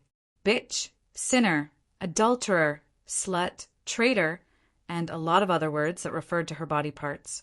The pride on Circe's face cracked like an eggshell and fell off little by little. She was as fragile and frightened as a hatchling, struggling to crawl out of the eggshell and show herself to the world. Circe fell in the smelly ditch. Her knees were bruised and the soles of her feet were cut. She staggered, as weak as her expression. The Queen Dowager's weakness became the mettle of the mob. They became more violent, scolded more loudly, and even began to show off their personal talents to the Queen Dowager. "Look over here, everyone!" A prostitute lifted her skirt and shouted at the men below from the window of the brothel. "Less than half of those who have slept with the Queen Dowager have slept with the Queen Dowager. Do you want to suck it, Your Majesty?" A man wearing a butcher's apron took out the Queen Dowager from his pants and grinned. Circe burst into tears. She could no longer maintain her composure. She covered her chest with one hand and her thigh with the other, just like how her father punished her little grandmother. Danny, who had planned to make fun of the Queen Dowager, also fell silent. Blackie hid in the dark sky and did not show up in front of the people of King's Landing. Killing people with just a nod was too much for a woman. Chapter 403. Old Town, City of Knowledge. The Dragon Queen did not cause much damage to the City of Knowledge. At this point in time, even the steward's pavilion, which had been hit by the dragon flame fireball, had been repaired. Doctor's meeting room. Vinegar, Balin sighed and placed the letter in his hand on the table. His right finger tapped on the paper lightly, producing a deep de-doo-doo sound, like the rhythm of his frustrated heart. The room was silent. The clear morning sunlight passed through the colorful mosaic glass and shone on the faces of the doctors. Their expressions were as unpredictable as the light. Perestan sent another letter. Balin broke the silence and sighed softly. Balin was a doctor in astronomy. He was sharp-tongued and liked to give people nicknames. For example, Marvin's nickname of magician was given by him. Because of this, Balin received the nickname of Vinegar from the City of Knowledge. Perhaps it was because one's appearance reflected one's heart, but this bald old man had protruding bones and no flesh on his cheeks. He had a sharp face. However, such a person who is usually so strong and unkind also looked dejected at this moment. His face was filled with dejection. This is fake news. Next. Steward Theobald, who was sitting at the head of the table, slammed the table and said firmly. Balin was stunned and asked, "You've seen it?" "I just received the letter. There's no need to see it. As long as I know that it came from the Great Wall, I'm sure it's fake." Professor Theobald waved his hand. Next. But Perestan. Balin had just opened his mouth when he was interrupted by the steward. "That's also a fake person. A fake Perestan. A fake person giving fake news. All right, that's reasonable." Balin rolled his eyes and continued, "Regardless of whether it's fake or not, I think you should know. The fake Perestan from the Great Wall sent a letter as a crow. He told us not to escape from reality, and that Dany Rise and her dragon are the real saviors. The basis for the existence of the real world is that the world still exists. If the Westeros are gone, humans will be extinct. Even the most beautiful ideals will be meaningless. It really is a fake. The real Professor Perestan has a strong will and a firm belief." "Why would he say something like that?" Professor Ambrose said. Ambrose had a long and thin face. His hair and beard were all white, and his fluffy beard hung down to his chest. He was a doctor of medicine in the City of Knowledge, and also the doctor with the highest medical skills in Westeros. Balin shrugged his shoulders and said, "The fake Perestan described in detail the weaknesses and attacking methods of the deviant ghosts and corpses. Normal armies are no match for them, and after a battle, the number of corpses increases. If the deviant ghosts crossed the Great Wall, their numbers would snowball and the entire human race would be wiped out." He said that he already knew about the City of Knowledge's defamation of Dragon Queen. He said that he was ashamed and even advised us to pack our bags and go to the Great Wall immediately and put on black clothes to atone for our sins. "It's fake. The fake Perestan is despicable," all the professors said in unison. Varen tugged at his soft and comfortable squirrel fur coat and said with certainty, "Yes, it's fake. I'm afraid of the cold. Winter is coming, and going to the Great Wall will cost me my life." But that fake is also a big problem. The Great Wall sent out messenger crows to almost all the top nobles in the Seven Kingdoms. Not only did he encourage the nobles to aid the Great Wall, he even used the identity of Professor Perestan to distort the truth about the City of Knowledge. Because he called himself Perestan and even confessed his sins, many nobles believed him. Professor Nolan said he was the previous head of the department and was a doctor of economics and mathematics. Balin said bitterly, "It's indeed a big problem." The messenger crows of the fake Perestan and the City of Knowledge arrived at the nobles' nests at the same time, causing the City of Knowledge's reputation to plummet. Many scholars who served the nobles wrote letters to question the City of Knowledge. Why are we so crazy as to openly violate the rights of the guests? Why would the nobles rather believe in fake news than the City of Knowledge? This is not normal, not logical, and not right. We are the City of Knowledge, the headquarters of the scholars.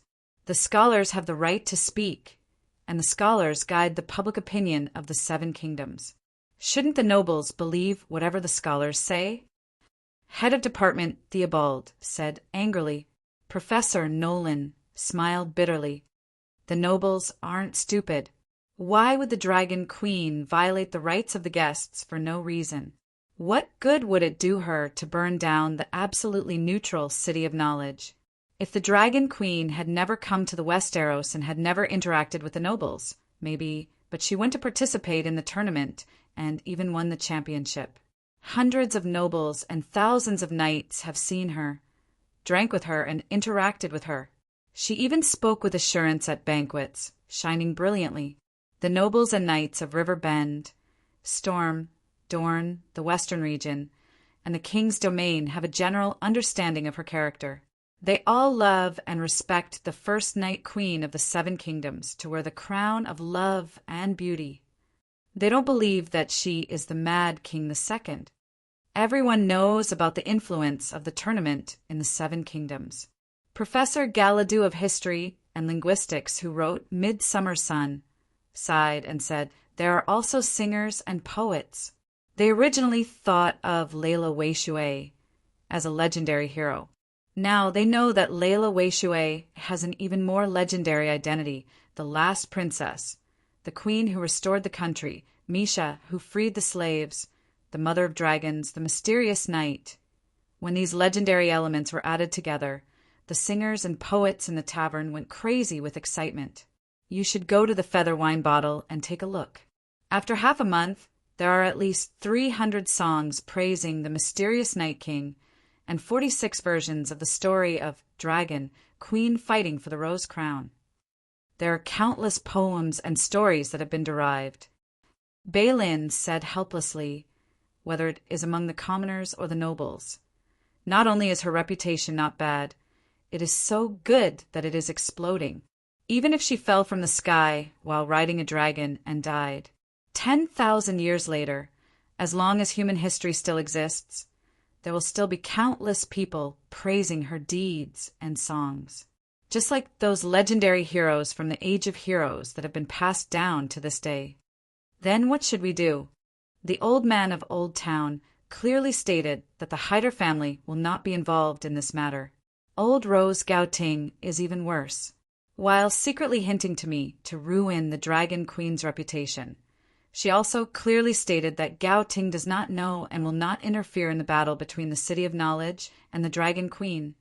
Theobald said, "If there is no other way, we will just admit it." Professor Nolan sighed. The Dragon Queen violated the rights of the guests and burned down the City of Knowledge. This sounds unreasonable to begin with. How is it unreasonable? She is the second Mad King. The Mad King's actions are the most unreasonable. The key is that no one believes it. Why don't we openly state the ideals of the real world? I believe that the nobles and commoners of the Seven Kingdoms will understand us. After all, we have no selfish motives, Professor Nolan said. You can't say it. Balin hurriedly dissuaded him. The real world is the greatest selfish motive. Sai, what is this? Sooner or later, the City of Knowledge will be destroyed because of the real world. So what if the Megalosaurus is extinct? Look at how active the Red Gods are now, and the wizards of Asia have never gone extinct. Professor Zabaro lamented pessimistically. The real world is indeed a bit of a scam. Which bastard first came up with it? Professor Nemos cursed softly. Seeing that the group of professors were dejected, the general manager immediately changed the topic. Balin, continue. What else is there? The Great Wall has elected its 998th commander-in-chief. Jon Snow, Stark's illegitimate son, Balin said. Why him?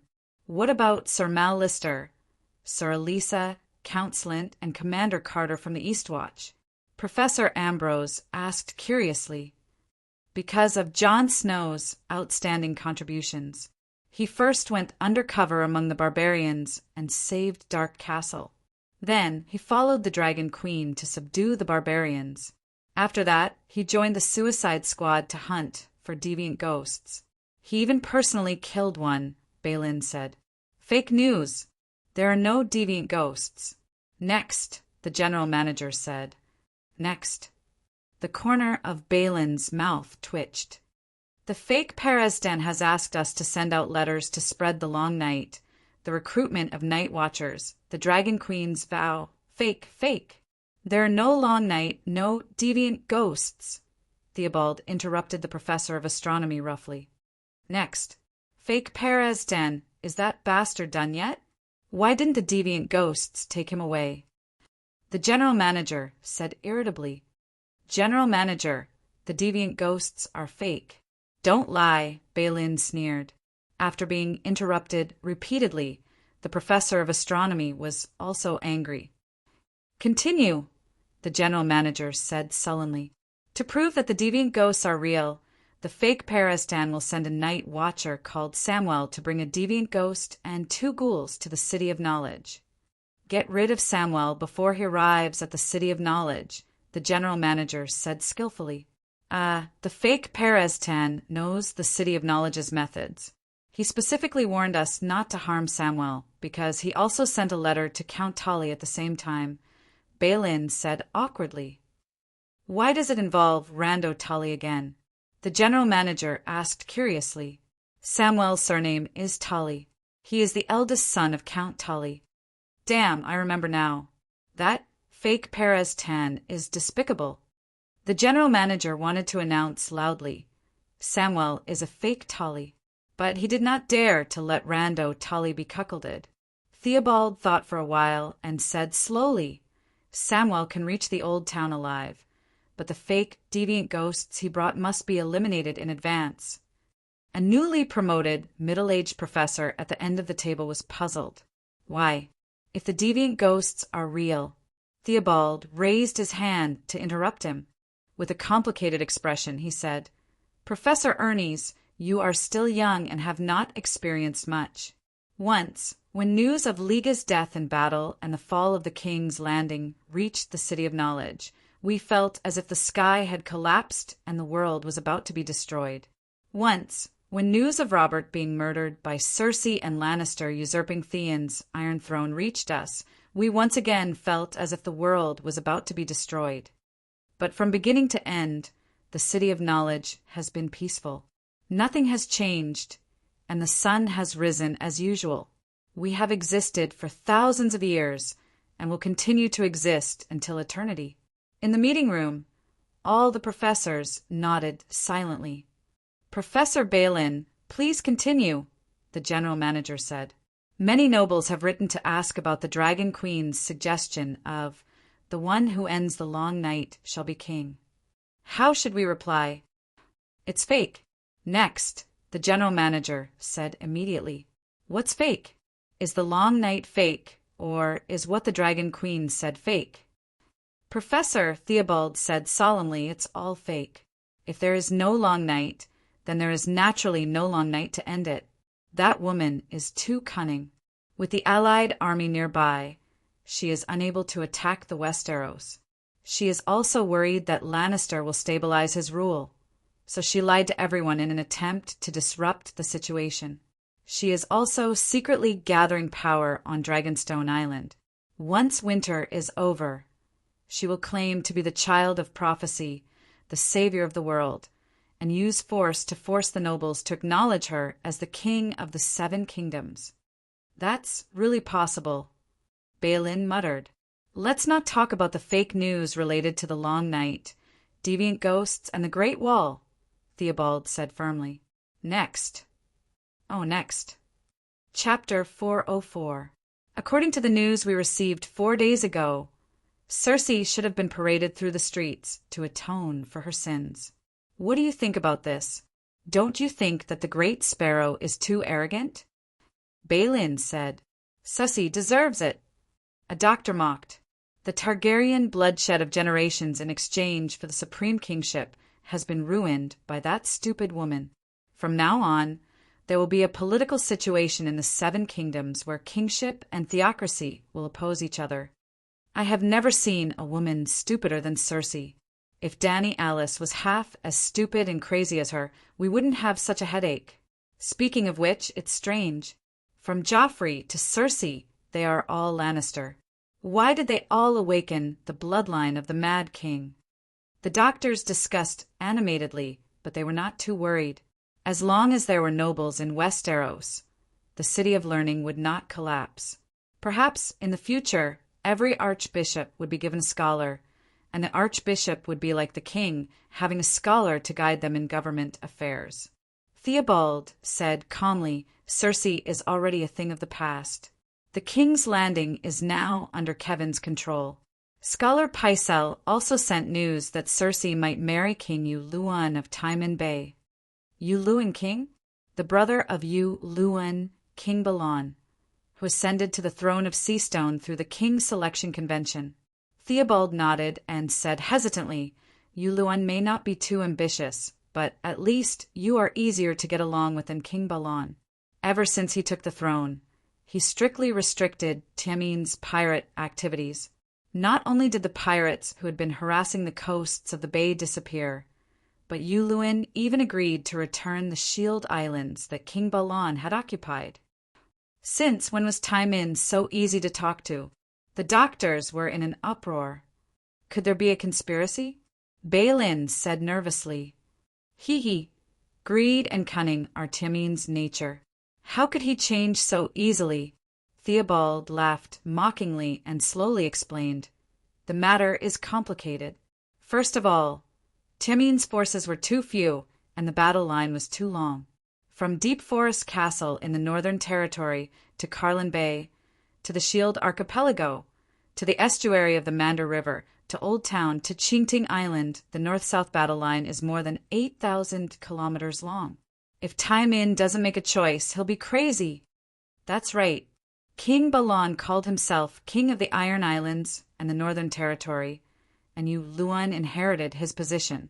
If Yu Luan is rational enough, you should focus on digesting the newly conquered territories in the northern region. Making enemies everywhere like King Balon is too crazy. The professors were deep in thought. Don't forget, Count Redwin's Qingting Island fleet is on the way home. If Taimin doesn't leave now, he won't be able to escape in the future. Of course, Gao Ting would have to pay a large sum of gold royals to redeem the Shield Islands. In the end, Yu Luan was provoked by that woman. Theobald's expression was strange.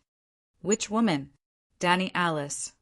The professor in charge laughed deeply and said, Yu Luan was the first explorer to come back alive from the ruins of Valeglia.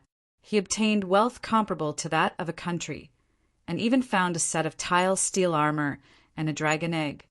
Hiss! Everyone sucked in a cold breath. Unfortunately, just as he left the stormy sea outside Valeglia, he met Danny Alice, who was sailing towards Slave Bay.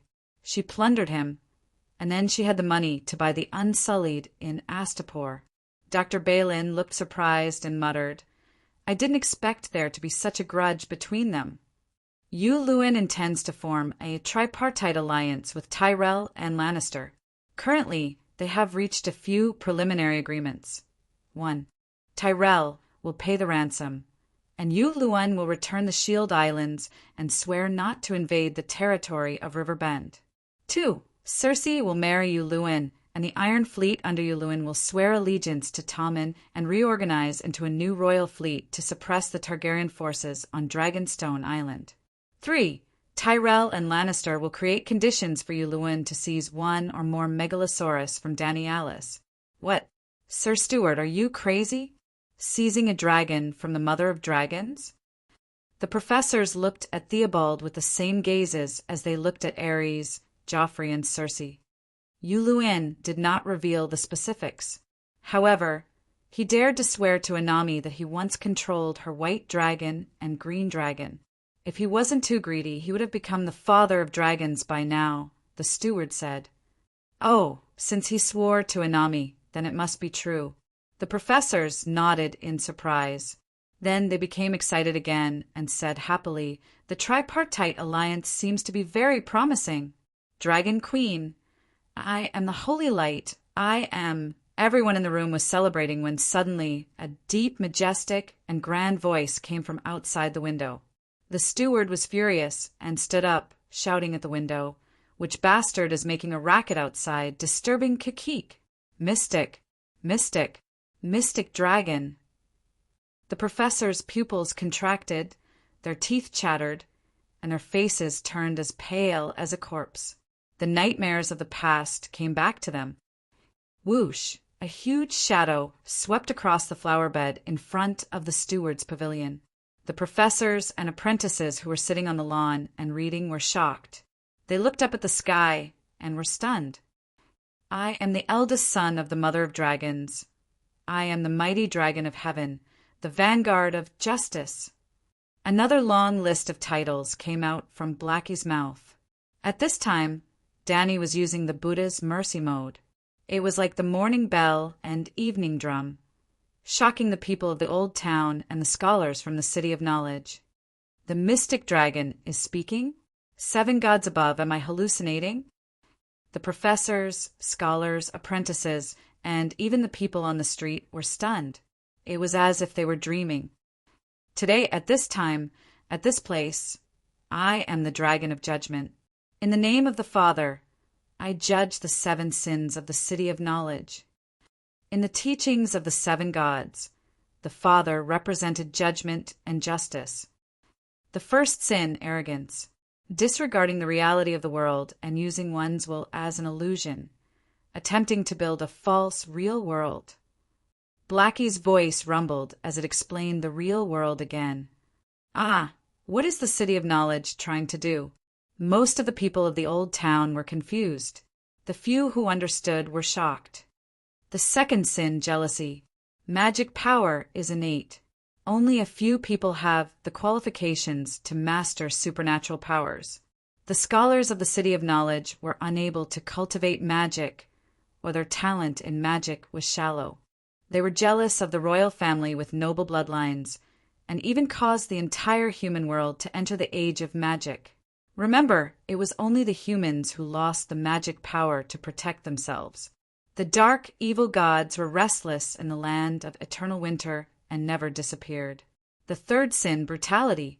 The dance of the blood dragon lasted for more than 10 days, and hundreds of thousands of people died. It was all the sins of the city of knowledge. This was another bomb that almost made the people of the old town faint. How could the thin and weak scholars next door be so powerful? Damn it, Perez-tan is a sinner.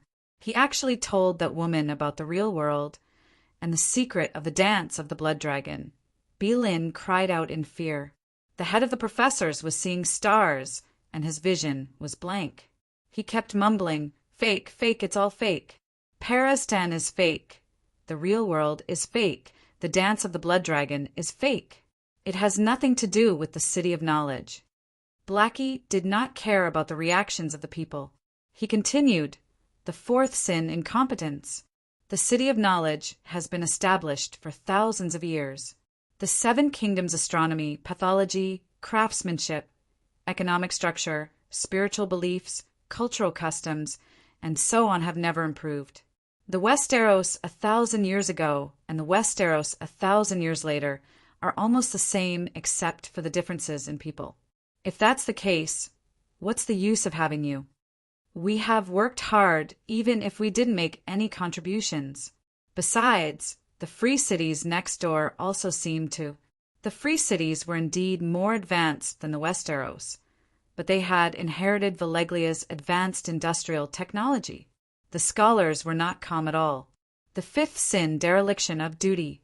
A long time ago, traces of deviant ghosts appeared beyond the Great Wall.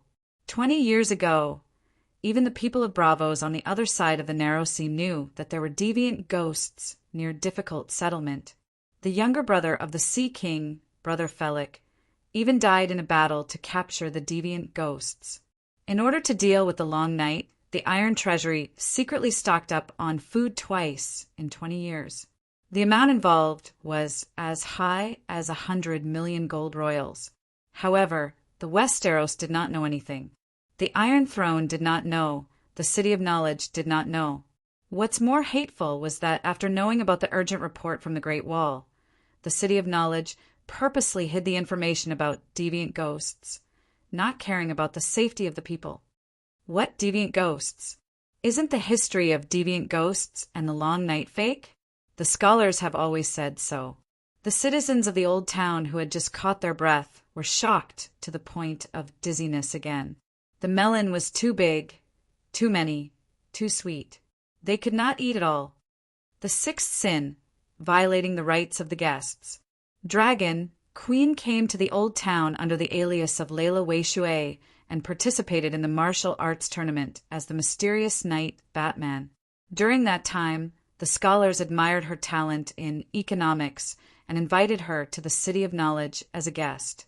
However, after discovering her true identity, they poisoned her and assassinated her. There were also hundreds of archers waiting to kill her megalosaurus, which was me and my second brother. The fire in the City of Knowledge that day was because of this. 7 gods above the City of Knowledge. What did they do? The citizens of the old town were about to collapse. The information revealed by the Holy Dragon was too much. It was too scary. They could not bear it. The 7th sin, breaking an oath. The City of Knowledge swore to be neutral, and the scholars swore to be loyal to the king. But look at what they did. From today onwards, I represent the 7 gods to abolish the oath of the scholars. Since the oath that the assistant scholar swore when he put on the chain could not be fulfilled, there was no need to put on a show.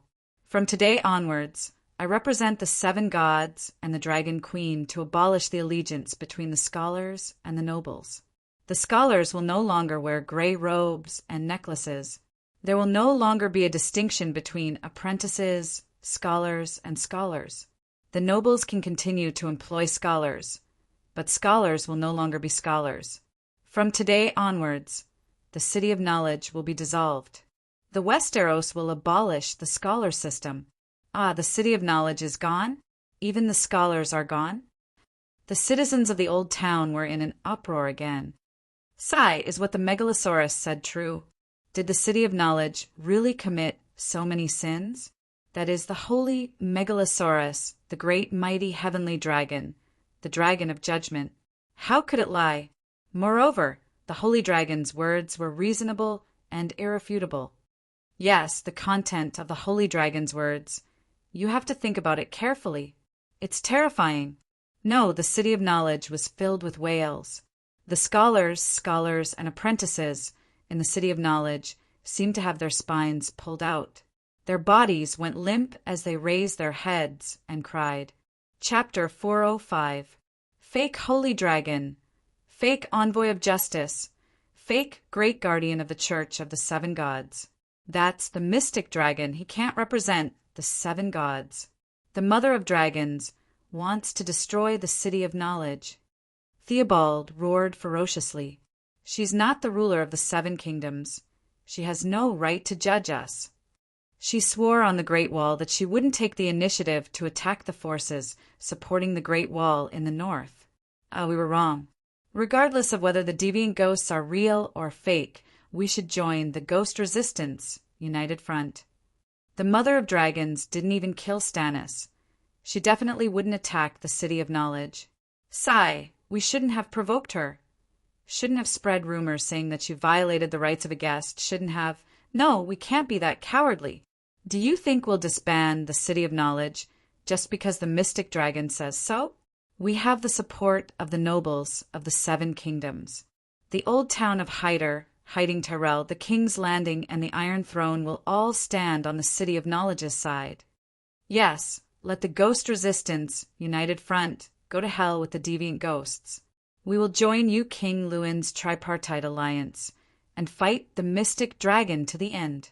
In the meeting room of the steward's pavilion, the professors all looked terrified as they expressed their opinions. The Holy Light Black spoke again.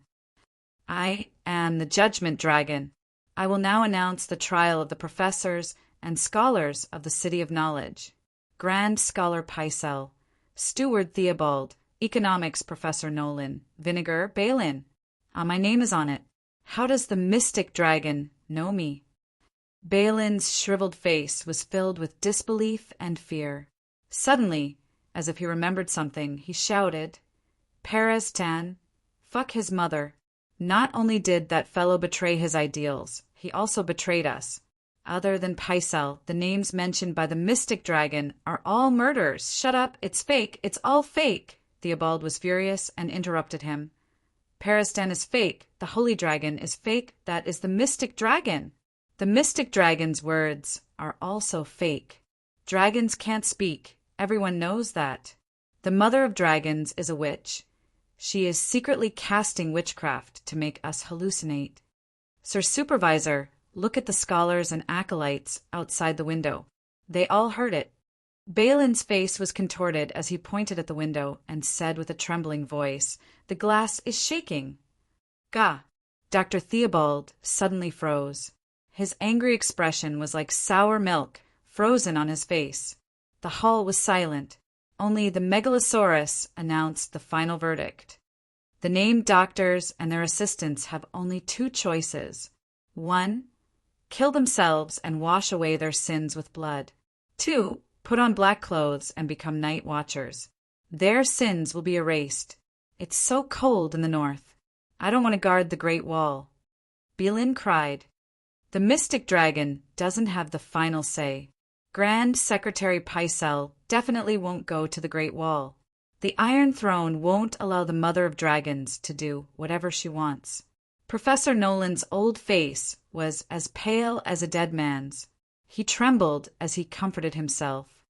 She is not the queen of the Seven Kingdoms. She has no right to judge the Academy City. Let's ignore her and continue the meeting. Theobald sat down stiffly and forced himself to speak calmly. Roar! The holy light Megalosaurus seemed to have heard his shameless declaration. It roared with a thunderous voice. I am the great guardian of light of the seven gods, appointed by the Dragon Queen and the Chief Bishop. My judgment is the decree of the seven gods. Any believer of the seven gods in the seven kingdoms can monitor the actions of the sinners. If the sinner does not atone for his sins with his death within a week and does not voluntarily go to the Great Wall, he will be automatically judged as a night watcher who has fled. Any believer of the seven gods can go to the City of Knowledge to arrest the sinner and send him to be imprisoned in the great cathedral of Baylor. For every sinner arrested, the reward will be 1,000 gold royals and a blessing of the seven gods. 1,000 gold royals? 7 gods above. I am a believer of the seven gods. I know Bielin, Theobald, I know. God bless me. I actually know all the sinners. I am rich. No, for the blessing of the seven gods, I will do my best to arrest every sinner. A resident near the City of Knowledge said excitedly, The seven gods, there are dozens of sinners. I want to serve the seven gods. The mercenary knight said dizzily, Will it be illegal? That is a doctor. His companion said worriedly, What are you afraid of? The holy Megalosaurus represents the seven gods. The mercenary knight's eyes flashed. The church even arrested the queen and the queen, let alone a little doctor. Brother, have you not seen the situation clearly? In today's Westeros, the chief bishop is the uncrowned king. What? The identity of the great guardian of the seven gods of the mystic dragon is recognized by the Great Sparrow? How is this possible? The sinner Bielin was shocked and angry. Damn it, Danny Rise is in cahoots with the Great Sparrow. Theobald's expression changed, and he cursed. We have neglected one thing. The Great Sparrow is bold, but he is not stupid. He knew that the act of forcing Cersei to parade and repent had offended the Iron Throne and Lannister. No, the Great Sparrow had imprisoned Queen Marjorie and would soon put her on public trial. Tyrell was also an enemy of the church. Danny Rise is a believer of the seven gods and even established the Church of the Seven Gods at Slave Bay.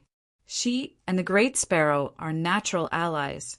At least, when it does not involve the struggle between the royal power and the church, the Great Sparrow and the Mother of Dragons have the possibility of cooperating.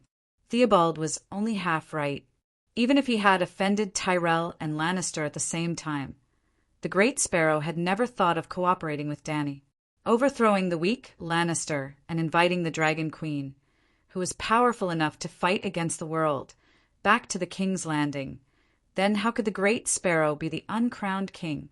However, Blackie's identity as the great guardian of the light was indeed recognized by the Great Sparrow. It all started on the day of Cersei's parade, and repent seeing such a miserable scene. Dany was not happy. Instead, she was sure of one thing. The Iron Throne had depreciated. In fact, the Iron Throne had always been depreciating. When Targaryen had dragons, the people submitted. The vassals did not have a trace of disloyalty, and Targaryen was sanctified. At that time, the Iron Throne was worth the most if it was worth 10,000 gold royals. The Megalosaurus was extinct, Targaryen lost their divinity, and the seven dukes began to have the ambition to participate in the game of power. The Iron Throne's value had shrunk by 80%, only 2,000 gold royals remained. The Black Fire rebelled, and Targaryen fell completely to the mortal world. This made all the Westeros understand one thing. Targaryen was human, no different from them. The Iron Throne was once again devalued by half, only 1,000 gold royals remained.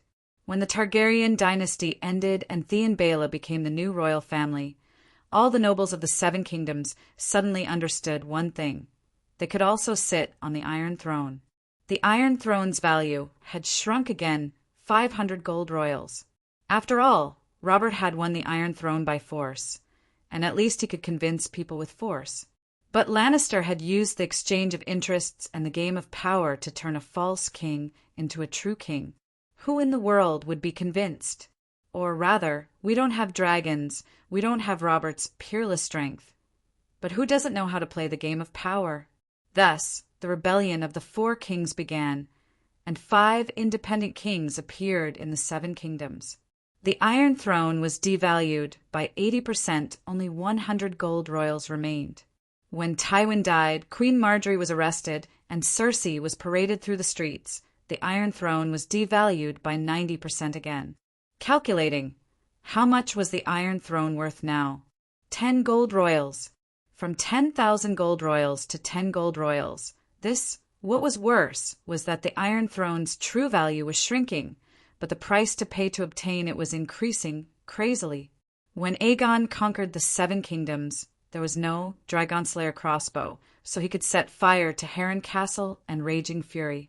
If you tried to set fire to Red Castle now, you could guarantee that the Megalosaurus would be shot into a hornet's nest before you could even spit out a mouthful of dragon flames. Back then, people were simple and honest. When Aegon conquered the Seven Kingdoms, even the most cunning Lannister surrendered sincerely. He was very chivalrous.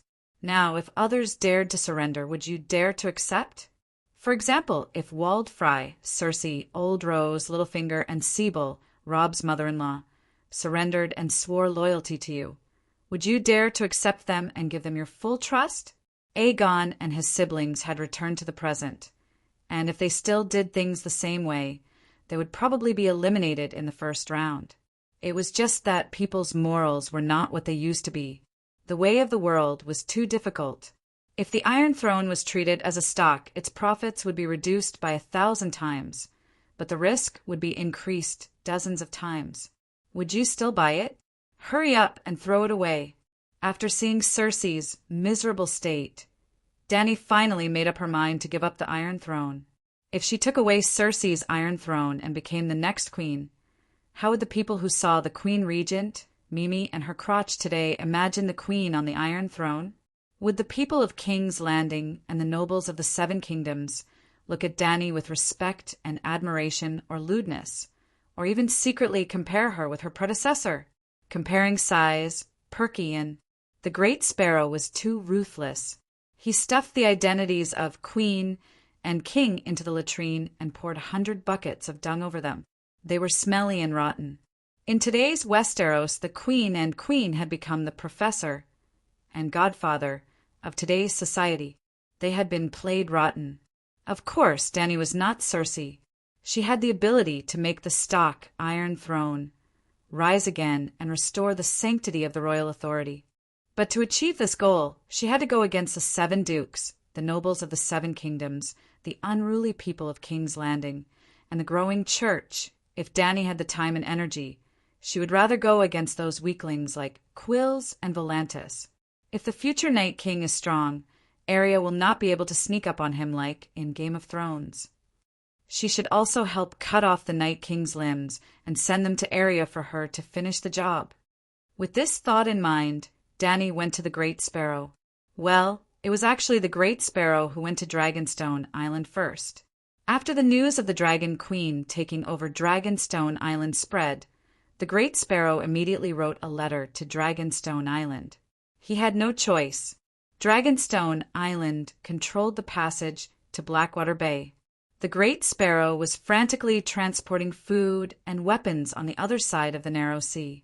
Danny personally replied to the letter and promised the Great Sparrow that Dragonstone Island and Tidehead Island would not only not block the merchant ships going to and from King's Landing, they would even provide free service to ships flying the heptagram flag.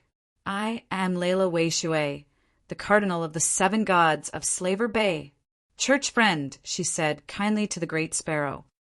Who knew what the Great Sparrow's reaction was when he saw that sentence? 2 days later, seeing that Dragonstone Island kept their promise, he sent another letter to Danny and asked her to talk about it again.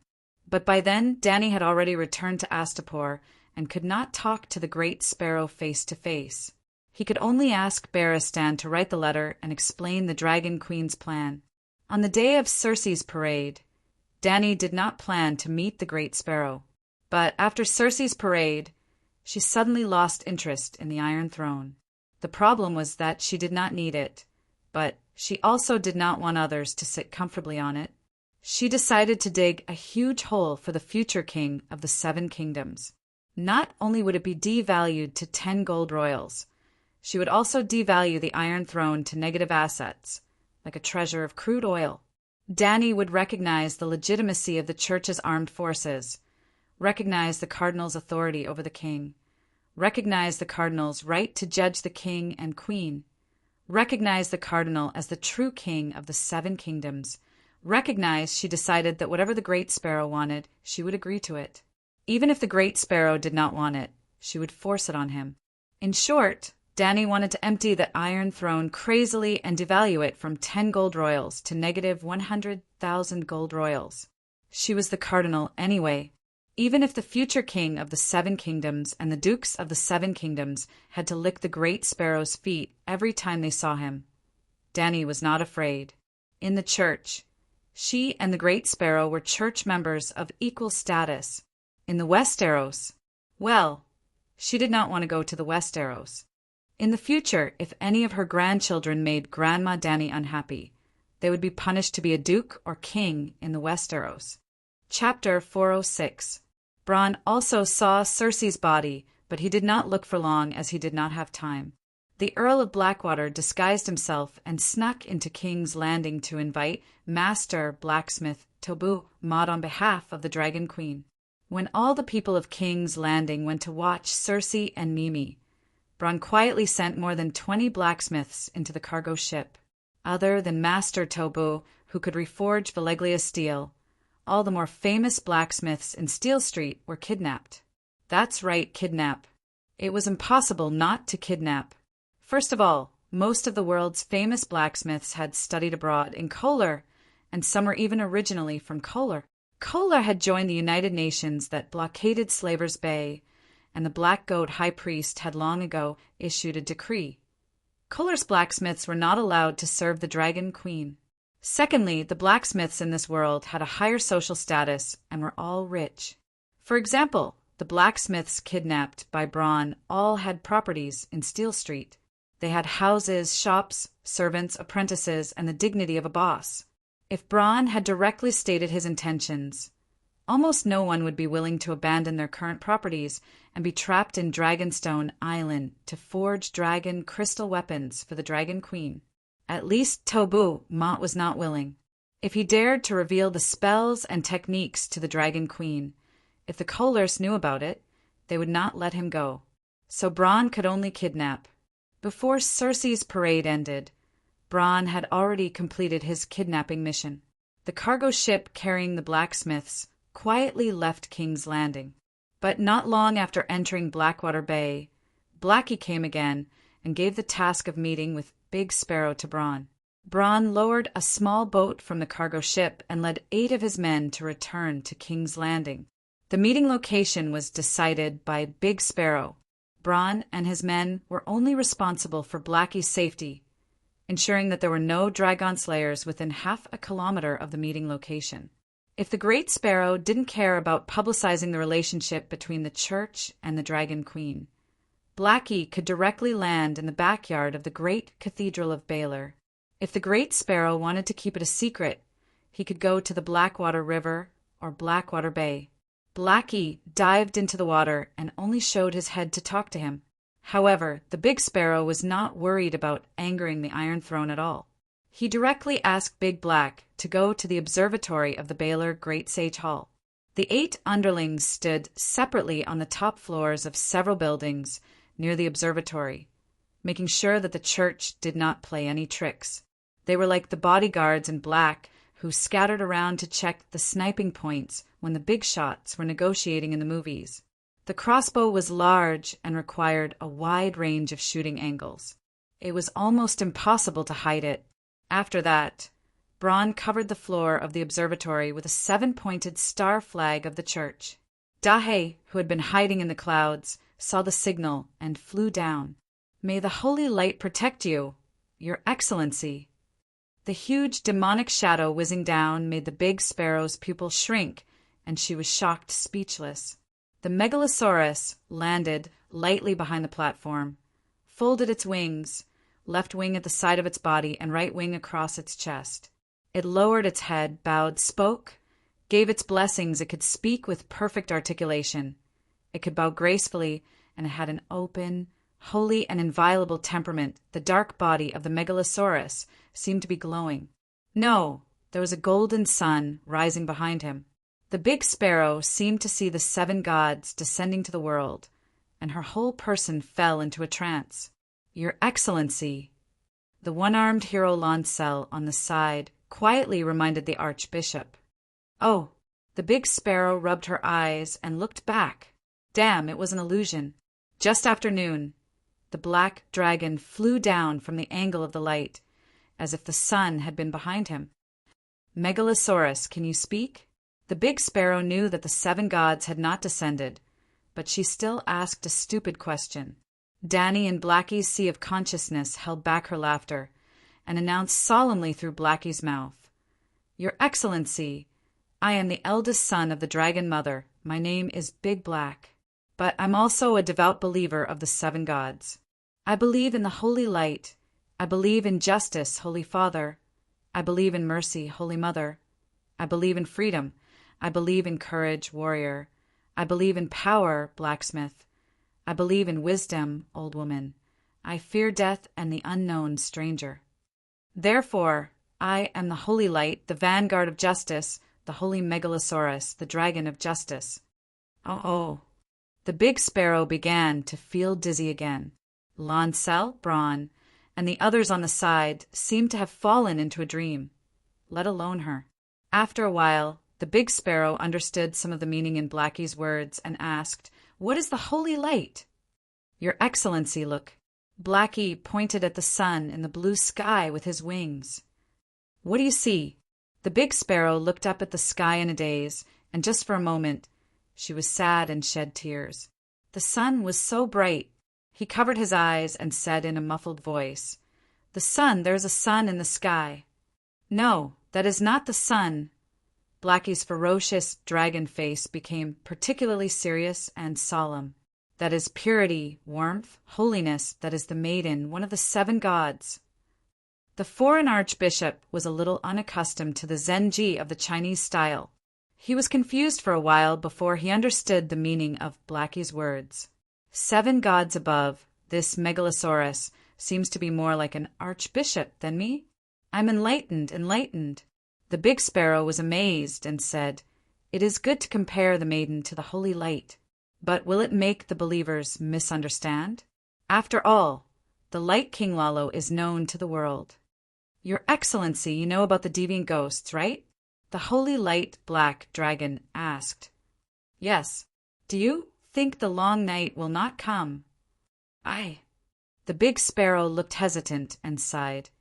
"After receiving the news, I prayed in front of the old woman for 3 days and 3 nights. I didn't eat or drink, hoping that the old woman would carry a golden lamp to illuminate my future." Danny was speechless about the way the 7 gods prayed. After being hungry for 3 days and 3 nights, even a normal person would have auditory hallucinations. Then they would think that they were communicating with the seven gods, getting enlightenment from the seven gods. The deviant ghosts are real, the holy Megalosaurus said with certainty. The Light King Lalo has been planning this since 5,000 years ago. This long night is a big crisis for the Church of the Seven Gods.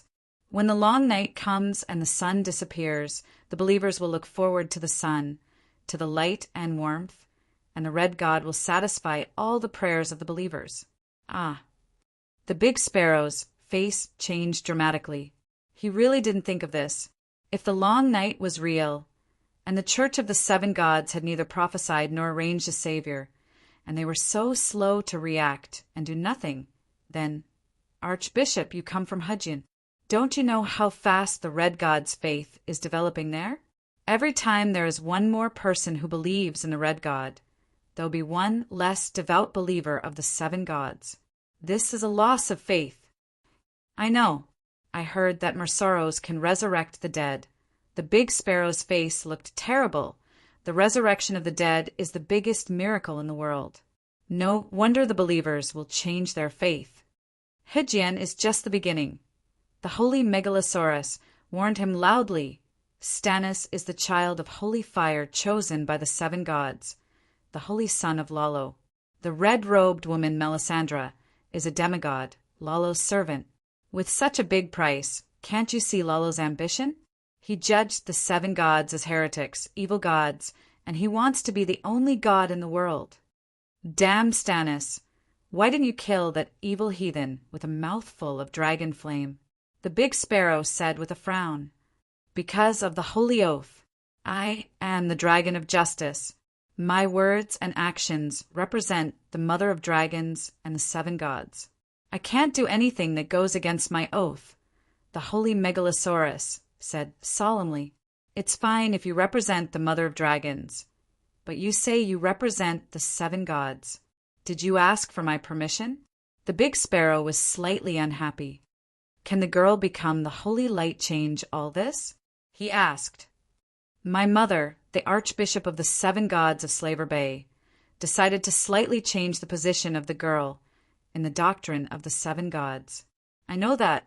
She once told me that the girl not only symbolizes purity, but also represents freedom, the girl who holds the torch of freedom. The big sparrow nodded. This is in line with the doctrine of the seven gods against slavery in the Seven Gods Bible. It's also good for the Church of the Seven Gods to develop believers in the free city. I personally agree with this. Now, the great dragon queen has also decided to change the meaning of purity. Purity is not only the purity of the body, but more importantly, the purity of the spirit and the soul. Just like light, warm and pure, it's called holy light. The holy light is the light of hope in the long night. The holy light can dispel the cold. Believers can get strength and salvation in the holy light. The red god has a prayer of, the long night is full of danger. The girls of the seven gods should also have a prayer of, may the holy light protect you. The Megalosaurus of the holy light spoke with assurance, and the look on the big sparrow's face became more and more shocked. What a good girl is the holy light. The doctrine of the Westeros also needs to be changed. Starting tomorrow, I will update the girls of the Seven Kingdoms to the girls of Slaver Bay. The big sparrow made a decision. After saying that, he even solemnly bowed to Dahe as a fellow member of the church and said, May the holy light protect you. May the holy light deceive you. Big Black replied and continued. In order to cope with the coming long night, the Church of the Seven Gods has to be reformed.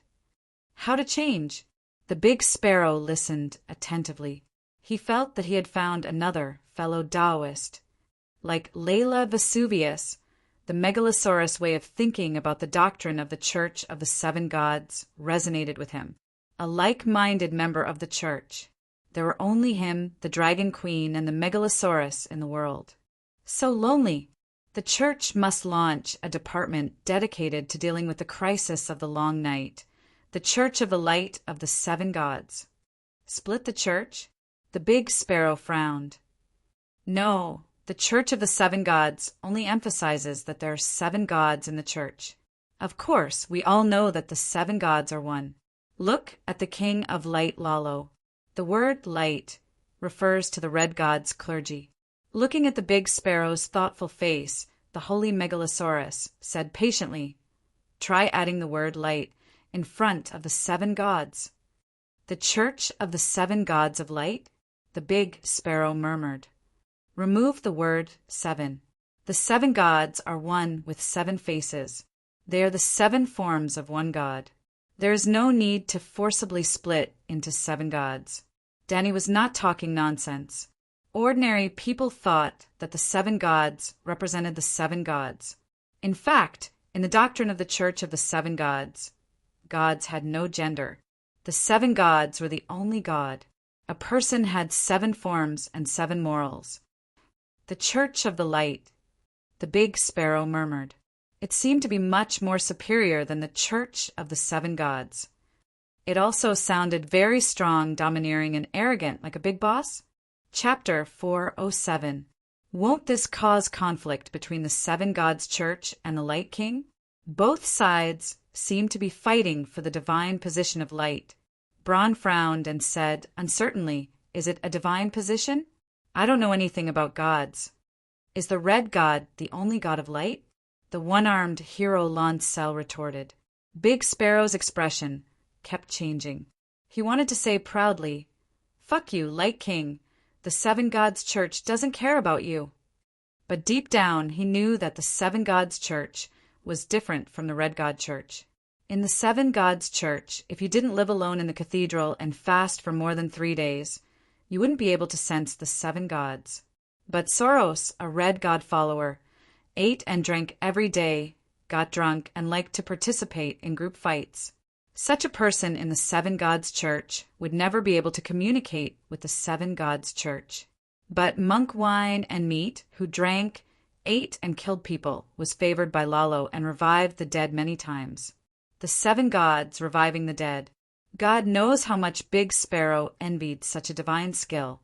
Even though he communicated with the seven gods many times, he never got a divine skill. The seven gods were real. Every time he fasted and prayed, he would be enlightened. He never doubted this. But the seven gods seemed to be too far away from the real world and couldn't transmit power to their followers. This was a big problem. Thinking of this, Big Sparrow sighed deeply and said, "The Church of Light is good, but this is too important. I must pray to the seven gods. Wait 3 days. No, this time I will pray in seclusion for 7 days and 7 nights. 7 days and 7 nights? Will I see you again next time?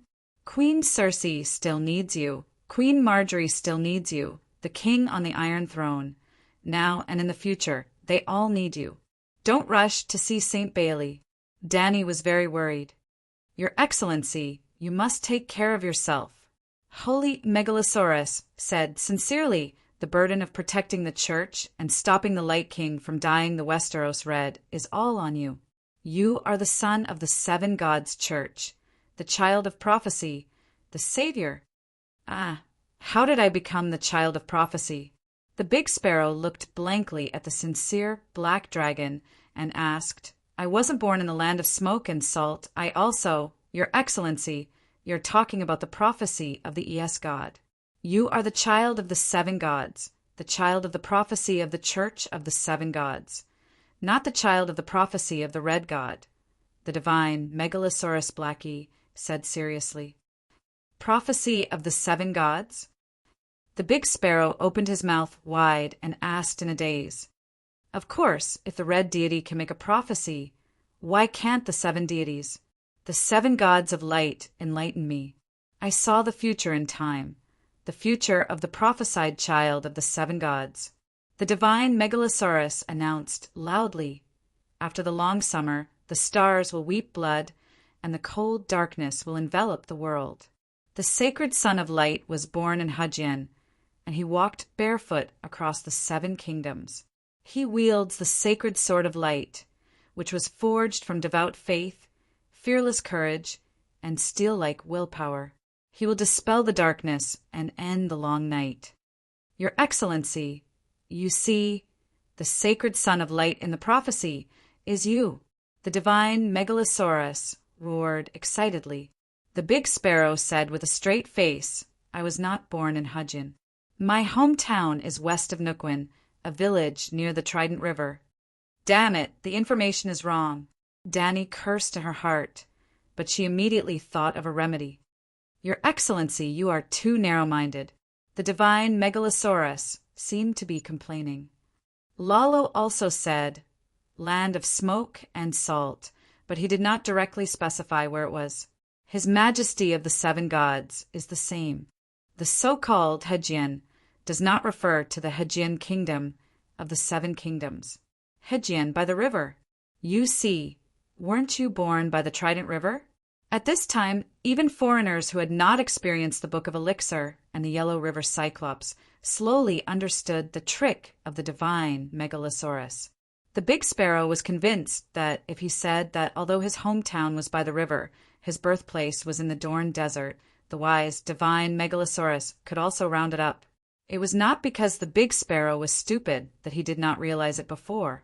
In fact, there had been many, many, many prophecies in this world. Some hid the prophecies, some misinterpreted the prophecies, some wanted to break the prophecies, but no one had ever faked a prophecy. Not to mention the prophecy of a savior. It was crazy.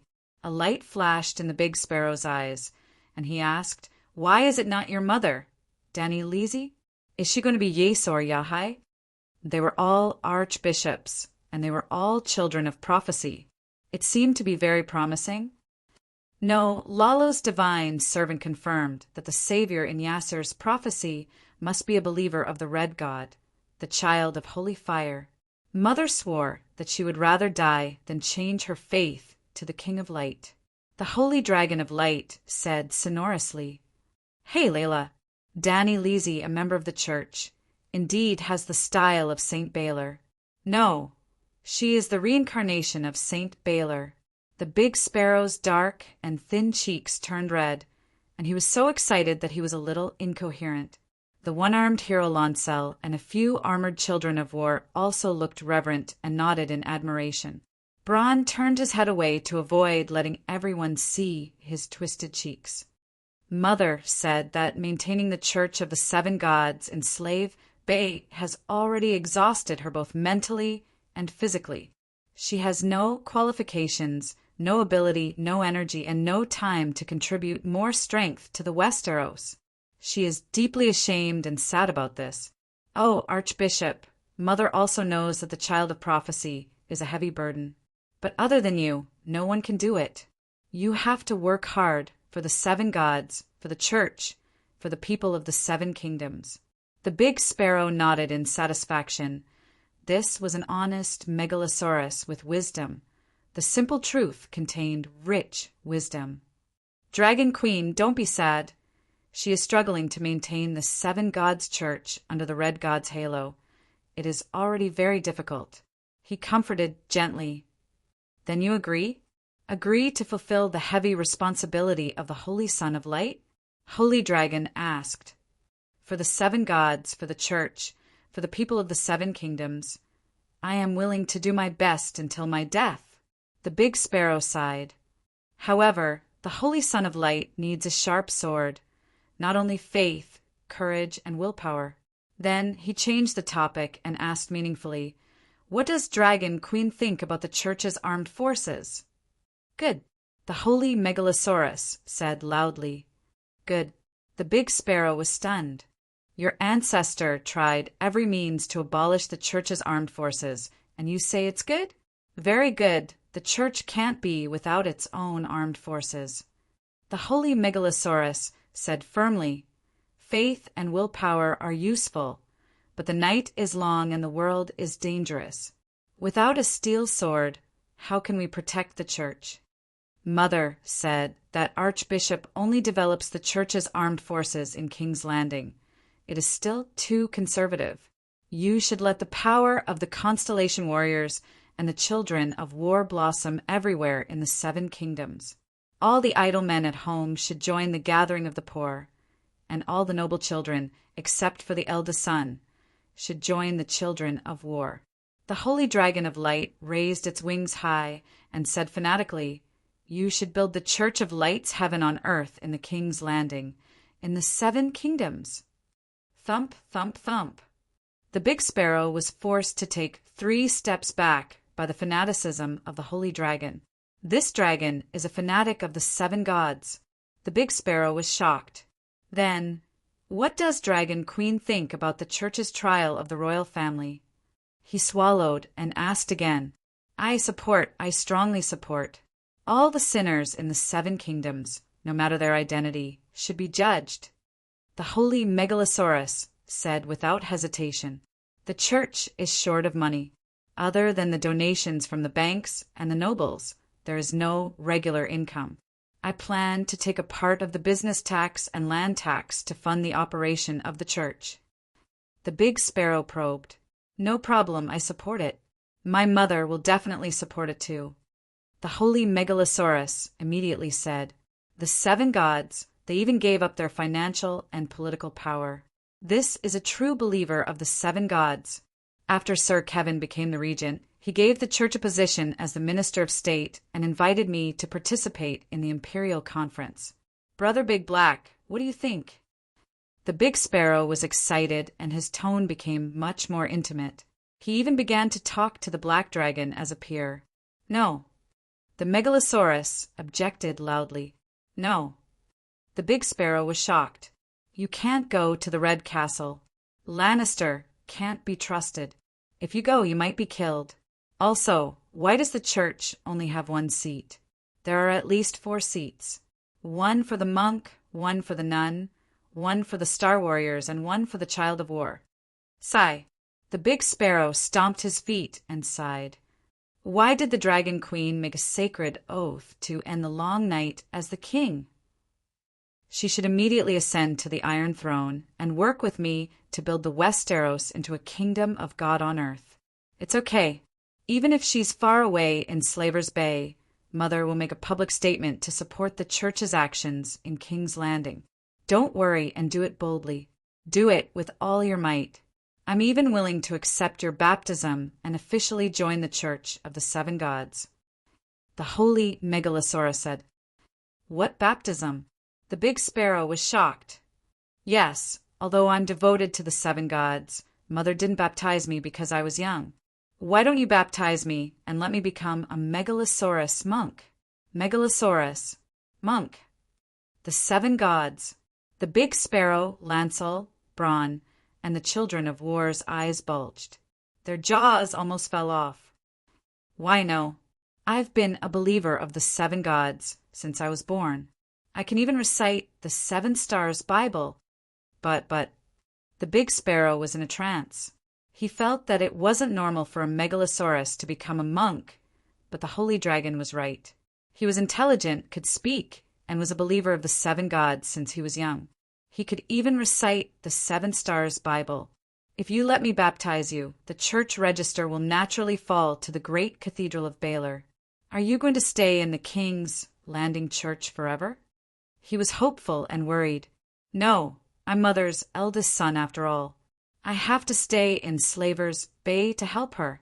Since we're all part of the Church of the 7 Gods, why don't you give me a double church register?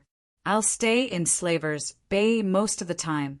If the King's Landing Church needs a Megalosaurus to support them, I'll come over and do some work. Double church register, support them? The holy dragon's thinking was too avant-garde. The old sparrow was old and couldn't accept it. What's so hard to understand? The Church of the 7 Gods in Slaver's Bay has the position of the light left emissary, specially prepared for me. Archbishop, you can also get a light left emissary or light grand guardian.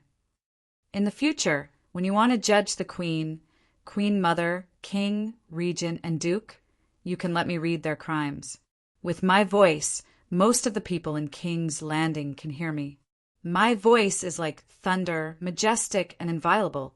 Moreover, with a Megalosaurus as the face of the church, the good men and women will revere the church more and become more devout believers.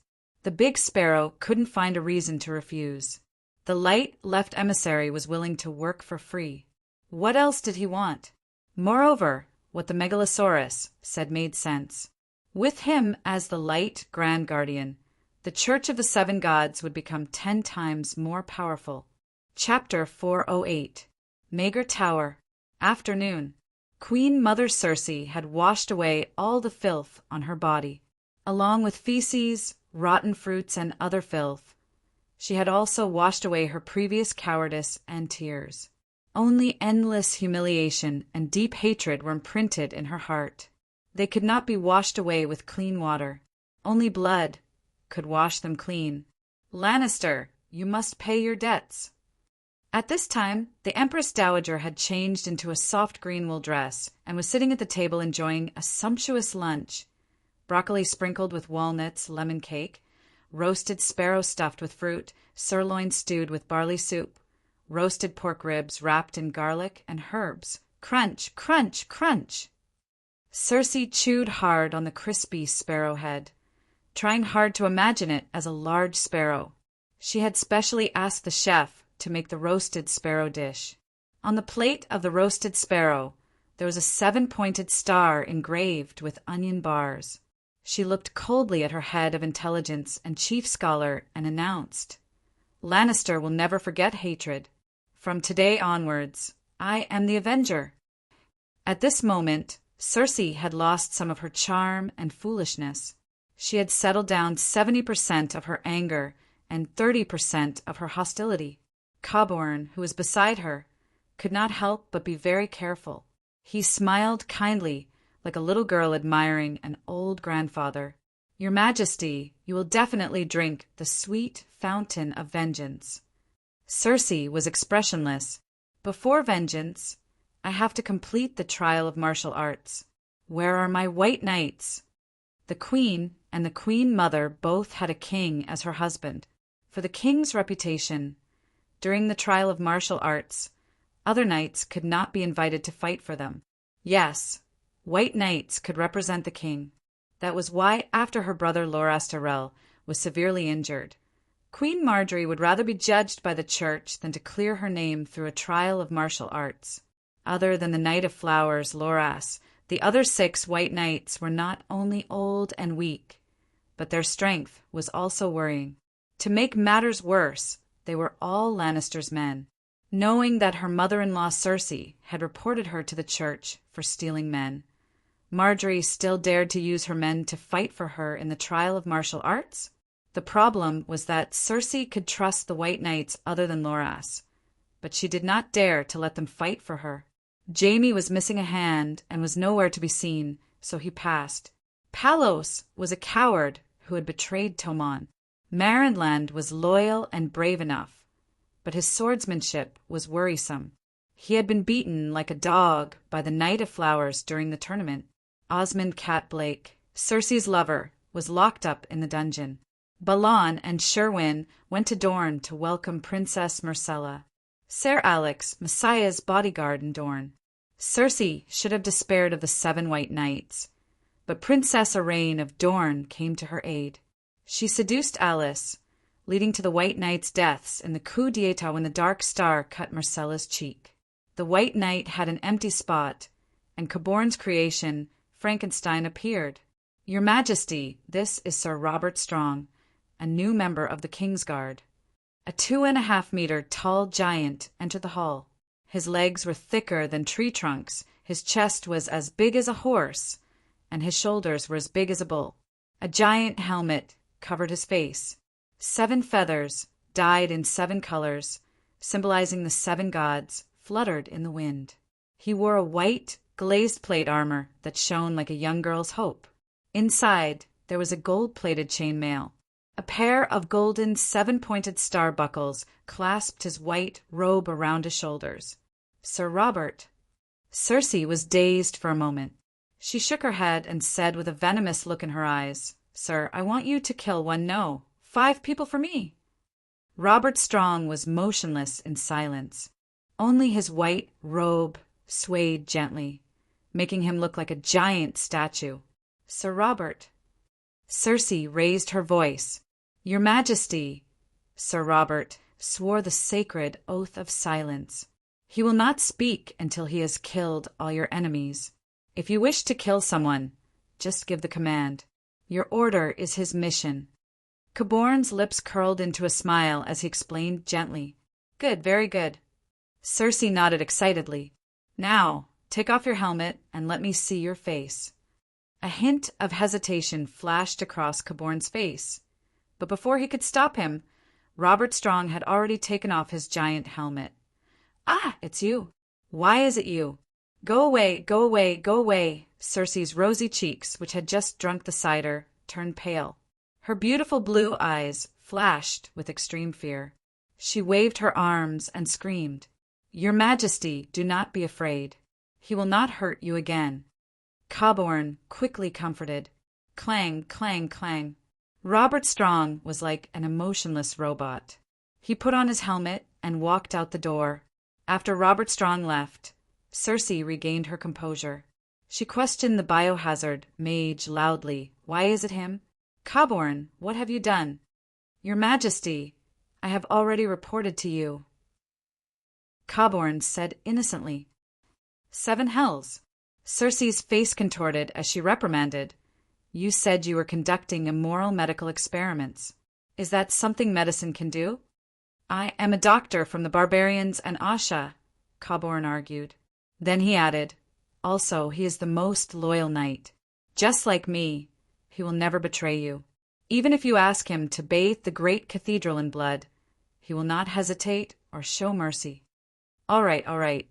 Circe's face gradually regained color. She was convinced. "Ask him to kill the 5 lowly commoners who were rude to me."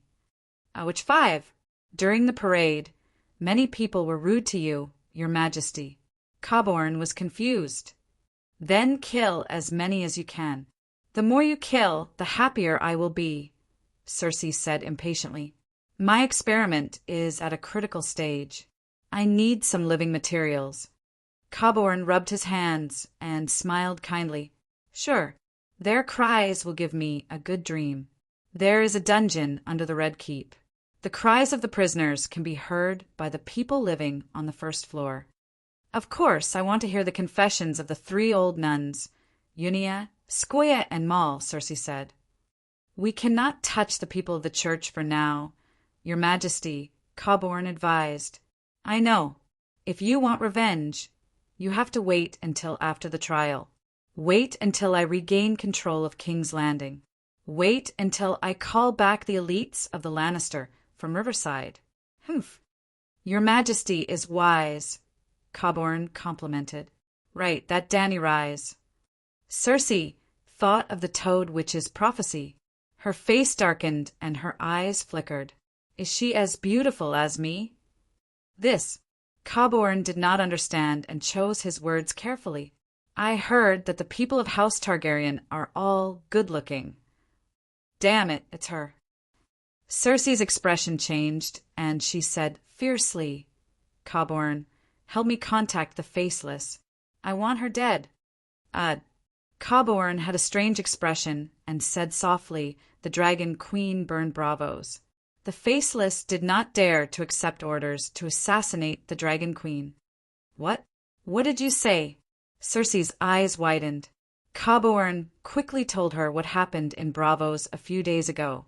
After the 8-clawed spider Varys escape, Caborn became Circe's new head of intelligence.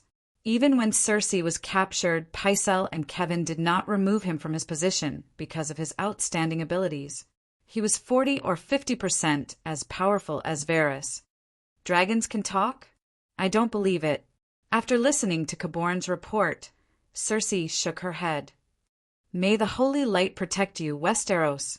A loud and majestic voice suddenly came from outside the window. The tone was very strange. It was deep and coarse, like a mixture of tiger, lion, buffalo, and other large animals. It was definitely not a human voice.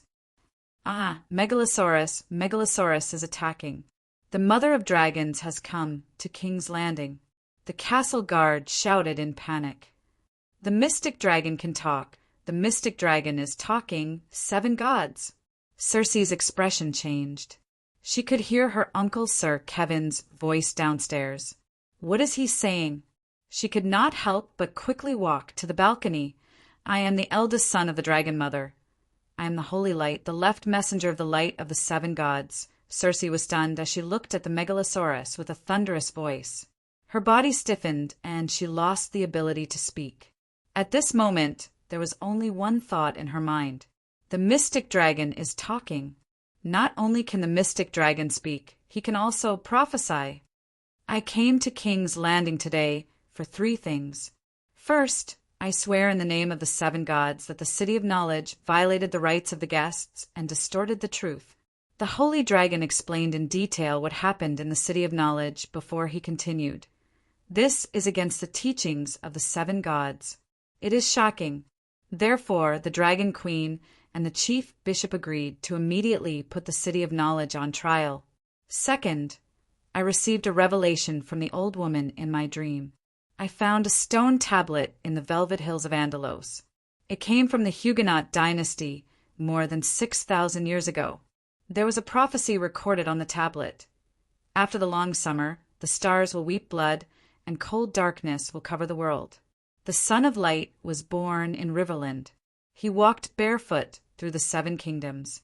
He held the holy sword of light, forged with devout faith, fearless courage, and iron will. He will dispel the darkness and end the long night. Big Sparrow helped to change the prophecy. He felt that the prophecy that the Megalosaurus saw in the timeline was illogical, irregular, and lacked foundation. The Son of Light, the Holy Sword of Light, what are those? Circe asked dumbly. It's a bit like Asha's prophecy, the one where Azar and Ahai reincarnate, Coburn said with a strange expression. Then who is the Son of Light? Circe and Coburn looked at each other and screamed. Impossible! How can Big Sparrow be the son of prophecy? He looks so old and ugly. Well, in Circe's heart, the son of prophecy should be as handsome as Leger. The chief bishop is the Son of Light. From the guards in the Red Keep, to the nobles on Aegon Hill, to the peddlers, residents, and beggars on the streets, they all guessed the identity of the Son of Light in the prophecy, like Circe. Compared to Asha's prophecy, the hints in the 7 gods' prophecy were too obvious, suitable for all ages. Finally, about the Dragon Queen's sacred vow on the Great Wall, the one who ends the long night will be king. Targaryen, your words are like a mountain. My mother is a woman of her words and will keep her promise. Phew, this is good news. Circe let out a long sigh of relief. 7 gods above, the wings of death can pick stars with his left hand and throw meteors with his right. If he sneaks into the Red Keep in the middle of the night and meteors fall from the sky, we're done for. Yes. Coburn nodded and smiled. As long as we find a group of ruffians from King's Landing and send them to the Great Wall every month, the Iron Throne will be considered to have joined the United Ghost Resistance Front, and she will not be able to do anything to you. I hope this winter will last longer. Give me enough time. Circe sighed. With my wisdom and experience, it will not be difficult to take back the power of the regent from my old uncle, and it will be easy to clean up the court's rebellious officials. As long as the political situation of the 7 kingdoms is stable and everything is under my control, the Great Sparrow will really become a soft and crispy roasted sparrow. As long as the Mother of Dragons. Sigh, how I hope the long night is real. Let that woman fight the other ghosts. Let the King of Ghosts take her and her dragon away. Circe put her hands together and prayed in the direction of the great cathedral of Baelor. 7 gods, let the long night become real. Let the other ghosts be as fierce as the Megalosaurus. Let the winter come fiercer. Chapter 409. Merciful Mother of God, the long night must come and freeze and starve those lowly mobs of kings landing to death. Not a single one will be left. Just Father of God, brave warrior, you must make the mystic dragon and the Mother of Dragons fair, selfless, brave, fearless, and unafraid of sacrifice. She must be brave and selfless in the face of the other ghosts. Only those who do not fear death will truly die. Only those who persevere in selflessness will truly have no personal property. Only those who do not fear sacrifice will truly sacrifice themselves. Wise crone, please take away the wisdom of the mother of dragons. Let her continue to be foolish and invest her money, energy, and military power into the wall. Let her recklessly duel with the other ghosts. Let her always be at the forefront and be surrounded by 100,000 strong and ferocious other ghosts. God of strength, blacksmith, bless the mother of dragons. May her sword break when she meets an enemy. May she lose all her energy in duels. Stranger, take away Dani, Liz, and her dragon. Let them accompany you in the 7 hells. Cersei could swear that even when her son Joffrey passed away, her father Tywin passed away, and even when she was imprisoned in the cathedral's dungeon, she was not as pious as she was now. Caborn, tell me quickly, is the long night real? She then pulled Caborn's hand and asked expectantly, the other ghosts might be real, but the long night might not be, Caborn said hesitantly. Cersei was very dissatisfied and shouted angrily, why? Those are other ghosts. The ones in Old Nan's stories are so scary. The other ghosts bring the cold, take away the sun, and plunge the world into the long night. 99% of the humans have died. At this point, Cersei suddenly laughed innocently like a young girl. Ha ha ha, what a beautiful number. 99%. The peasants, mobs, and beggars have all died. Your Majesty, the King's Landing, Hedgian, and the Western Territory are all short of food. Even Casterly Rock is not prepared for summer due to the continuous battles, Caborn reminded carefully. Ha ha! When have you heard of Lannister starving to death? As for the peasants, the more of them die, the better. Cersei laughed disdainfully. She quickly added, of course, that ugly monster Tyrion does not count. 7 gods! Let that deformed devil monkey be poor and hungry to the point that he can only bite his nose. Ha ha ha! His nose is long gone, there's nothing to gnaw on.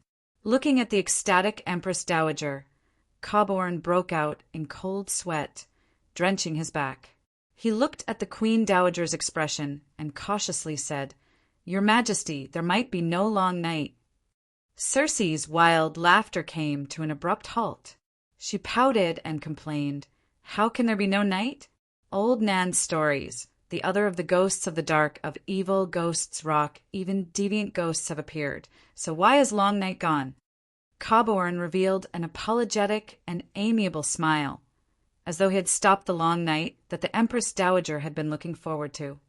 There is the Great Wall between the 7 kingdoms and beyond the Great Wall. There are also the Night Watchers and the Dragon Queen, who is madly investing in the Great Wall. I heard that Dragonstone Island is madly mining dragon crystals, and dragon crystals suppress the other ghosts. Now that there is a united ghost resistance front, the nobles of the 7 kingdoms will continue to send people to the Great Wall. Just like us, joining the united ghost resistance front will at least ensure that the mystic dragon will not burn down their castles. The Great Wall has soldiers, money, and weapons. The other ghosts will not be able to pass. But without the other ghosts, it will not bring the long night to the Westeros. He explained softly, Damn it! Why is the Great Wall not collapsing? Cersei cursed. Suddenly she had an idea. Her beautiful blue eyes flashed with intelligence.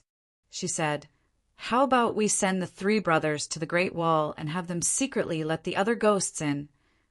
The 3 brothers of Kate and Blake, the eldest Osmond, the second Osfrey, and the third Ernies, were the 3 scavenger crows in Cersei's Feast of the Crows. The 3 unknown hooligans used their weapons and skills to rise to the top. The eldest brother became the King's Guard, the second brother became the commander-in-chief of the city's garrison, and the third brother became the Empress Dowager's close vassal. Cersei's original plan was to let the third brother seduce her daughter-in-law, Marjorie, and then let the third brother confess his affair with the Queen to the Great Sparrow. When the third brother was arrested, she would personally appear and send him to the Great Wall. When he reached the Great Wall, the third brother had a mission, to trick John to death and make the Stark extinct. Unfortunately, the Great Sparrow saw through Cersei's plan. He did not hesitate to torture the third brother who came to report Marjorie. The third brother could not take the beating and instead revealed all of Cersei's secrets. Then, Cersei was sent to prison. She did not learn from her mistakes and came up with an even more cunning plan. "No, Your Majesty, you cannot let the deviant ghosts in." Caborn's expression changed as he hurriedly advised. "You saw it yourself. When facing deviant ghosts, Dragon Queen abhors evil. If she knew that you let deviant ghosts into the Northern Territory, she would immediately send wings of death to send a meteor down on you." "Who would know that I did it?" Cersei said. Caborn did not know what to say. His boss's intelligence was so low that he wanted to change bosses. He heard that the Dragon Queen knew witchcraft and was a witch. He did not know if she would want someone like him. "Kate and Blake will definitely betray you," he sighed. "They dare," Cersei shouted. "Sigh, how did you end up in the dungeon of the Great Sanctuary?" Caborn reminded her. A few days later, River Delta City. At noon in the dining hall, many of the Fry family's descendants were gathered together, waiting for the meal to start. The old scholar suddenly walked in from the side door and whispered something into the Marquis's ear. "Ha ha!" After a while, the bald Wade Fry laughed maniacally as he held the letter the scholar passed to him. Joy and mockery were evident on his face. "My lord, what good news do you have?" Black Wade, who was sitting at the head of the table, asked. Black Wade was the great-grandson of Marquis Wade and the main executor of the Bloody Wedding. Wade Fry was a man of honor. He was 91 years old this year, married 8 times and had more than 20 sons.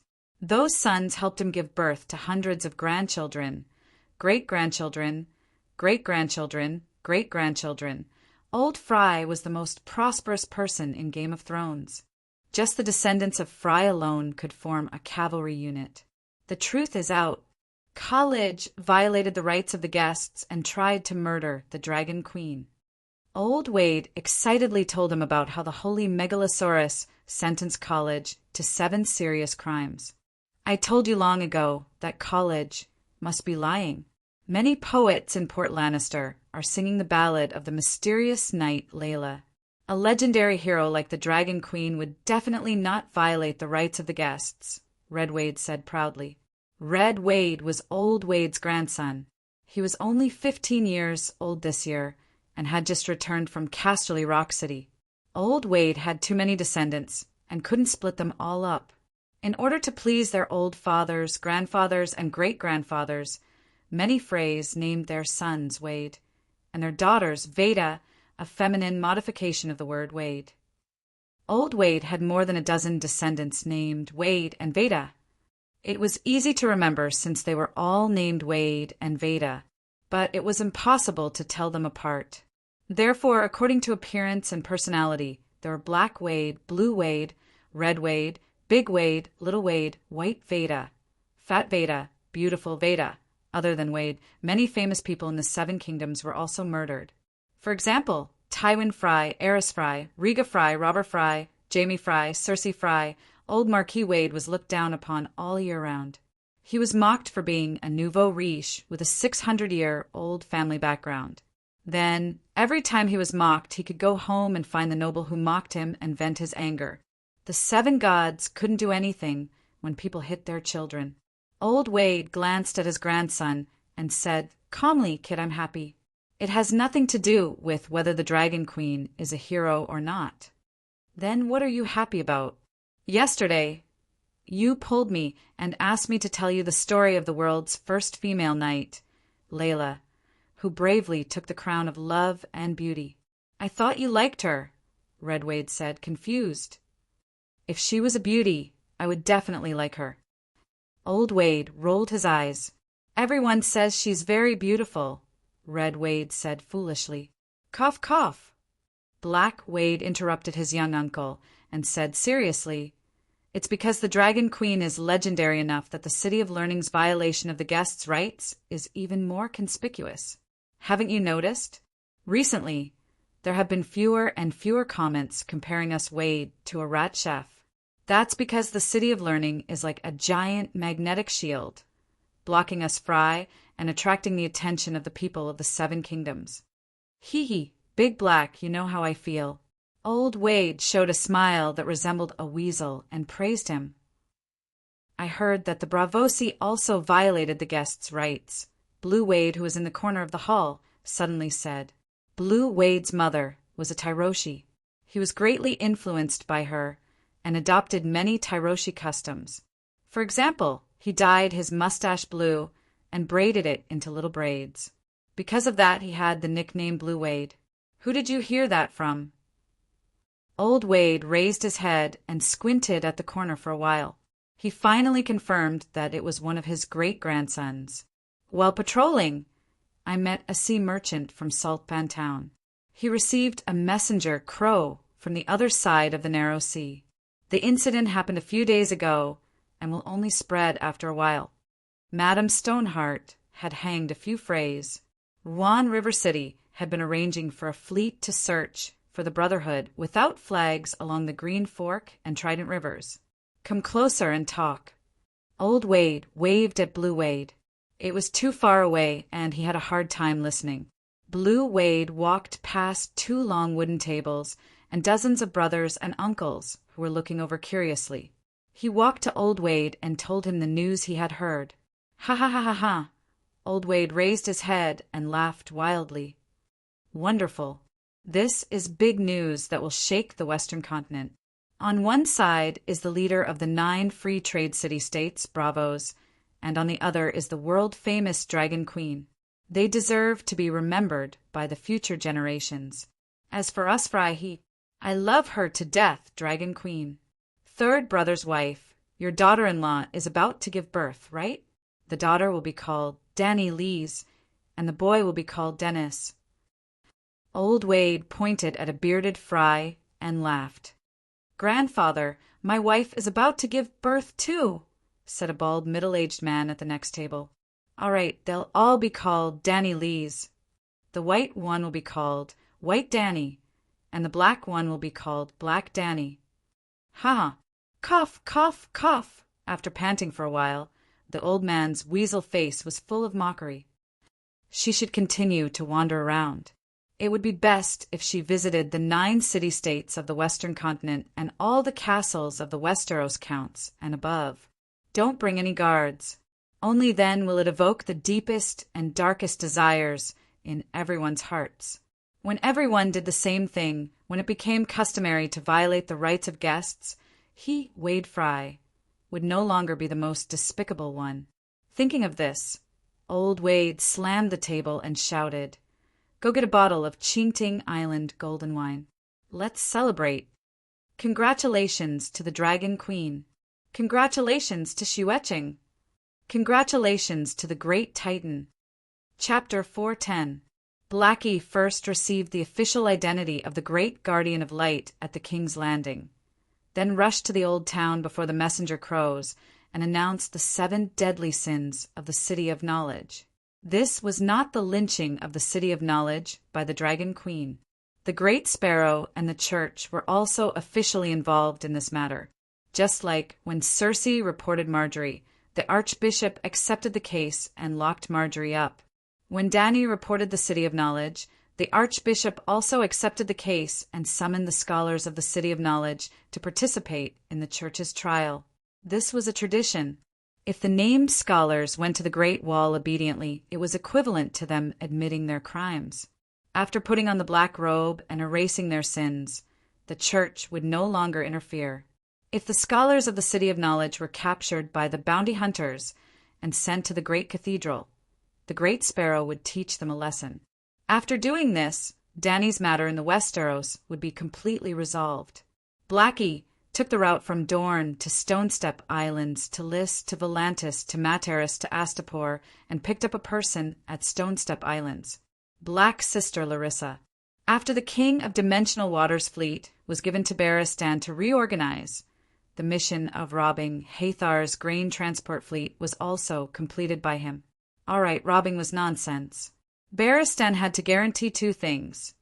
First, the old man of the old town spent 3 million gold royals to buy 200,000 tons of grain from the Free City and transported it safely to Crab Island and Dragonstone Island.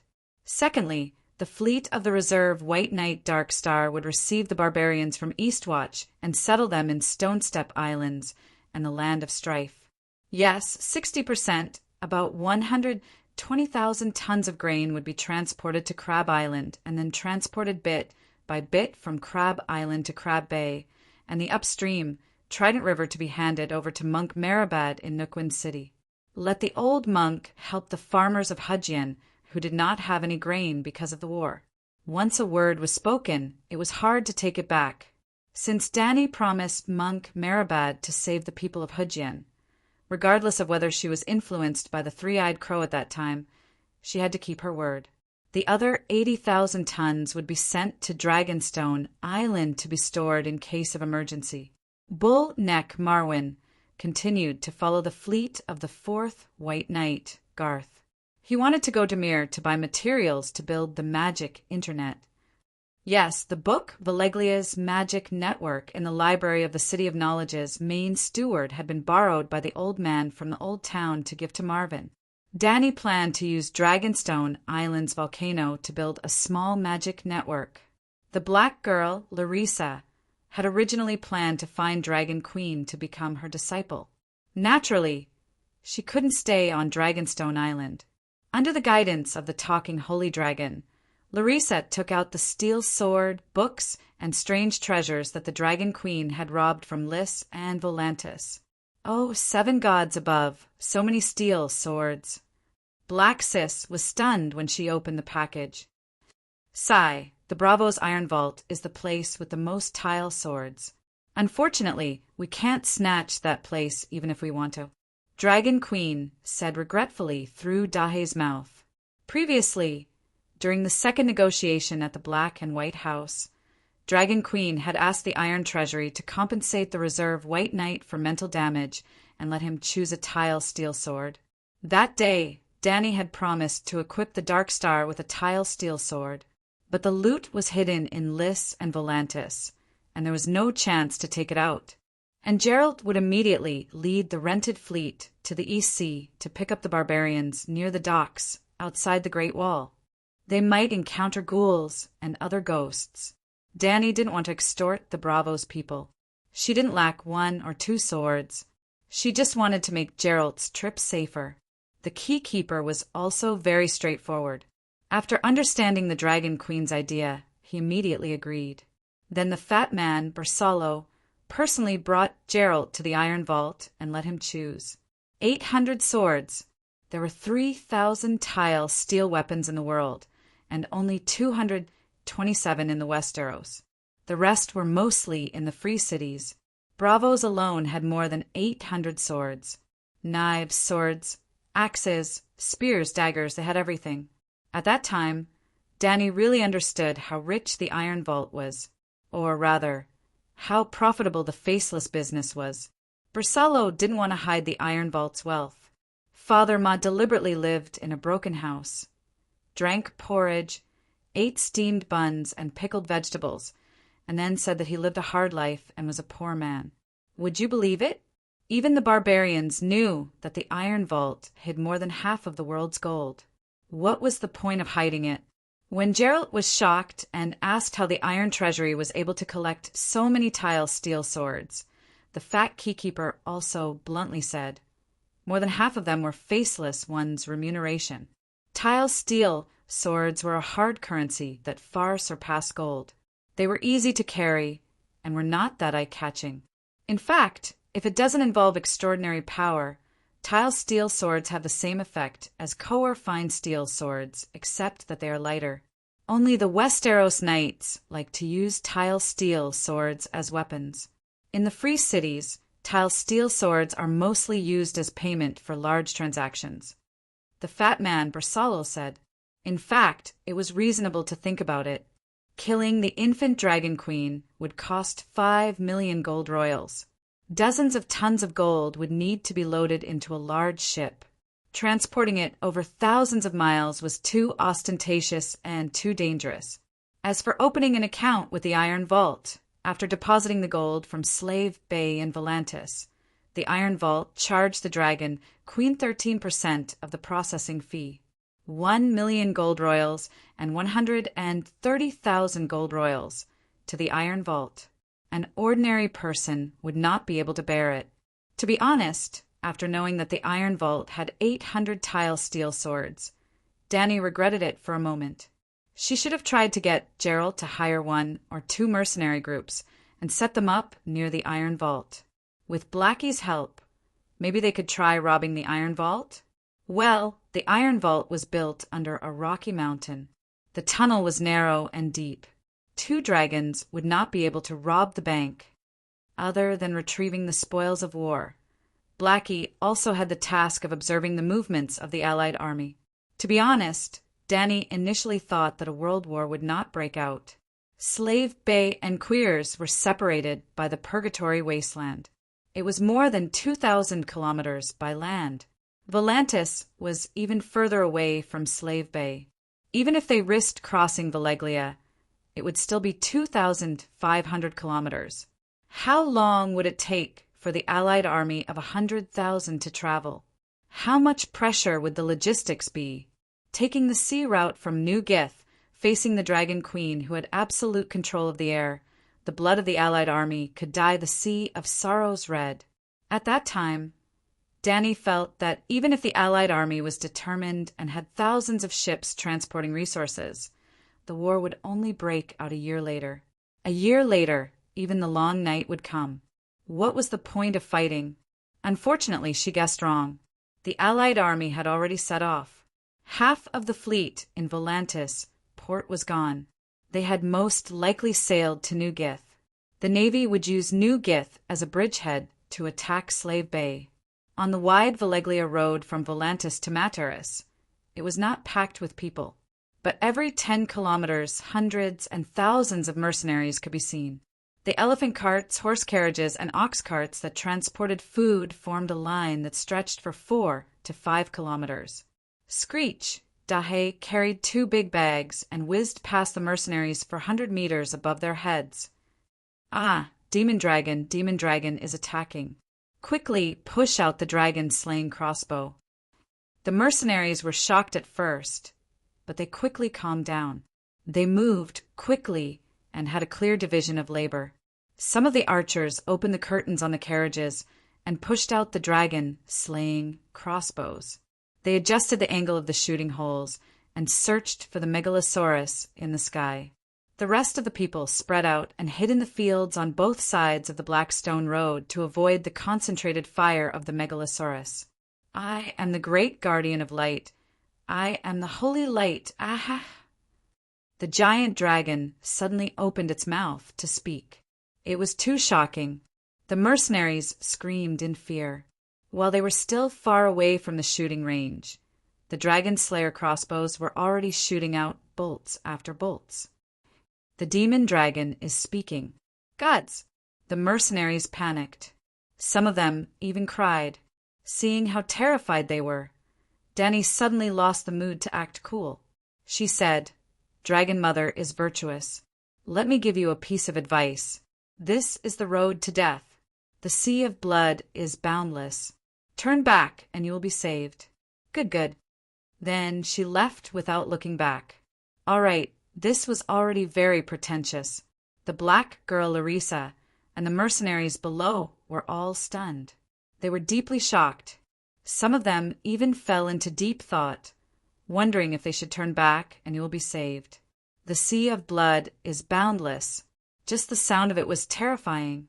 Flying over the plains of the Rhone River, the sky suddenly darkened. It was as if the sun above them was covered with a thick layer of cotton. Blackie entered the land of long summer. The sky was gray, and the barren land was covered with brown and red weeds. A straight Valeglia road led to Materis. There were no demons. The mercenaries and caravans were endless on the black stone road, but none of them had been attacked by the demons. The scene outside Materis City shocked Dany even more. Thousands of tents of various colors suddenly sprouted on the plains outside the city, like mushrooms after the rain. There were also at least 30 square formations of thousands of people practicing martial arts. One of the elephant soldier phalanxes actually had over 1,000 giant elephants charging in a line. Almost every giant elephant had a crossbow installed on its back. Perhaps there were not enough dragon-slaying crossbows. More than half of the elephants were only carrying a normal crossbow. The demon dragon is attacking. Soon, someone noticed the black dragon circling in the sky. Woo, woo, woo, the horn sounded, and the camp that stretched for 10 kilometers was in an uproar. The infantrymen raised their shields to protect the archers. The ballistae lifted the tarpaulin and arranged themselves into a circular formation to protect the soldiers. Squeak, Blackie flew over the elephant herd. The dragon's might was fully displayed. It was domineering and unrestrained. Ong, ong, ong, the elephant herd was indeed in a commotion. They stomped their hooves, raised their noses, flapped their big ears, and let out dense cries that sounded like a whistle. However, although the elephant herd was stomping back and forth, they were basically under the control of the elephant soldiers. They did not run around randomly. According to the People of the Wind Blowing Group, the elephant soldiers came from the Jade Walrus Island. Could it be that they had special elephant controlling skills? Or was the dragon's might too weak because of the distance? A few thoughts appeared in Danny's mind. However, she did not dare to go down and verify it. The crossbow on the elephant's back was already loaded and aimed at the sky. Impossible. Danny was shocked by the elephant herd's reaction. In the yurt below Matera City, a girl was even more shocked. Her beautiful hair cascaded down her perky buttocks like a waterfall. A dragon-shaped red crystal hairpin fixed her long bangs behind her head, revealing her full and smooth forehead. She had a tall nose, exquisite 5 senses, and deep blue eyes that surpassed her age. There was also that golden priest robe. On the back of the robe was a burning volcano with smoke rising in spirals. A megalosaurus with a sword in its claws was circling the peak of the mountain. It was the emblem of the Balerian family, the head of the 14 fire peaks. This girl who was looking up at the sky with a shocked expression was Jenny Balerian, the archpriestess Orlos, who was once possessed by an evil god.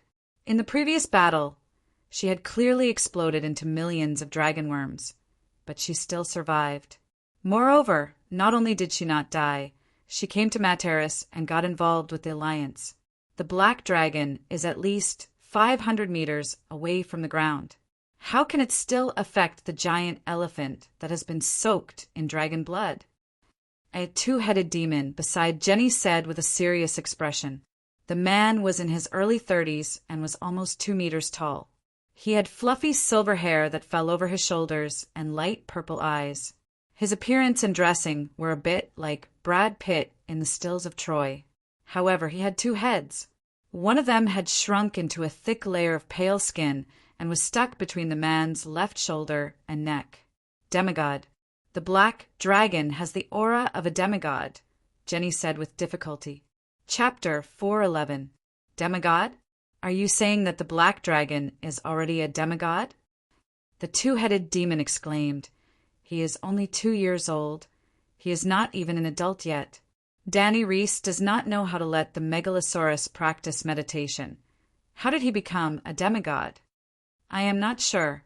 Jenny's beautiful face was gloomy. The last time we met was only 2 months ago. The black dragon does not know meditation and is not a demigod. In just 2 months, not only did he learn the Grand Wizard's meditation, he also condensed a 9-colored whirlpool in his mind and stepped into the demigod realm. Are you sure? The black dragon has already condensed the perfect meditation technique? The 2-headed demon said in disbelief. I created the meditation technique. How can I be wrong? Jenny's voice suddenly changed from a clear and melodious girl's voice to a mixture of thousands of voices. It was strange, low, and cold, as if it was going to drill into the depths of one's soul through one's ears, making the strong man's hair stand on end. The two-headed demon shivered, lowered his head, and said respectfully, "Please forgive me, your majesty. I did not know you were here." Dani Reese is not simple. She learned without a teacher and mastered the skill of copying the foundation of meditation. Jenny did not even look at him. She kept looking up at the black dragon hovering in the sky, but her voice returned to a clear and melodious girl's voice. Then, did she discover the secret of overclocking? The two-headed demon asked worriedly. "Look, the black dragon is full of energy. It looks like he has overclocked?" Jenny laughed. "Phew, that's good." The two-headed demon sighed in relief. The black dragon is close to a demigod. If he overclocks with Dani Reese, she will definitely step into the demigod realm.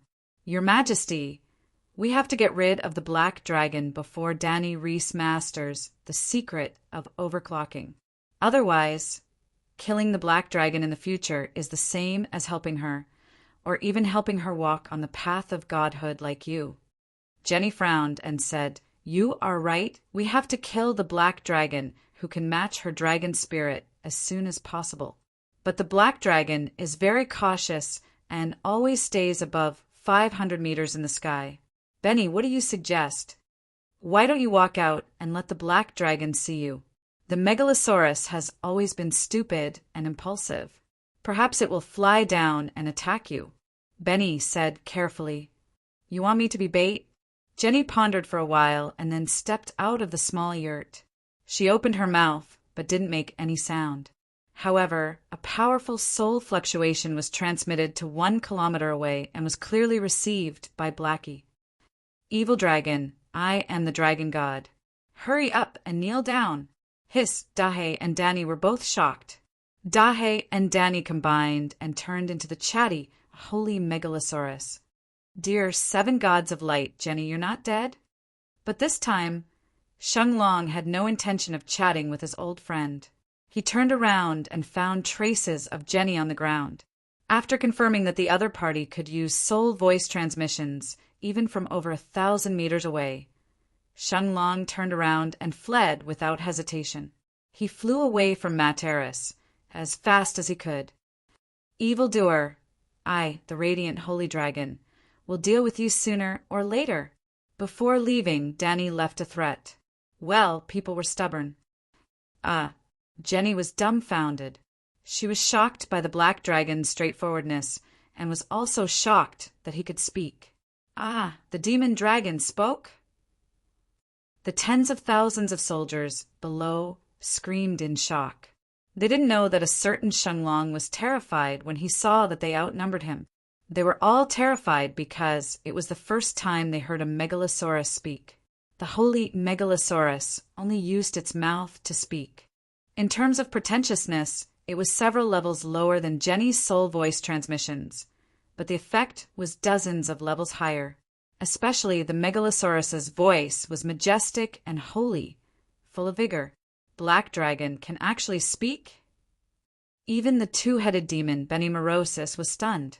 Jenny was also shocked and confused, but she didn't show it.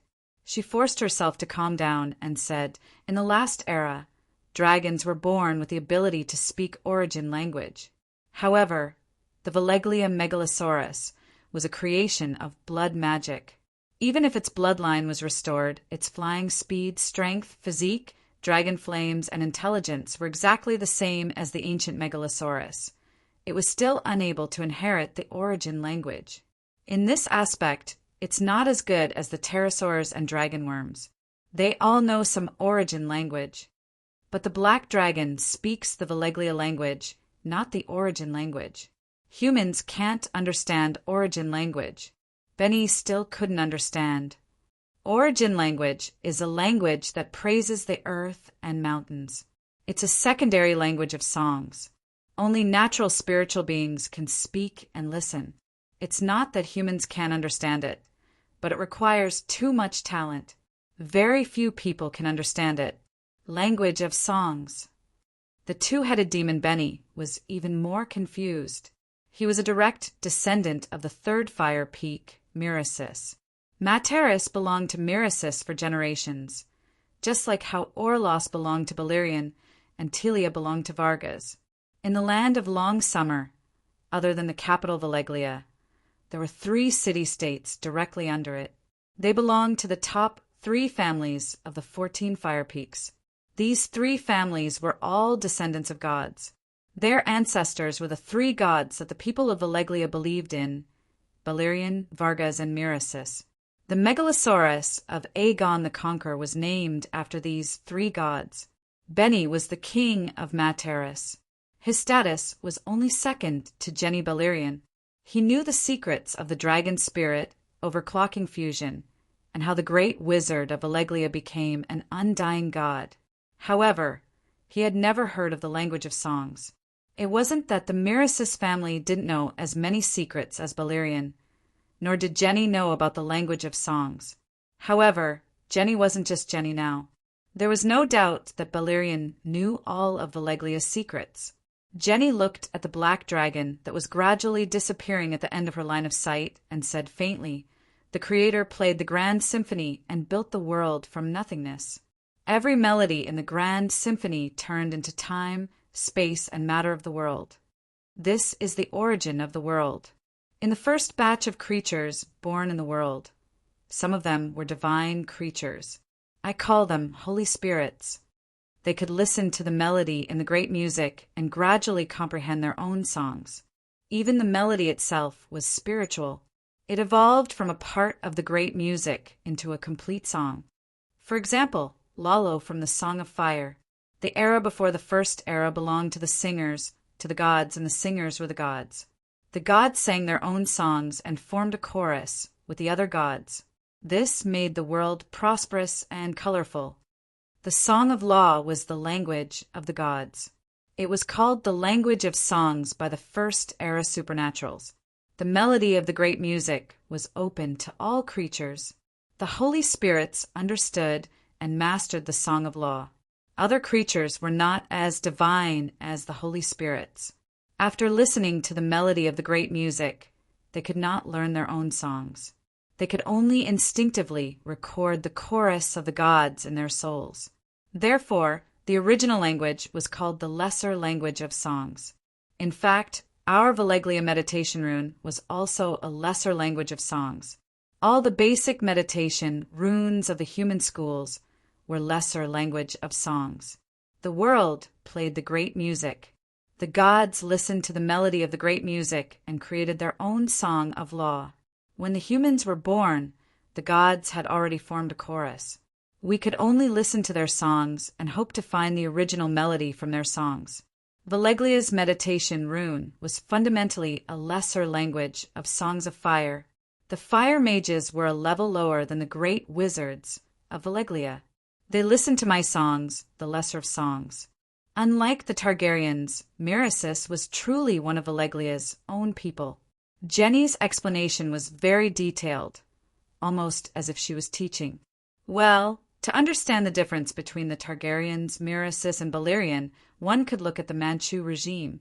Before the rise of Valeglia, there were nomads in the land of long summer, a very weak, inferior, and primitive people. Valeglia equals Manchu's 14 Fire Peak families equals Aizen Jornos 8 great families Valeglia equals Majar, Tonga, Guar, Fucha, Nala, Nahuru, Waya, and other great families Targaryens equals Manchu's Valerian. Setiga equals Manchus, hereditary Manchus, the people of the world ruled by Valeglia equals, well, everyone knows that. The free fortresses of Valeglia spread all over the world equals Banner City among the great cities of the celestial empire. The Targaryens were arrogant in front of outsiders. But in front of the 14 Fire Peak families, they were nothing. 400 years ago, the Targaryens' self-exile to Dragonstone Island was equivalent to the Emperor's royal guard in the Forbidden City being banished to the Ninga Tower. Well, at least the Targaryens still had a few dragons. They definitely deserved the title of royal guard. The black dragon was hatched from an Asha stone egg. I wouldn't be surprised if he awakened the source language from the depths of his bloodline. But he can speak the Valeglia language freely and fluently. The doubt on Jenny's face turned serious, and she said, This means that his intelligence must be very high, surpassing the megalosaurus of Valeglia. This is very scary. Benny had an idea and asked, "Is it possible that Danny Lilith is speaking through the mouth of the megalosaurus in the form of a dragon spirit?" "Impossible."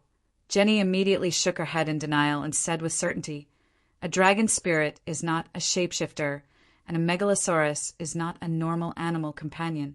The will of a megalosaurus cannot be distorted, and the dignity of a megalosaurus cannot be blasphemed.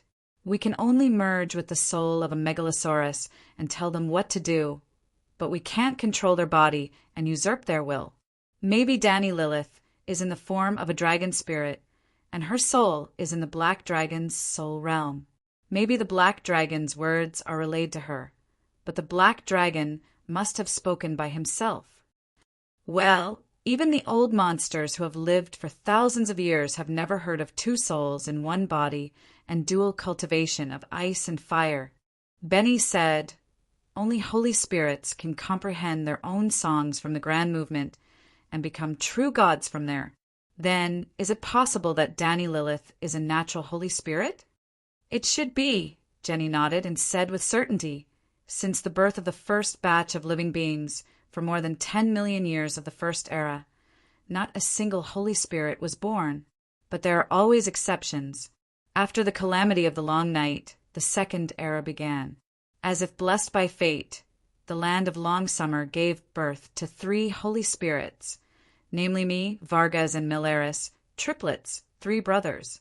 After 6,000 years, not a single holy spirit was born. Maybe us 3 brothers are the only holy spirits who can listen to the grand movement. But Danny Lilith is the pinnacle of blood witchcraft in Valeglia. She only exists in prophecies, and is a miracle that cannot happen in theory. There's no doubt that her talent is better than mine and my 2 brothers. So, I guess she is also a holy spirit. So, Danny Lilith can also become a true god?" Benny was shocked. "True god?" Jenny laughed bitterly. "You think I am a true god?" "Of course you are a true god. Even Lalo has to submit to you," Benny said respectfully. "Bullshit." The delicate priestess's face suddenly twisted, and she burst out. Chapter 412. Jenny clenched her fists and growled. "Thousands of years ago, I took the Song of Fire from Lalo, but I couldn't sing my own Song of Fire. 5,000 years ago, I was at the peak of demigod, 1 foot in the door of true God. 5,000 years later, I'm still a demigod, and that foot in the door of true God hasn't moved forward at all. The rules of the world have changed, and I'm not sure if it's because of the gods or because the rules have changed. Anyway, since the first era, the world we live in no longer allows the birth of true gods. My understanding of the Song of Fire is 10 times more than Lalo, and I have the help of Vargas and Mirasis. I was born to be the first human to become a true god, the god of fire. But look at me now. I'm neither dead nor alive, and I'm in an awkward situation. And the once glorious Valeglia is in ruins, and the 14 fire peaks are almost wiped out.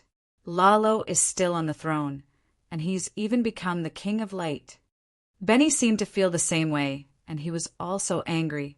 "Can Danny Rise help you take the last step?" he asked expectantly. "I don't know." "You don't know?" Benny raised his voice. "Then what are we doing?" I said, "This world doesn't allow mortals to become true gods. I'm not sure if Danny Rise can help me break the barrier, but if I fuse with her bloodline and soul, I'll be free from the seal, and it'll be easy to break the curse of the land of summer, just like what I predicted 400 years ago." When she said this, Jenny's voice and tone changed again. It wasn't a mix of multiple voices, but an old male voice, exactly the same as the great wizard Danny met when she crossed the river of time in the Immortal Palace and arrived at the Valeglia Wizard Tower. Benny knew the state of Jenny, so he wasn't surprised by her change in tone and address. "Your prediction back, then, was wrong. The girl who awakened the legendary bloodline wasn't born in the Belarus family of the first Fire Peak," he said hesitantly. A look of reminiscence appeared on Jenny's face as she slowly explained. When I communicated with her that day, I didn't know that the two of us were separated by 400 years on the timeline. He could only vaguely sense Belarus's aura on her, so he guessed that she was a girl from the first Fire Peak who had just awakened her dragon spirit talent. When I went to the first Fire Peak and asked Chief Belarus, I found out that there was no such person in his family. This aroused my suspicion. After all, it was a dragon spirit. After that, I organized all the wizards in the Wizard Council. After expending a huge amount of manpower and material resources to extract information related to her spiritual fluctuations from the magic ball of the Adept Tower, they finally noticed the traces of time. I also discovered that her soul fluctuations are very special.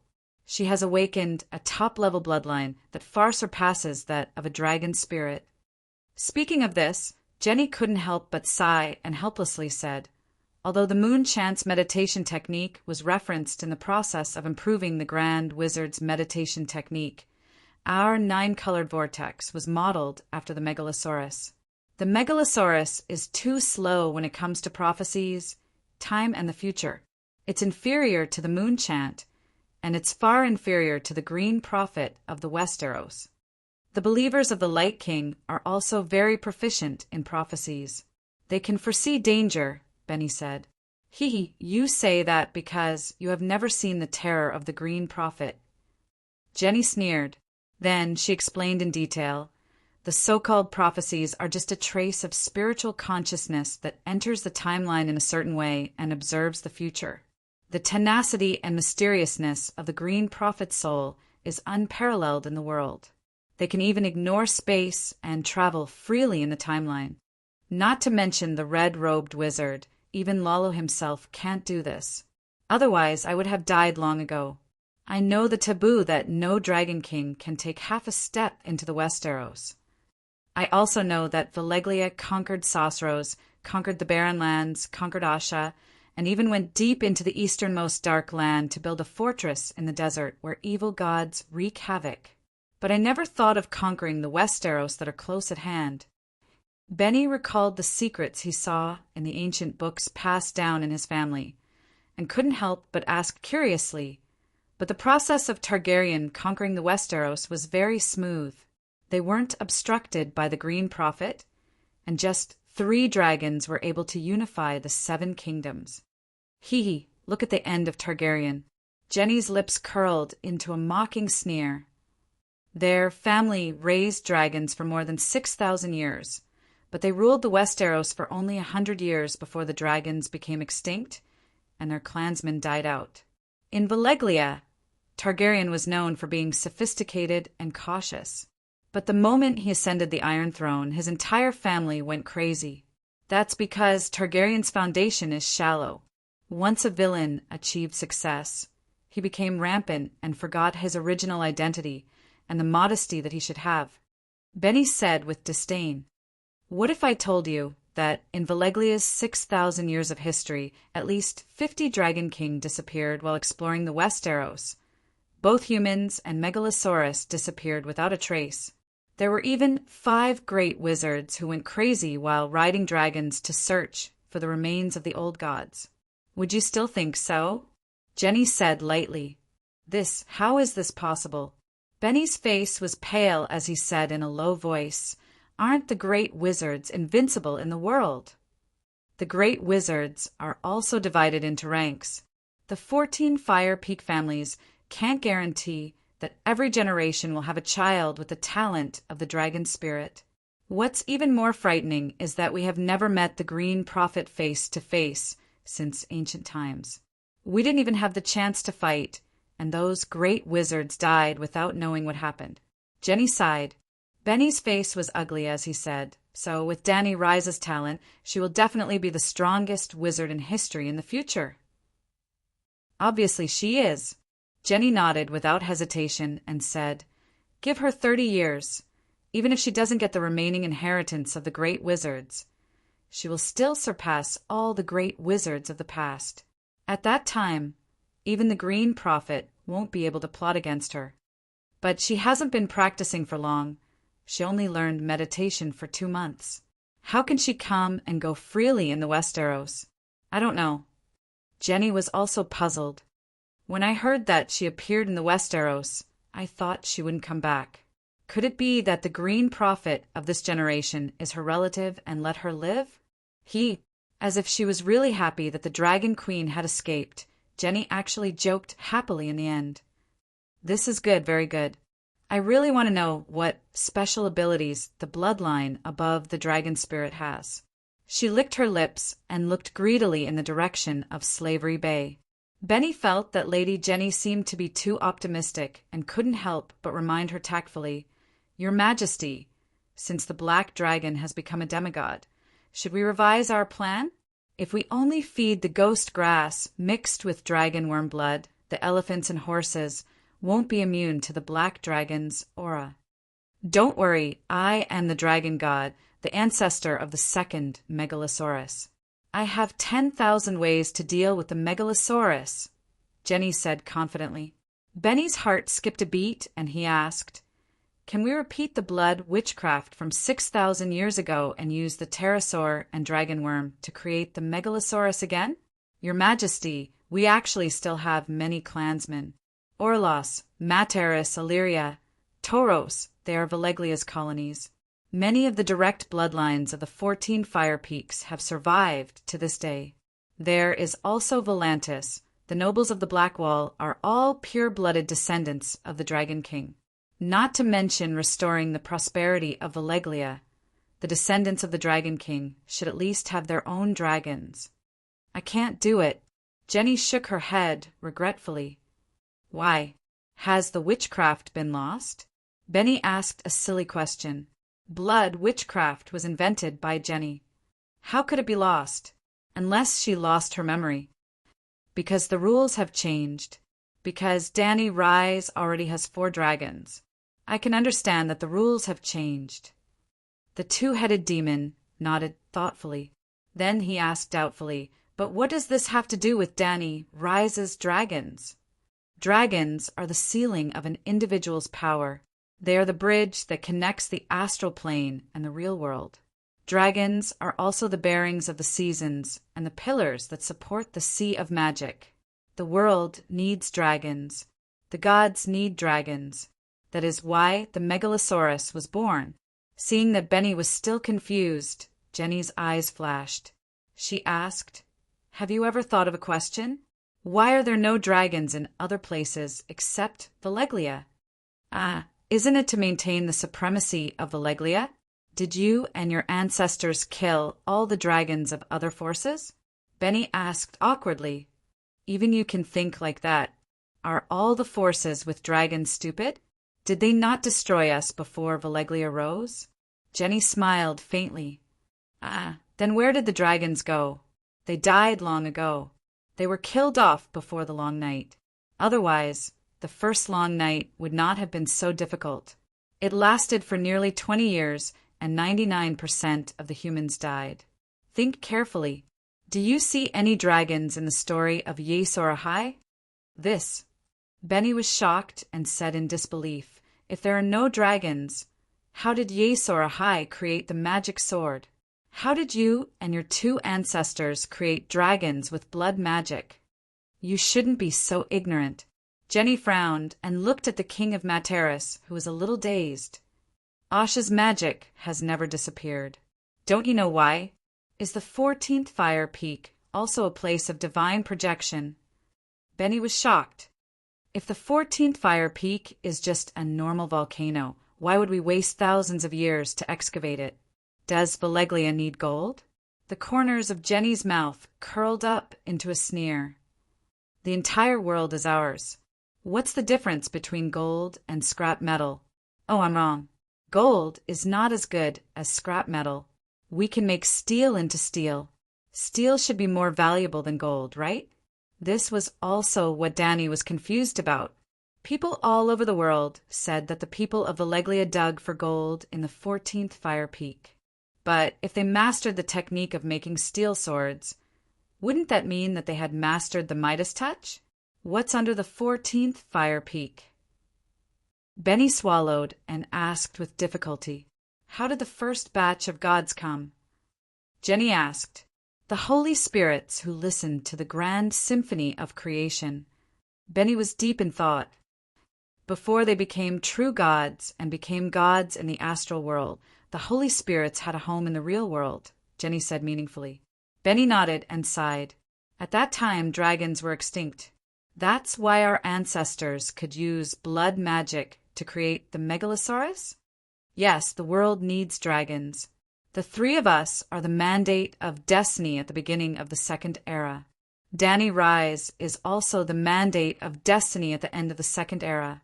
That's why she could awaken the bloodline of the mother of dragons, which is higher than the dragon spirits."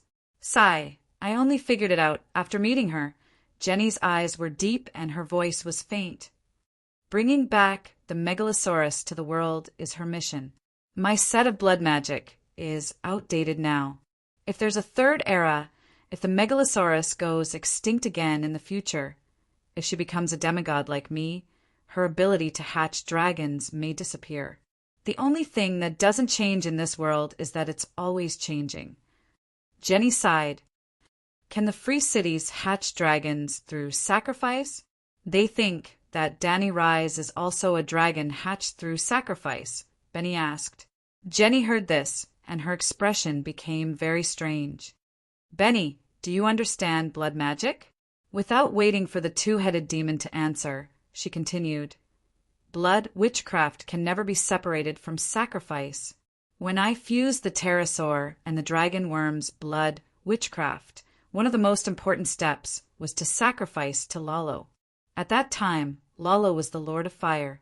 Life sprouts in fire, and fire can create life. Lalo's Song of Fire contains the power of life. That's why a new megalosaurus was born.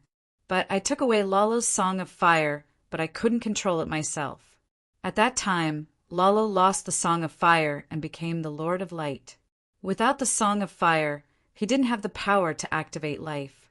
Even if the rules don't change, even if I sacrifice to him and he doesn't care about the past, he can't repeat the process of using blood magic to create the megalosaurus. Then, sacrificing the Lord of Light is useless? Volantis and New Guys are both sacrificing to Lalo, Benny said. Jenny shook her head and looked into the distance. She sighed and said, "Not necessarily. Lalo's resurrection of the dead is not fake. Maybe he can really resurrect a dragon? At first, I thought that Dani Rise had sacrificed to Lalo to hatch the dragon. That's why I didn't pay much attention to her and even allowed Jenny to bring her to the inheritance room. When she revealed her talent that far surpassed the dragon spirit, I was sure that she was the one who awakened the top bloodline in the prophecy. But at that time, she had already obtained my meditation technique. Sigh. There's no point in regretting. We have to seize the moment." A cold look flashed in Benny's eyes as he sneered. Dani Rise definitely didn't know what was waiting for her at Slave Bay. Maybe the Alliance doesn't even need to attack Marine City. She would have died in the plague. No, for 6,000 years, Valeglia has never stopped optimizing the bloodline genes, P.S. Other than our exquisite, godlike appearance, we Valeglia also have an extraordinary physique that is almost immune to diseases, Jenny said. But the gray-scale disease is different. That is the curse of Mother Roan, just like... Benny stroked the second head on his neck with a sinister look. Just like this, even the supreme Miracis bloodline couldn't resist the curse of the gods. Benny, you are of noble birth. But in terms of bloodline, you don't have the qualifications to be compared to Dani Rise. Even I can't compare to her, Jenny said calmly. Hearing that, Benny's handsome face contorted. The anger in his eyes almost materialized and flowed out. But he knew the identity of the person in front of him. He suppressed the anger in his heart and said in a muffled voice, "The corpse transport ship of the Alliance is about to reach Slave Bay. Shouldn't we prepare early? If we really cause a great plague in the 3 cities of Slave Bay, wouldn't Dani Rise take revenge on us? The Alliance can secretly throw stones into the wells of Myrine, Cayuan, and Astapor. She has a dragon and can throw the gray-scale disease victims in any corner of New Gith, Volantis, or even Materis in a day. The Alliance is sure that she doesn't know about this, Jenny said with a sly smile. What if we are discovered? The land of Long Summer is already shrouded in a curse. There won't be any more outbreaks. Also, do you know how the gray-scale disease came about? Jenny asked. Benny immediately replied. 2,000 years ago, when Mother Roan caused a great flood, her divine power overflowed. Together with her resentment and the curse of the Roan, a terrible virus was born. That virus is the source of the gray-scale disease today. Ha! Since the gray-scale disease appeared 2,000 years ago, would Valeglia turn a blind eye to it? Or is there nothing she can do? Jenny said proudly. The legendary incurable gray-scale disease actually has a cure? Why hasn't it been spread out? Benny was shocked and suspicious. What does the life and death of others have to do with Valeglia? Jenny said coldly. What about the Alliance? Benny was confused. A sinister look flashed in Jenny's blue eyes. She laughed softly. Benny, do you really think that I treat the Alliance as an ally? Are they worthy? From the beginning, they were used as sacrifices. I only want to borrow their army to win this war. I don't care if the 9 free cities, New Gith, and Queers are destroyed in the plague. Chapter 413. A seagull spread its gray wings and painted a leisurely figure in the clear blue sky. It looked down at the white sails on the sea and finally slid into the red brick city of Astapor. At 4:00 in the afternoon, the orange wine slowly approached the Astapor pier. The hot sea breeze from the land blew the blonde hair of the dwarf on the side of the ship. We're about to see your aunt. Why do you still look so sad? You're not me. You don't have to worry about losing your head. Aunt and nephew hugging each other and crying. What a touching scene. Just thinking about it makes me want to cry. Tyrion said to the young man beside him with a smile. The summer sea was hot, and Tyrion and the young man were dressed much the same. A thin linen tunic untucked at the chest, silk breeches up to the knees, and leather sandals. The young man was thin and well-proportioned. He was 17 or 18 years old, with long silver hair and violet eyes. He was a handsome man with a feminine temperament. The sailors and passengers on the Orange wine called him Little Griffin, knowing that he had come to Slave Bay with his father, Old Griffin, and a few followers. It was said that Little Griffin's aunt had made a fortune in the Slave Bay Liberation War. You warned me that I would look like a beggar if I went to see her empty-handed, Little Griffin said gloomily. Without a doubt, you're a beggar compared to her, and it's not shameful to know that. In front of such a ruthless person, your father is not much different from a beggar. The little devil laughed. My father is a true dragon, and so am I. My right of inheritance is higher than hers. Little Griffin growled. That's where the problem lies. Your father is dead, and all that's left of you is the illusory inheritance that no one recognizes. She's the mother of the 4 dragons, the queen of Slaver's Bay, the Valkyrie of the battlefield, the devil of slave traders all over the world, and the savior of suffering slaves, Misha. The little devil looked at the great pyramid bathed in golden sunlight and sighed. Look, such a magnificent building, but it's only one of her palaces. It said that in Cayuan and Marine, there's a magnificent pyramid as the Queen's Palace. The Westeros are her hometown. The Red Castle is her home, our home, young Griffin emphasized. A home where I never slept for a night or had breakfast. A home that only exists in my imagination. As expected, Tyrion was once again delighted to see the young prince's face turn red from anger, but he was speechless. The imp couldn't help but think of Joffrey, who often flew into a rage because of her. I really have a talent for infuriating princes. However, this feeling was really good. This was the only bit of fun left in the boring sea trip, he thought. But when the imp thought of Joffrey, he restrained the smile at the corners of his mouth. It was fun to see the princes being provoked, but it was also very painful to see the princes slap him. Not only was it painful, but it could also take his life. He had to learn his lesson. So he hurriedly comforted him. Actually, there's nothing bad about being a beggar. At least your pitiful state can evoke my aunt's pity, and she might even give you a dragon. I don't want to rely on acting pitiful to gain her sympathy. Young Griffin was even angrier, the veins on his neck bulging. She's my aunt, she will marry me and become my wife. Dragons have 3 heads. I don't need her to give me one. I was originally one of the heads. The imp slapped his forehead and moaned, Look! Look! What did old Griffin say to you? At this moment, a small boat with a green dragon flag on a black background approached the galleon. The small boat sailed parallel to the side of the ship, and a customs officer wearing a white short-sleeved shirt with blue stripes stood at the bow of the boat, holding a copper horn and shouting, Where did this merchant ship come from, and what goods are they transporting?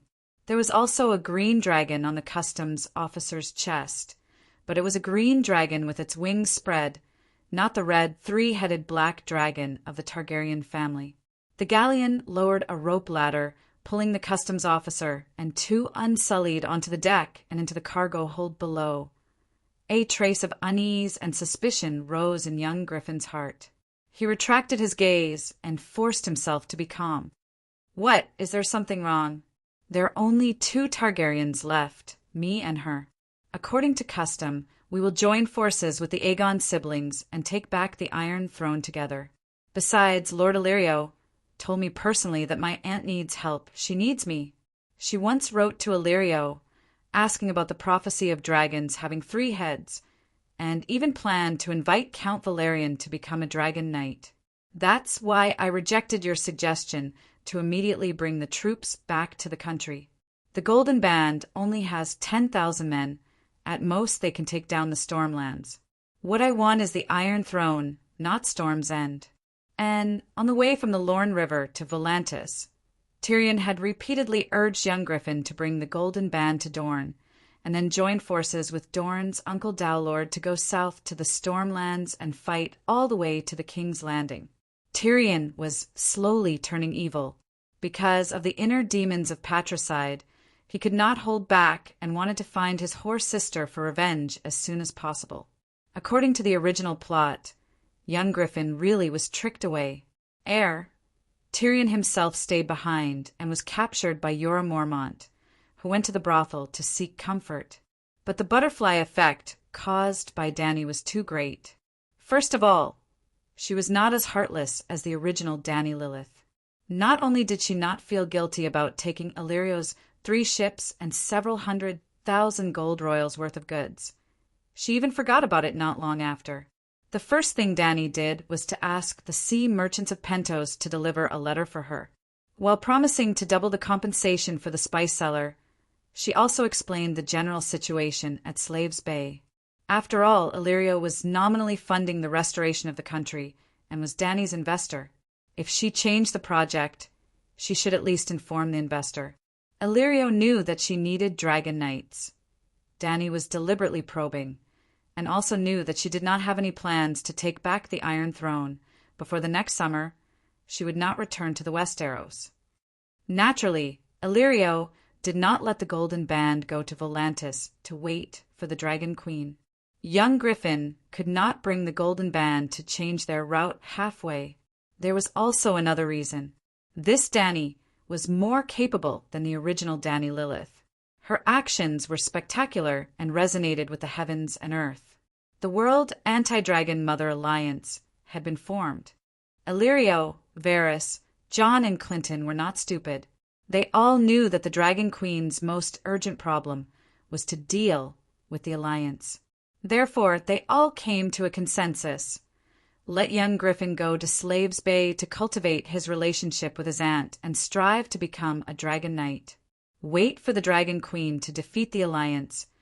Wait for the Megalosaurus to grow up. The 3 dragons were only 2 years old. They believed that dragons were too young to take on such great responsibilities. Wait for winter to pass, and then go and conquer the Westeros. They said the same words that Dany had said to the guests at the tournament banquet. After defeating the Alliance, the Dragon Queen would naturally be the first empress in the world, and the Westeros would be as easy as taking something out of their pockets. Losing the battle was not scary either. The aunt and nephew rode their dragons back to Dragonstone Island, taking the same path as the Aegon siblings. Thus, the plot was completely changed. Young Griffin came to Slaves Bay to seek refuge with Aunt Dany. Pier S. 13. 2 silver coins per day as management fee. The Orange Wine ship will rent the pier for a total of 12 days, a total of 24 silver coins. The customs inspector had already led 2 unsullied people to check the cargo hold. He was holding a pen and quickly writing on a document that was padded with wooden boards. The captain of Volantis took out 24 silver coins from his money bag and handed it to the unsullied person.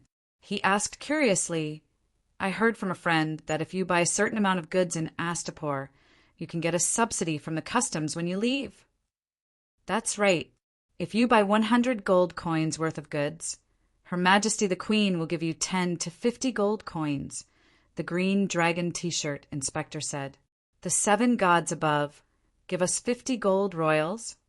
The little demon on the side shouted, "How high are the profits of the merchants in Astapor? How much tax do they have to pay to the Dragon Queen?" "Not all goods and merchants can get half of the subsidy. The price of goods in Astapor is lower than that of the free cities. Not only does the Queen not receive much tax, she also has to pay more than 100,000 gold coins every month," the inspector said seriously. The Volantis merchant also nodded in agreement. "The price of white sugar and refined salt in Astapor is only half of Volantis, but the quality is 10 times higher. It's as white as snow and as fine as sand. There's no impurities at all." Little Griffin walked over and asked curiously, "Then what is the Dragon Queen after?" "Look!" The customs inspector pointed at the busy dock. In the past, it was hard to see an elephant carriage on that street. There were even no foreign merchants or pedestrians for a few days. Now, it's 10,000 times more prosperous. Even if the United Nations clamors to seal off Slavers Bay, in reality, the sea merchants that come to the summer sea will come to buy goods and replenish their dried fruits and fresh water. Tyrion stood on his tiptoes and looked around. The dock and streets were almost the same as Volantis. The ships were like Baker on the beach, and merchants and tourists were walking shoulder to shoulder. "I'm also wondering why there are so many people in Astapor when the Allied army is sharpening their swords." He was puzzled. Slavers Bay is the Queen's bathtub. With the Megalosaurus soaring in the sky, the Allied fleet doesn't even dare to enter the Sea of Sorrow, the customs inspector said proudly. Slavers Bay could be seen as a crooked gourd. The head of the gourd was Meereen, the upper half of the gourd was Slavers Bay, and the Astapor Peninsula was stuck on the gourd's waist. The Sea of Sorrow was the lower half of the gourd, and New Gith was on the bottom of the gourd, connected to the summer sea. The customs inspector was bragging. The Dragon Queen had complete control of Slavers Bay, but the Sea of Sorrow was too big for the Megalosaurus to patrol. "But she can't keep subsidizing, right?" Tyrion frowned. "Once the Allied army is defeated, the world will belong to the Queen. Naturally, she won't need to subsidize anymore." The little devil's ugly face twisted. These words were too true and too ruthless. He couldn't refute them at all. The customs inspector tore off the dock lease bill and gave it to the Volantis merchant. He warned, "You must receive invoices when doing business in Astapor. You must have them for all goods. You have a batch of Kohler stainless steel in your cabin.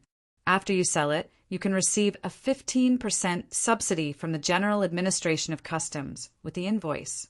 He. Fat Faust didn't lie to me. The merchant was overjoyed. Tyrion was deep in thought. Slavers Bay lacks steel. No, Slavers Bay doesn't lack steel. It only lacks steel for weapons. The merchant laughed. The customs inspector glanced at the two of them. He didn't admit or deny it. He bade farewell and prepared to leave with the two unsullied. "Wait, Mr. Inspector." An old black man in a mage's robe reached out and stopped the customs inspector who was about to go down the rope ladder. He smiled and asked, "I wonder if the Dragon Queen is still recruiting fire mages?" Chapter 414. You Are. The customs inspector carefully looked at the old black man who was pulling him. His face was old, and his hair was gray and sparse. He was a very ordinary old black man, but on the cuffs of his sky-blue silk robe there was a thumb-sized flame symbol embroidered. "Are you a fire mage?" Suddenly an amiable smile bloomed on his face, and his tone and attitude were as warm as the spring breeze. "I am Wood, the fire mage, the strongest fire mage in Volantis." The old black man seemed to be bragging as he told the truth. After the first young man in the western continent, Lisbon, died tragically in the hands of mercenaries, Old Wood did not become the new number one. He was too old, and his inheritance was not good enough. However, in the Fire Mages faction, he had become the undisputed number one, at least the number one in Volantis. The customs inspector's body shook violently, and his face changed greatly. He quickly handed the document and ink pen to the Unsullied behind him. He took a step forward and asked respectfully and expectantly, "Is this true? Master, can you make wildfire?" Wood saw his expression, and he had an idea in his heart. He flicked his sleeves, raised his head, and said coldly, "In the streets of Volantis, I don't know how many people know my name. How can it be fake? As for wildfire, it's an entry-level thing. After the age of 18, I don't dare play with it." This was another big truth. Wood had made a living on the docks and streets of Volantis for decades. There were at least 8,000 spectators who had seen him perform fire magic. "Master, do you want to join the Royal Megalosaurus Mage Regiment of Her Majesty the Dragon Lady? My name is Donder, and I can take you to the Great Pyramid." The customs inspector's mouth almost cracked into a big banner that said, "Welcome, welcome, Royal Megalosaurus Mage Regiment." This name was very high, and it sounded pretty good. Old Wood was satisfied, but there was no expression on his face. He nodded reservedly and asked, "Is the Queen in Astapor now?" "She just came back yesterday," the customs inspector said politely. "For a real master like you, Her Majesty has always been thirsty for talents. She will definitely meet you in person. I'm also a fire mage." Another gray-robed man walked over, rubbed his hands, and said excitedly, "My name is Pogba. I can be ranked in the top 3 in the world of fire mages in Volantis, second only to Lisbon and Master Wood." "Really?" The customs inspector was doubtful. This Pogba was thin and short, with a pointy mouth and monkey-like cheeks. When the sea breeze blew, 7 or 8 ribs could be clearly seen on his chest. "Master Pogba is too modest," Old Wood said seriously. "Now that Master Lisbon has passed away, the Pogba brothers and I are on par. It's not an exaggeration to call him and me the Volantis twin masters. I'm sorry I didn't recognize you. So you're the Volantis dual masters. Master, you've already reached the realm of returning to the natural state. I was blind and failed to recognize Master's simple and unadorned Grandmaster temperament. Please forgive me." Donder bowed and apologized sincerely. It was completely sincere, without the slightest bit of mockery or disrespect. "And me," a short and fat man who looked like a beer barrel squeezed over, his thumb pointing to his fat chin that hung down to his chest. "I'm Greasy Residue Hancock from Coor, proficient in fire witchcraft and blood refining. I'm the number 1 fire mage in the central continent of Ursus." As soon as Greasy Residue Hancock introduced himself, before Inspector Donder had time to compliment him, a thin 2-meter-tall bamboo pole immediately shouted, "And me Jeep Burning Cloud from Mill, the number 1 fire mage in the Narrow Sea. Are you sure you're here to join the Royal Megalosaurus Mages?" Donder was surprised and doubtful. In the past, there were no true fire mages.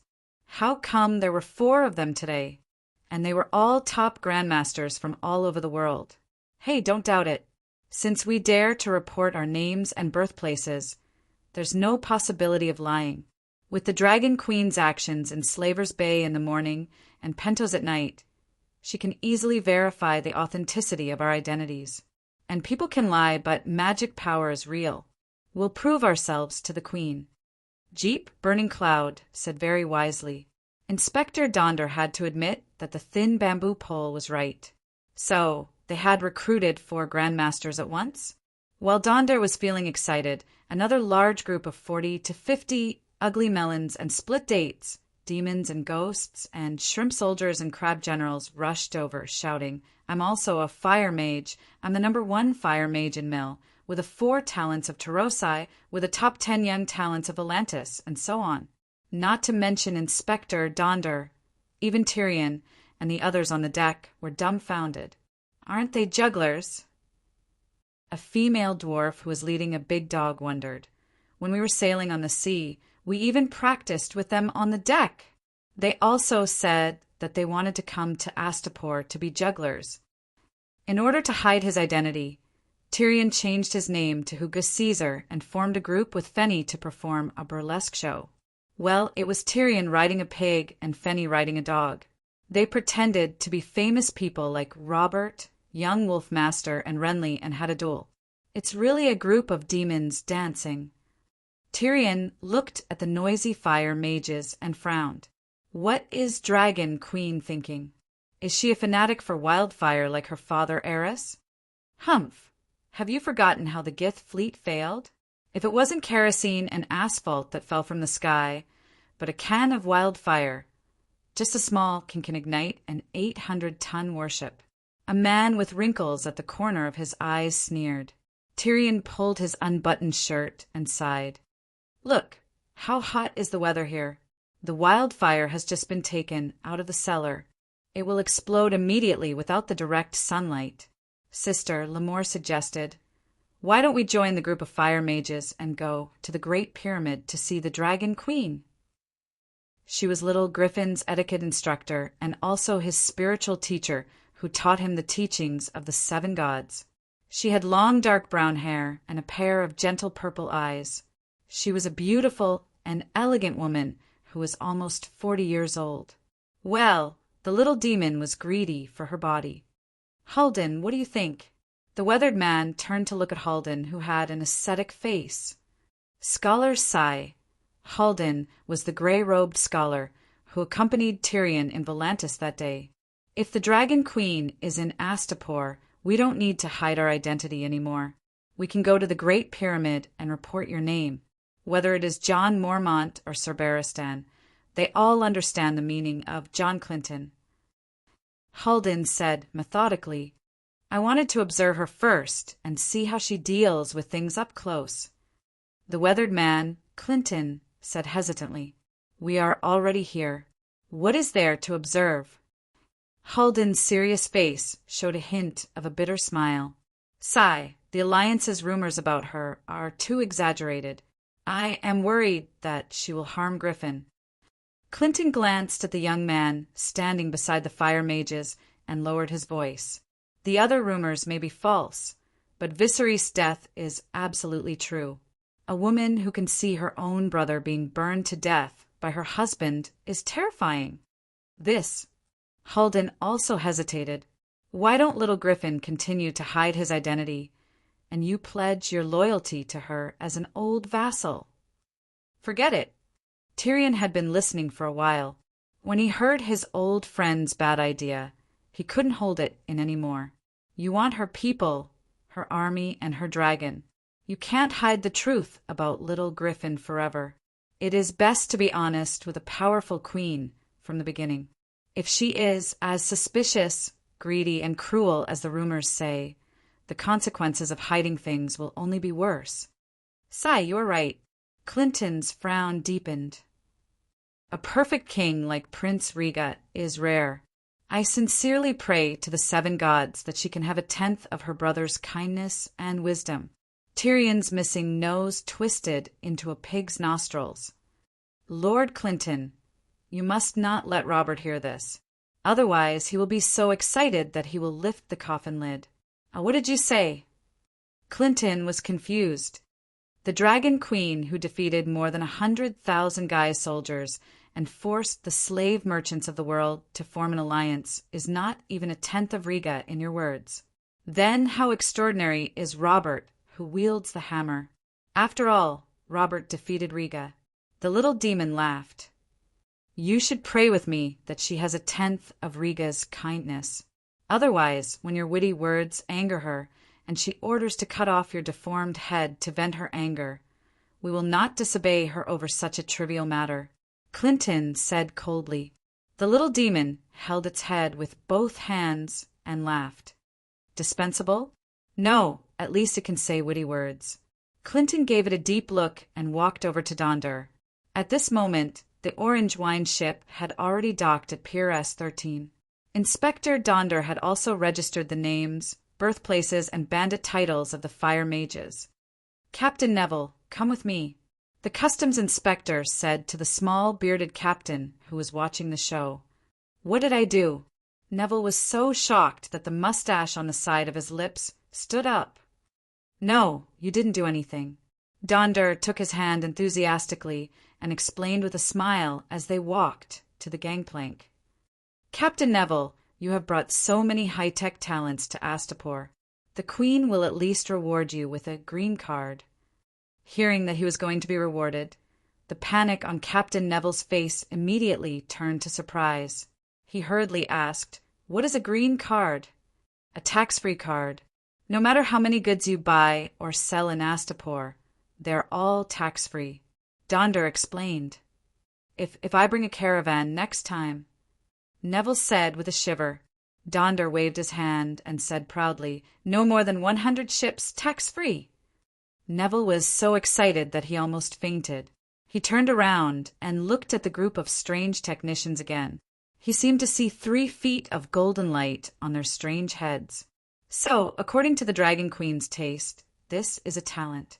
Next time, no matter what, I have to go to the pier to plunder another batch. Sir Inspector, please wait.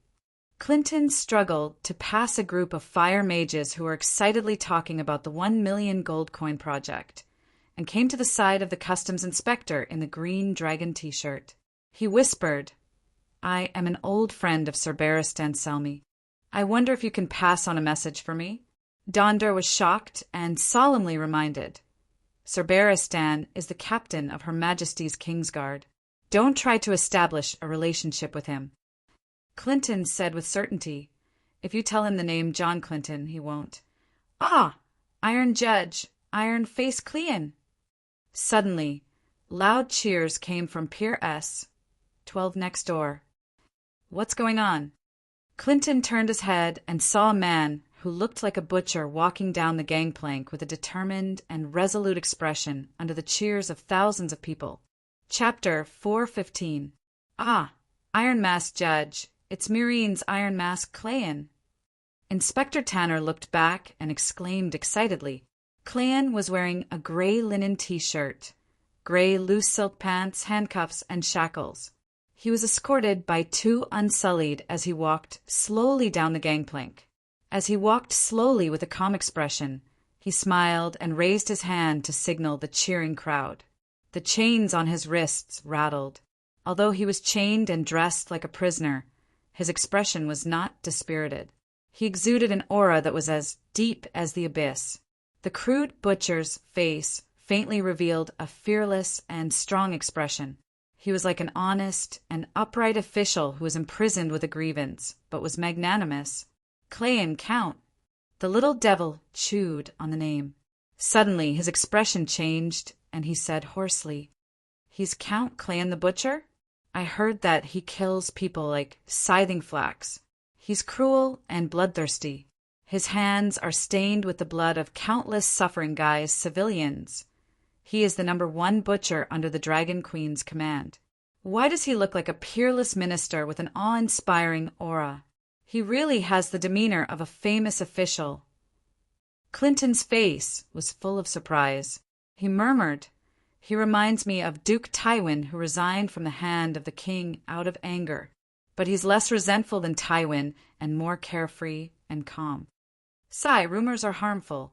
The guise people of Volantis tried their best to smear the Dragon Queen, the mother of Dragon's guards, the new free people of Slaver's Bay, and a famous official, Count Clayan, as a greedy and bloodthirsty devil.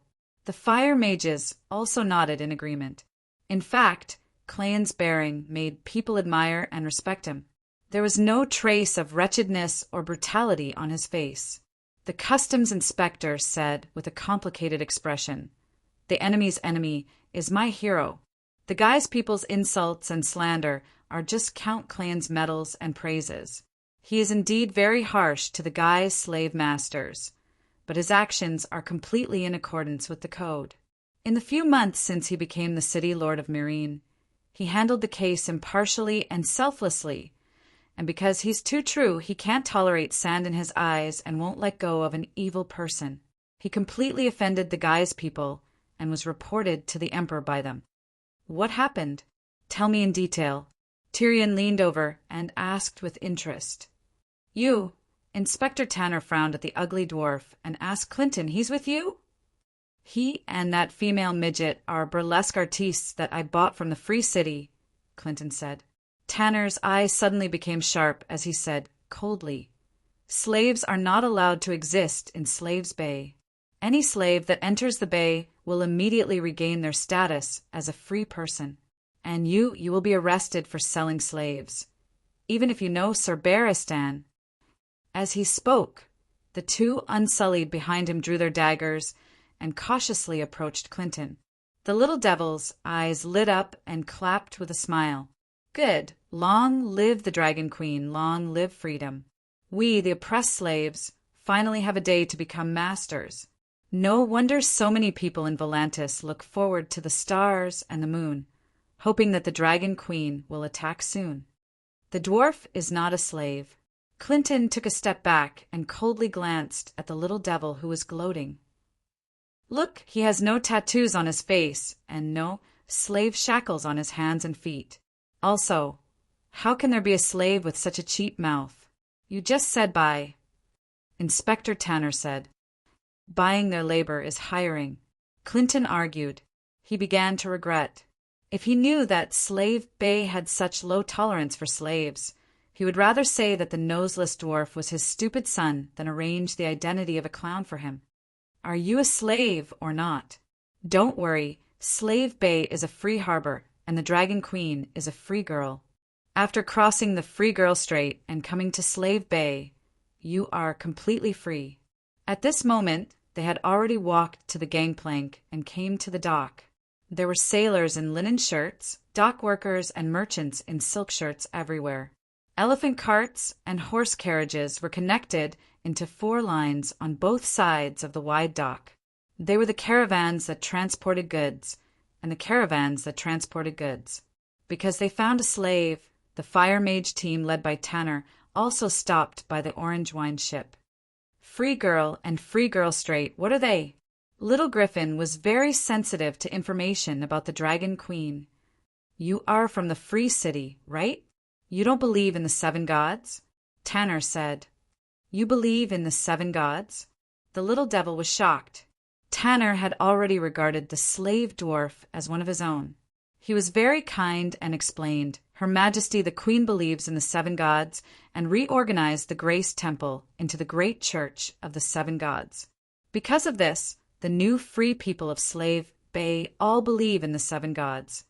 The Queen did not force everyone to change their faith, but we all think that the 7 gods are good, especially the Goddess Maiden, who symbolizes freedom. Finally, he added, so the free girl is that maiden. Clinton and the others suddenly realized, but the maiden symbolizes purity, not freedom. The little devil's mouth twitched, but he was inexplicably afraid of the Dragon Queen, who he was about to meet. Is that woman really only 16 years old? Politics, economics, military, and even religion.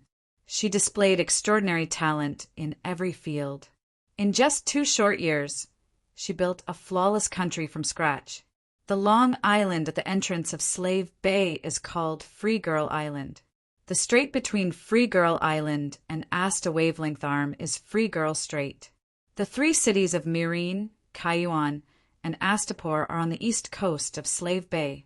After defeating the Allied army and taking down Illyria and Tauros on the west coast of Slave Bay, the Queen will change the name of Slave Bay to Free Girl Bay, Tanner said. The inspector saw the little devil's serious expression and the worry in his eyes. He thought that the dwarf was struggling in his heart, wondering if he should report his master and regain his freedom. He said softly, "Dwarf, don't worry. You have come to the paradise of freedom. On this land, you don't have to worry about your safety and your life after freedom. The Dragon Queen will distribute land and houses to you. You can get the same amount of money without farming. It's enough for you to buy a house and settle down in the city. The neighborhood committee will also arrange a job for you. You can be your own boss and continue to perform antics. Not to mention supporting your dwarf wife. It's more than enough to raise 8 or 10 little dwarves. In short, any slave who comes to Slave Bay is equivalent to coming to heaven." Tanner was afraid that the dwarf would be like some cowardly, technical slaves, thinking that they couldn't live without their master. He was eloquent, trying his best to comfort and encourage him. He himself was an example. Tanner was once a scholar in the Great Pyramid. At that time, his ideological awareness was not high enough. He thought that without a master, he wouldn't be able to live a comfortable life. He was unwilling to regain his freedom and even begged the Dragon Queen to sell him again. Later, the Dragon Queen accepted him as a scribe and raised him for a year. Then, when he worked at the customs, he discovered one thing. The cost of raising him by the Dragon Queen was far less than the salary he deserved for his labor. So he mustered up his courage, and with a nervous heart he timidly went to the Dragon Queen and asked to terminate the support contract with her. The Dragon Queen gladly agreed and signed a new labor contract with him. He was truly independent and free. He became a civil servant in Astapor. His life was prosperous, and he was 10,000 times happier than when he was a slave for the slave owner of Gith.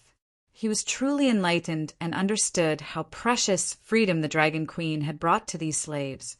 When he saw the little demon who was suspected of being a slave, it was like seeing his weak self in the past.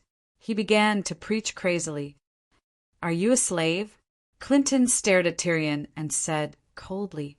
The little demon opened his big mouth and revealed an ugly wry smile. He shook his head and said, "It's funny. I really wish I were an ordinary slave now." Unfortunately, he was not ordinary. If he lied when the Dragon Queen found out about Lannister's identity, not only would Clinton and the others not intercede, but they would also add fuel to the fire. Then he would most likely lose his deformed head. "Sigh, Inspector Donder, I'm really not a slave. Sir Clinton hired me, and—" The little demon turned around and glanced at Fenny, whose cheeks were red and eyes were watery. Fenny just looked at him and immediately lowered her head. Her face was even redder, and her blue eyes were even more watery. "Fenny and I are not husband and wife, and there won't be a little dwarf." The ugly dwarf without a nose hardened his heart and said calmly.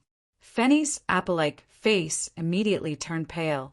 "Since you are all performers performing for the Queen, then follow me." Donder greeted Clinton and the others with a wooden face. All of a sudden, he lost his previous eagerness. It seemed that if he was not a slave, the ugly dwarf status would be lowered by 2 levels.